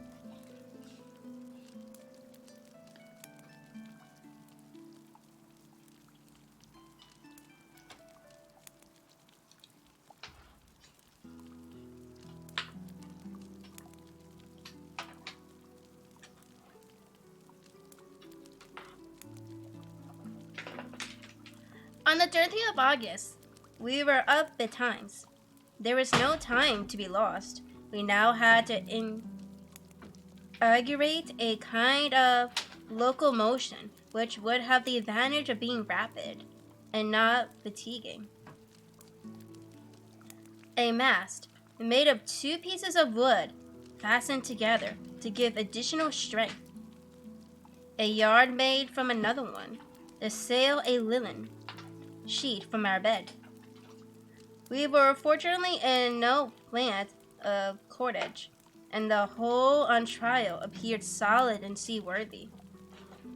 At 6 o'clock in the morning, when the eager and enthusiastic professor gave the signal to embark, the victuals and the luggage, all our instruments, our weapons, and a goodly supply of sweet water, which we had collected from springs in the rocks, were placed on the raft. Hans had, with a considerable ingenuity, contrived a rudder, which enabled him to guide the floating apparatus with ease. He took the tiller as a matter of course. The worthy man was as good a sailor as he was a guide and a duck hunter. I then let go the painter, which held us to the shore, and the sail was brought to the wind, and we made a rapid offing. Our sea voyage had at length commenced, and once more we were making for distant and unknown regions. Just as we were about to leave the little port where the raft had been constructed, my uncle, who was very strong as to geographic nomenclature, wanted to give it a name, and among others suggested mine.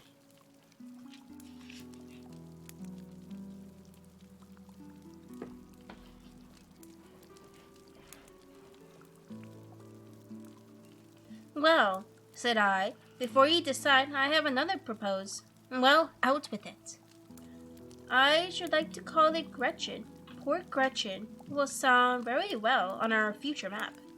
Well then, Port Gretchen, let it be, said the uncle. And thus, it was that the memory of my dear girl was attached to our adventurous and memorable expedition. When we left the shore, the wind was blowing from the northward and eastward. We went directly before the wind at a much greater speed than might have been expected from a raft. The dense layers of atmosphere at the depth had great propelling power and acted upon the sail with considerable force. At the end of an hour, my uncle, who had been taking care of observations, was enabled to judge of the rapidity with which we moved. It was far beyond anything seen in the upper world. If, he said, we continued to advance at our present rate, we shall have traveled at least 30 legions in 24 hours.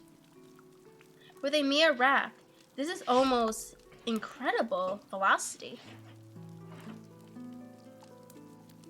I certainly was surprised, and without making any reply, went forward upon the raft. Already, the northern shore was fading away on the edge of the horizon. The two shores appeared to separate more and more, leaving a wide and open space for our departure. Before me, I could see nothing but the vast and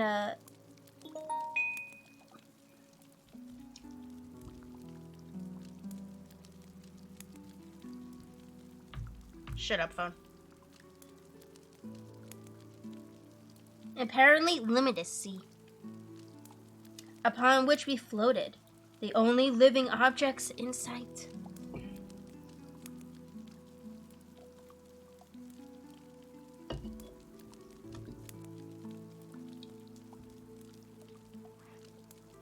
Huge and dark clouds cast their gray shadows below, shadows which seemed to crush the colorless and sullen water by their weight.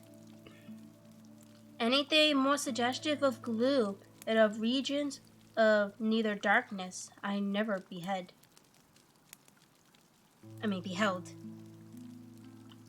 Silvery rays of electric light, reflected here and there upon some small spots of water, brought up luminous sparkles in the long wake of our cumbrous bark. Presently, we were wholly out of sight of land. Not a vestige could be seen, nor any indication of where we were going. So still and motionless did we seem, without any distant point to fix our eyes on, that, but for the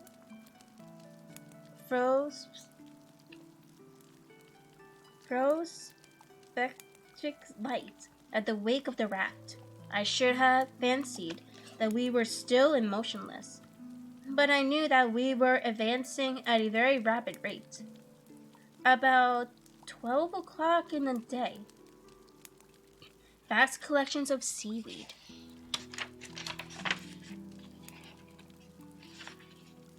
were discovered surrounding us on all sides, and I was aware of the extraordinary vegetative power of these plants, which have been known to creep along the bottom of the great ocean and stop the advance of large ships.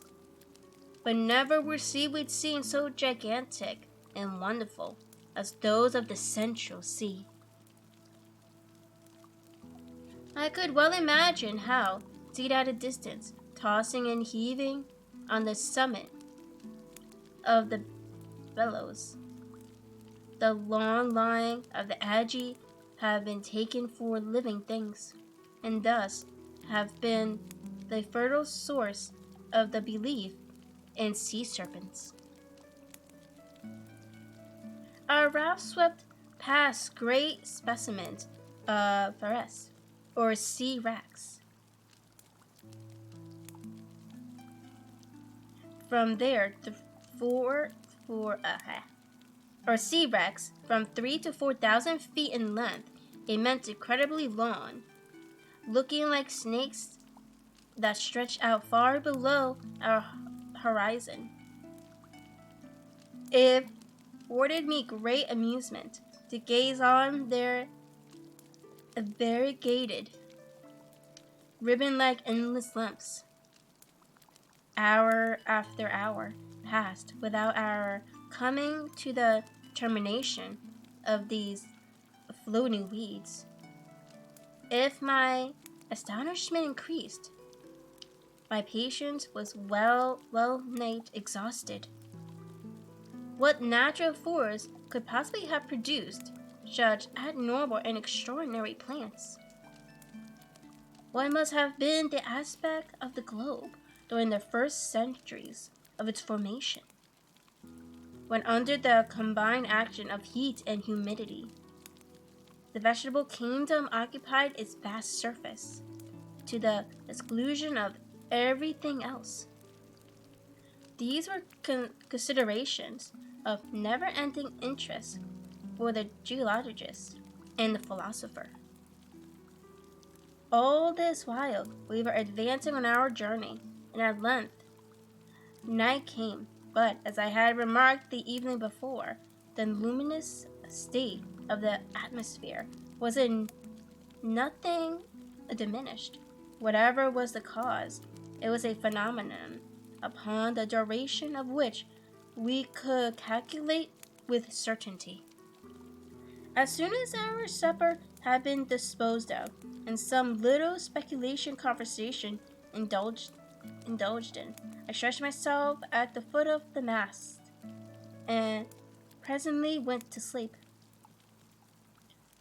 Hands remained motionless at the tiller, allowing the raft to rise and fall on the waves. The wind being out and the sails square, all he had to do was to keep his oar in the center. Ever since we had taken our departure from the newly named Port Gretchen, my worthy uncle had directed me to keep a regular log of our day's navigations, with instructions to put down even the most minute particulars.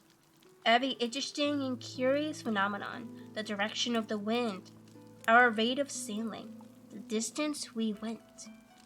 In a word, every incident of our extraordinary voyage. From our log, therefore, I tell the story of our voyage on the Central Sea. Friday, August 14th.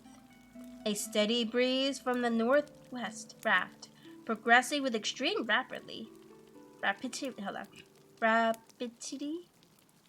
and going perfectly straight. Coast still dimly visible, about 30 leagues to leeward. Nothing to be seen beyond the horizon in front. The extraordinary intensity of the light neither increases or diminishes. It is singularly stationary. The weather remarkably fine, and that is to say the clouds have ascended very high, and are light and fleecy, and surrounded by an atmosphere resembling silver infusion. Thermometer plus 32 degrees centigrade. About 12 o'clock in the day, our guide Hans, having prepared and baited a hook cast, is lying in the subterranean waters. The bait he used was a small piece of meat, by means of which he concealed his hook. Anxious as I was for a long time doomed to disappointment. Were these waters supplied with fish or not? That was the important question. No, was my decided answer. Then there came a sudden and rather hard tug. Hans coolly drew it in, and with it a fish which struggled violently to escape. "A fish!" cried my uncle, putting on his spectacles to examine it.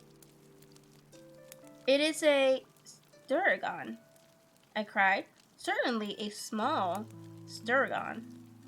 The professor examined the fish carefully, noting every characteristic, and he did not concede, in my opinion. Fish had a flat head, round body, and lower extremities covered with bone scales. Its mouth was wholly without teeth. The pectoral fins, which were highly developed, sprouted direct from the body, which, properly speaking, had no tail. The animal certainly belonged to the order in which naturalists class the sturgeon, but it differed from that fish in many essential particulars. My uncle, after all, was not mistaken. After a long and patient examination, he said, "This fish, my dear boy, belongs to a family with which has been extinct for ages, and of which no trace has ever been found on Earth, except fossil remains in the deviation strata." "You do not mean to say," I cried, "that we have captured a live specimen of a fish belonging to the primitive stock that existed before the deluge?" "We have," said the professor, who all this time was continuing his observation. "And you may see by careful examination that these fossil fish have no identifying with existing. They have no identity with the existing species. To hold in one's hand, therefore, a living specimen of the order is enough to make a naturalist happy for life." "But," cried I, "to what family does it belong?" "To the order of Ganoids,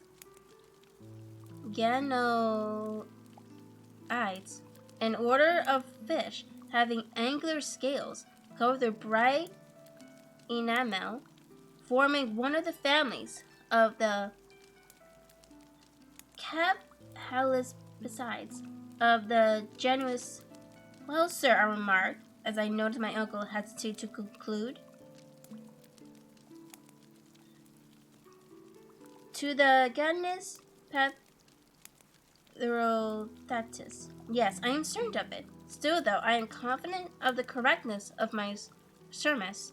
This fish offers to our notion a remarkable particularity, never known to exist in any other fish, but those which are the natives of the subterranean waters, well, lakes, and caverns, and such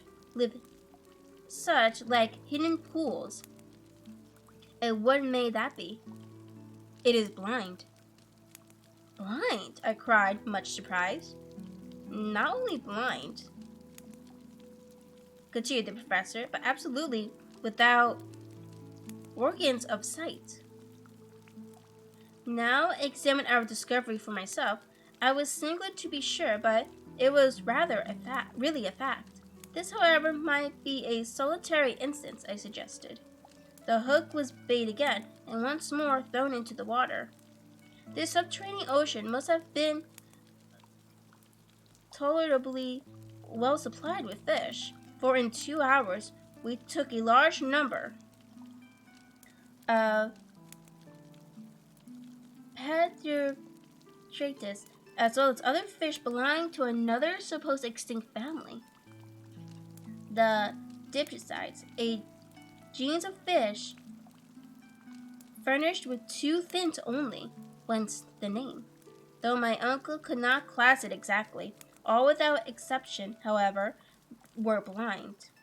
This unexpected capture enabled us to renew our stock of provisions in a very satisfactory way. We were now convinced that this subterranean sea contained only fish known to us as fossil specimens. And fish and reptiles alike were all the more perfect the farther back they dated their origins. We began to hope that we would find some of those saurians which science had succeeded in reconstructing from bits of bone or cartilage. I took up the telescope and carefully examined the horizon, looked over the whole sea. It was utterly and entirely deserted, doubtless. We were still too near the coast. After an examination of the ocean, I looked upward towards the strange and mysterious sky. Why should not one of the birds reconstructed by the immortal Cuvier flap his stupendous wings aloft in the dull strata of the subterranean air? It would, of course, find quite sufficient food from the fish in the sea. I gazed for some time upon the void above. It was as silent and as deserted as the shores we had but lately left. Nevertheless, though I could neither see nor discover anything, my imagination carried me away into wild hypotheses. I was in a kind of waking dream.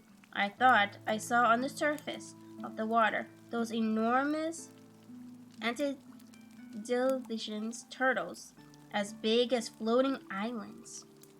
Upon those dull and somber shores passed a spectral row of the mammifers of early days, the great leptotherum found in the cavernous hollows of the Brazilian hills, the Mesocotherium, a native of the Galactic region of Siberia.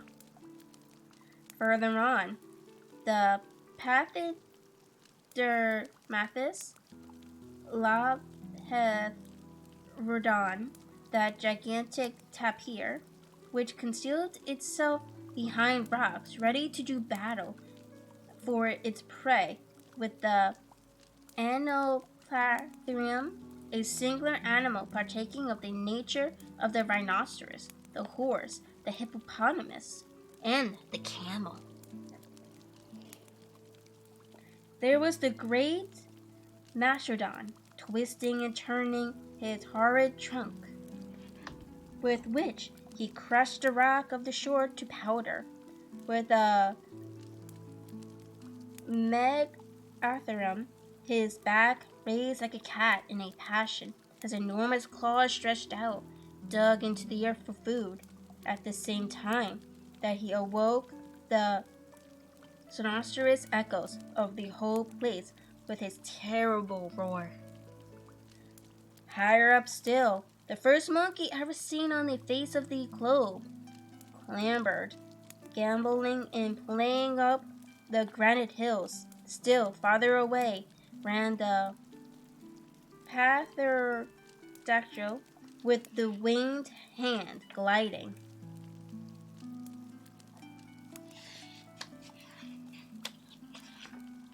Or rather sailing through the dense and compressed air like a huge bat. Above all, near the leaden granite sky were immense birds, more powerful than the castor giant to the ostrich, which spread their mighty wings and fluttered against the huge stone vault of the inland sea. I thought such was the effect of my imagination, and I saw this whole tribe of antediluvian creatures. I carried myself back to far ages, long before man existed, when in fact the earth was in too perfect a state for him to live upon. My dream was of countless ages before the existence of man. The mammifers first disappeared, then the mighty birds, then the reptiles of the secondary period, presently the fish, the crustacea, the mollusca, and finally the vertebrata. The zoopaths of the period of transition, in their turn, sank into annihilation. The whole panorama of the world's life before the historic period seemed to be born over again, and mine was the only human heart that beat in this unpeopled world. There were no more seasons. There were no more climates. The natural heat of the world increased unceasingly. They neutralized that of the great radiant sun. Vegetation was exaggerated in an extraordinary manner. I passed like a shadow in the midst of brushwood, as lofty as the giant trees of California, and trod underfoot that moist and humid soil, reeking with the rank and varied vegetation. I leaned against the huge column-like trunks of giant trees, to which those of Canada were as fern. Whole ages passed, hundreds upon hundreds of years, were concentrated into a single day. Next, unrolled before me like a panorama came the great and wondrous series of terrestrial transformations. Plants disappeared. The granite rocks lost all trace of solidity. The liquid state was suddenly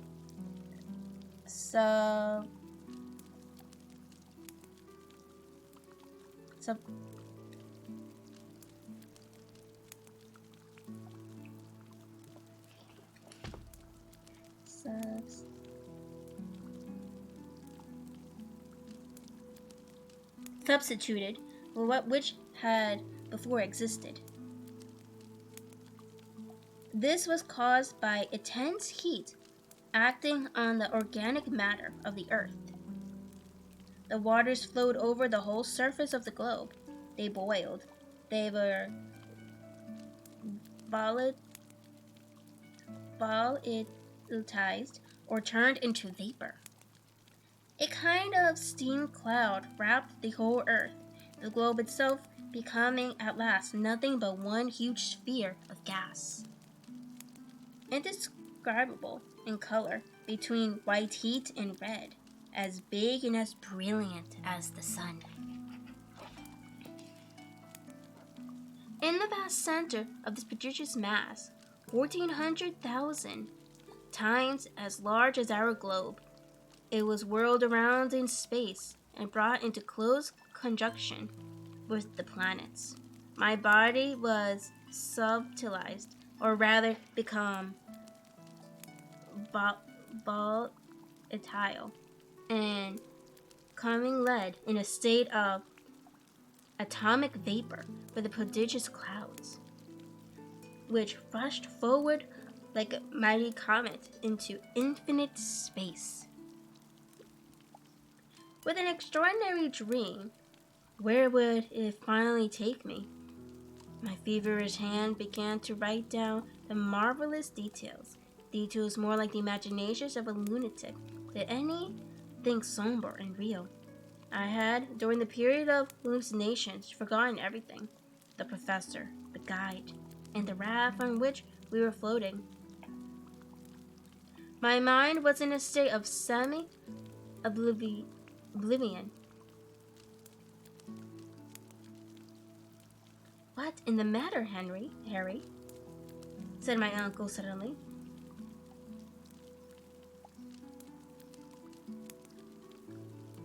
My eyes, which were wide open like those of a somnambulist, were fixed upon him, but I did not see him, nor could I clearly make out anything around me.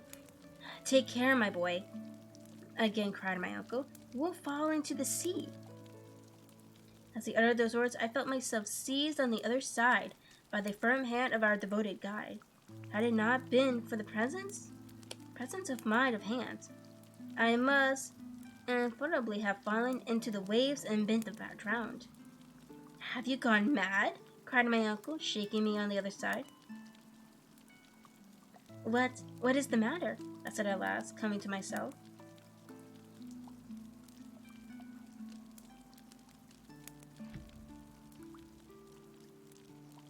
What is the matter?" I said at last, coming to myself. "Are you ill, Henry?" continued the professor, in an anxious tone. No, but I have had an extraordinary dream. It, however, had passed away. Well, now seems well," I added, looking around with strangely puzzled eyes. "All right," said my uncle. "A beautiful breeze, a splendid sea.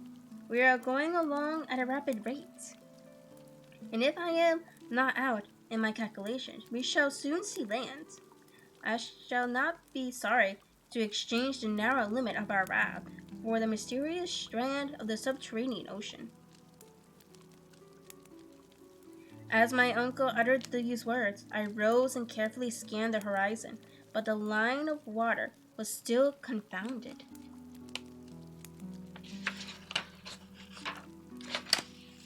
With the lowering cloud that hung aloft, and in the distance appeared to touch the edge of the water. All right, and that is where we're going to end for today.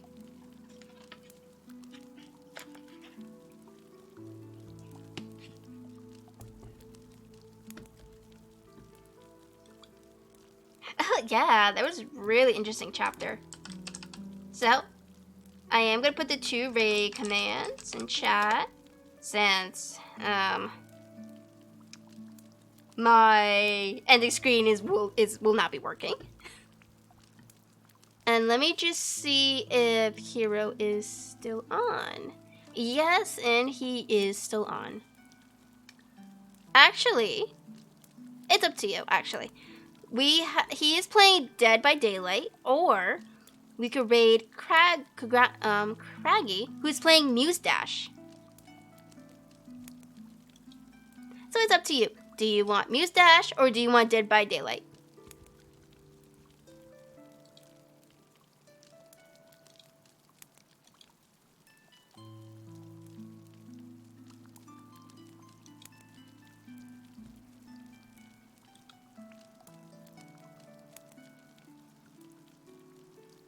Okay, so it's Hero then.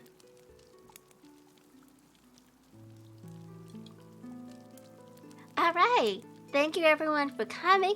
I appreciate every one of you. And I will see you all tomorrow. Maybe the same time. I don't know. It is going to be another reading and writing stream though.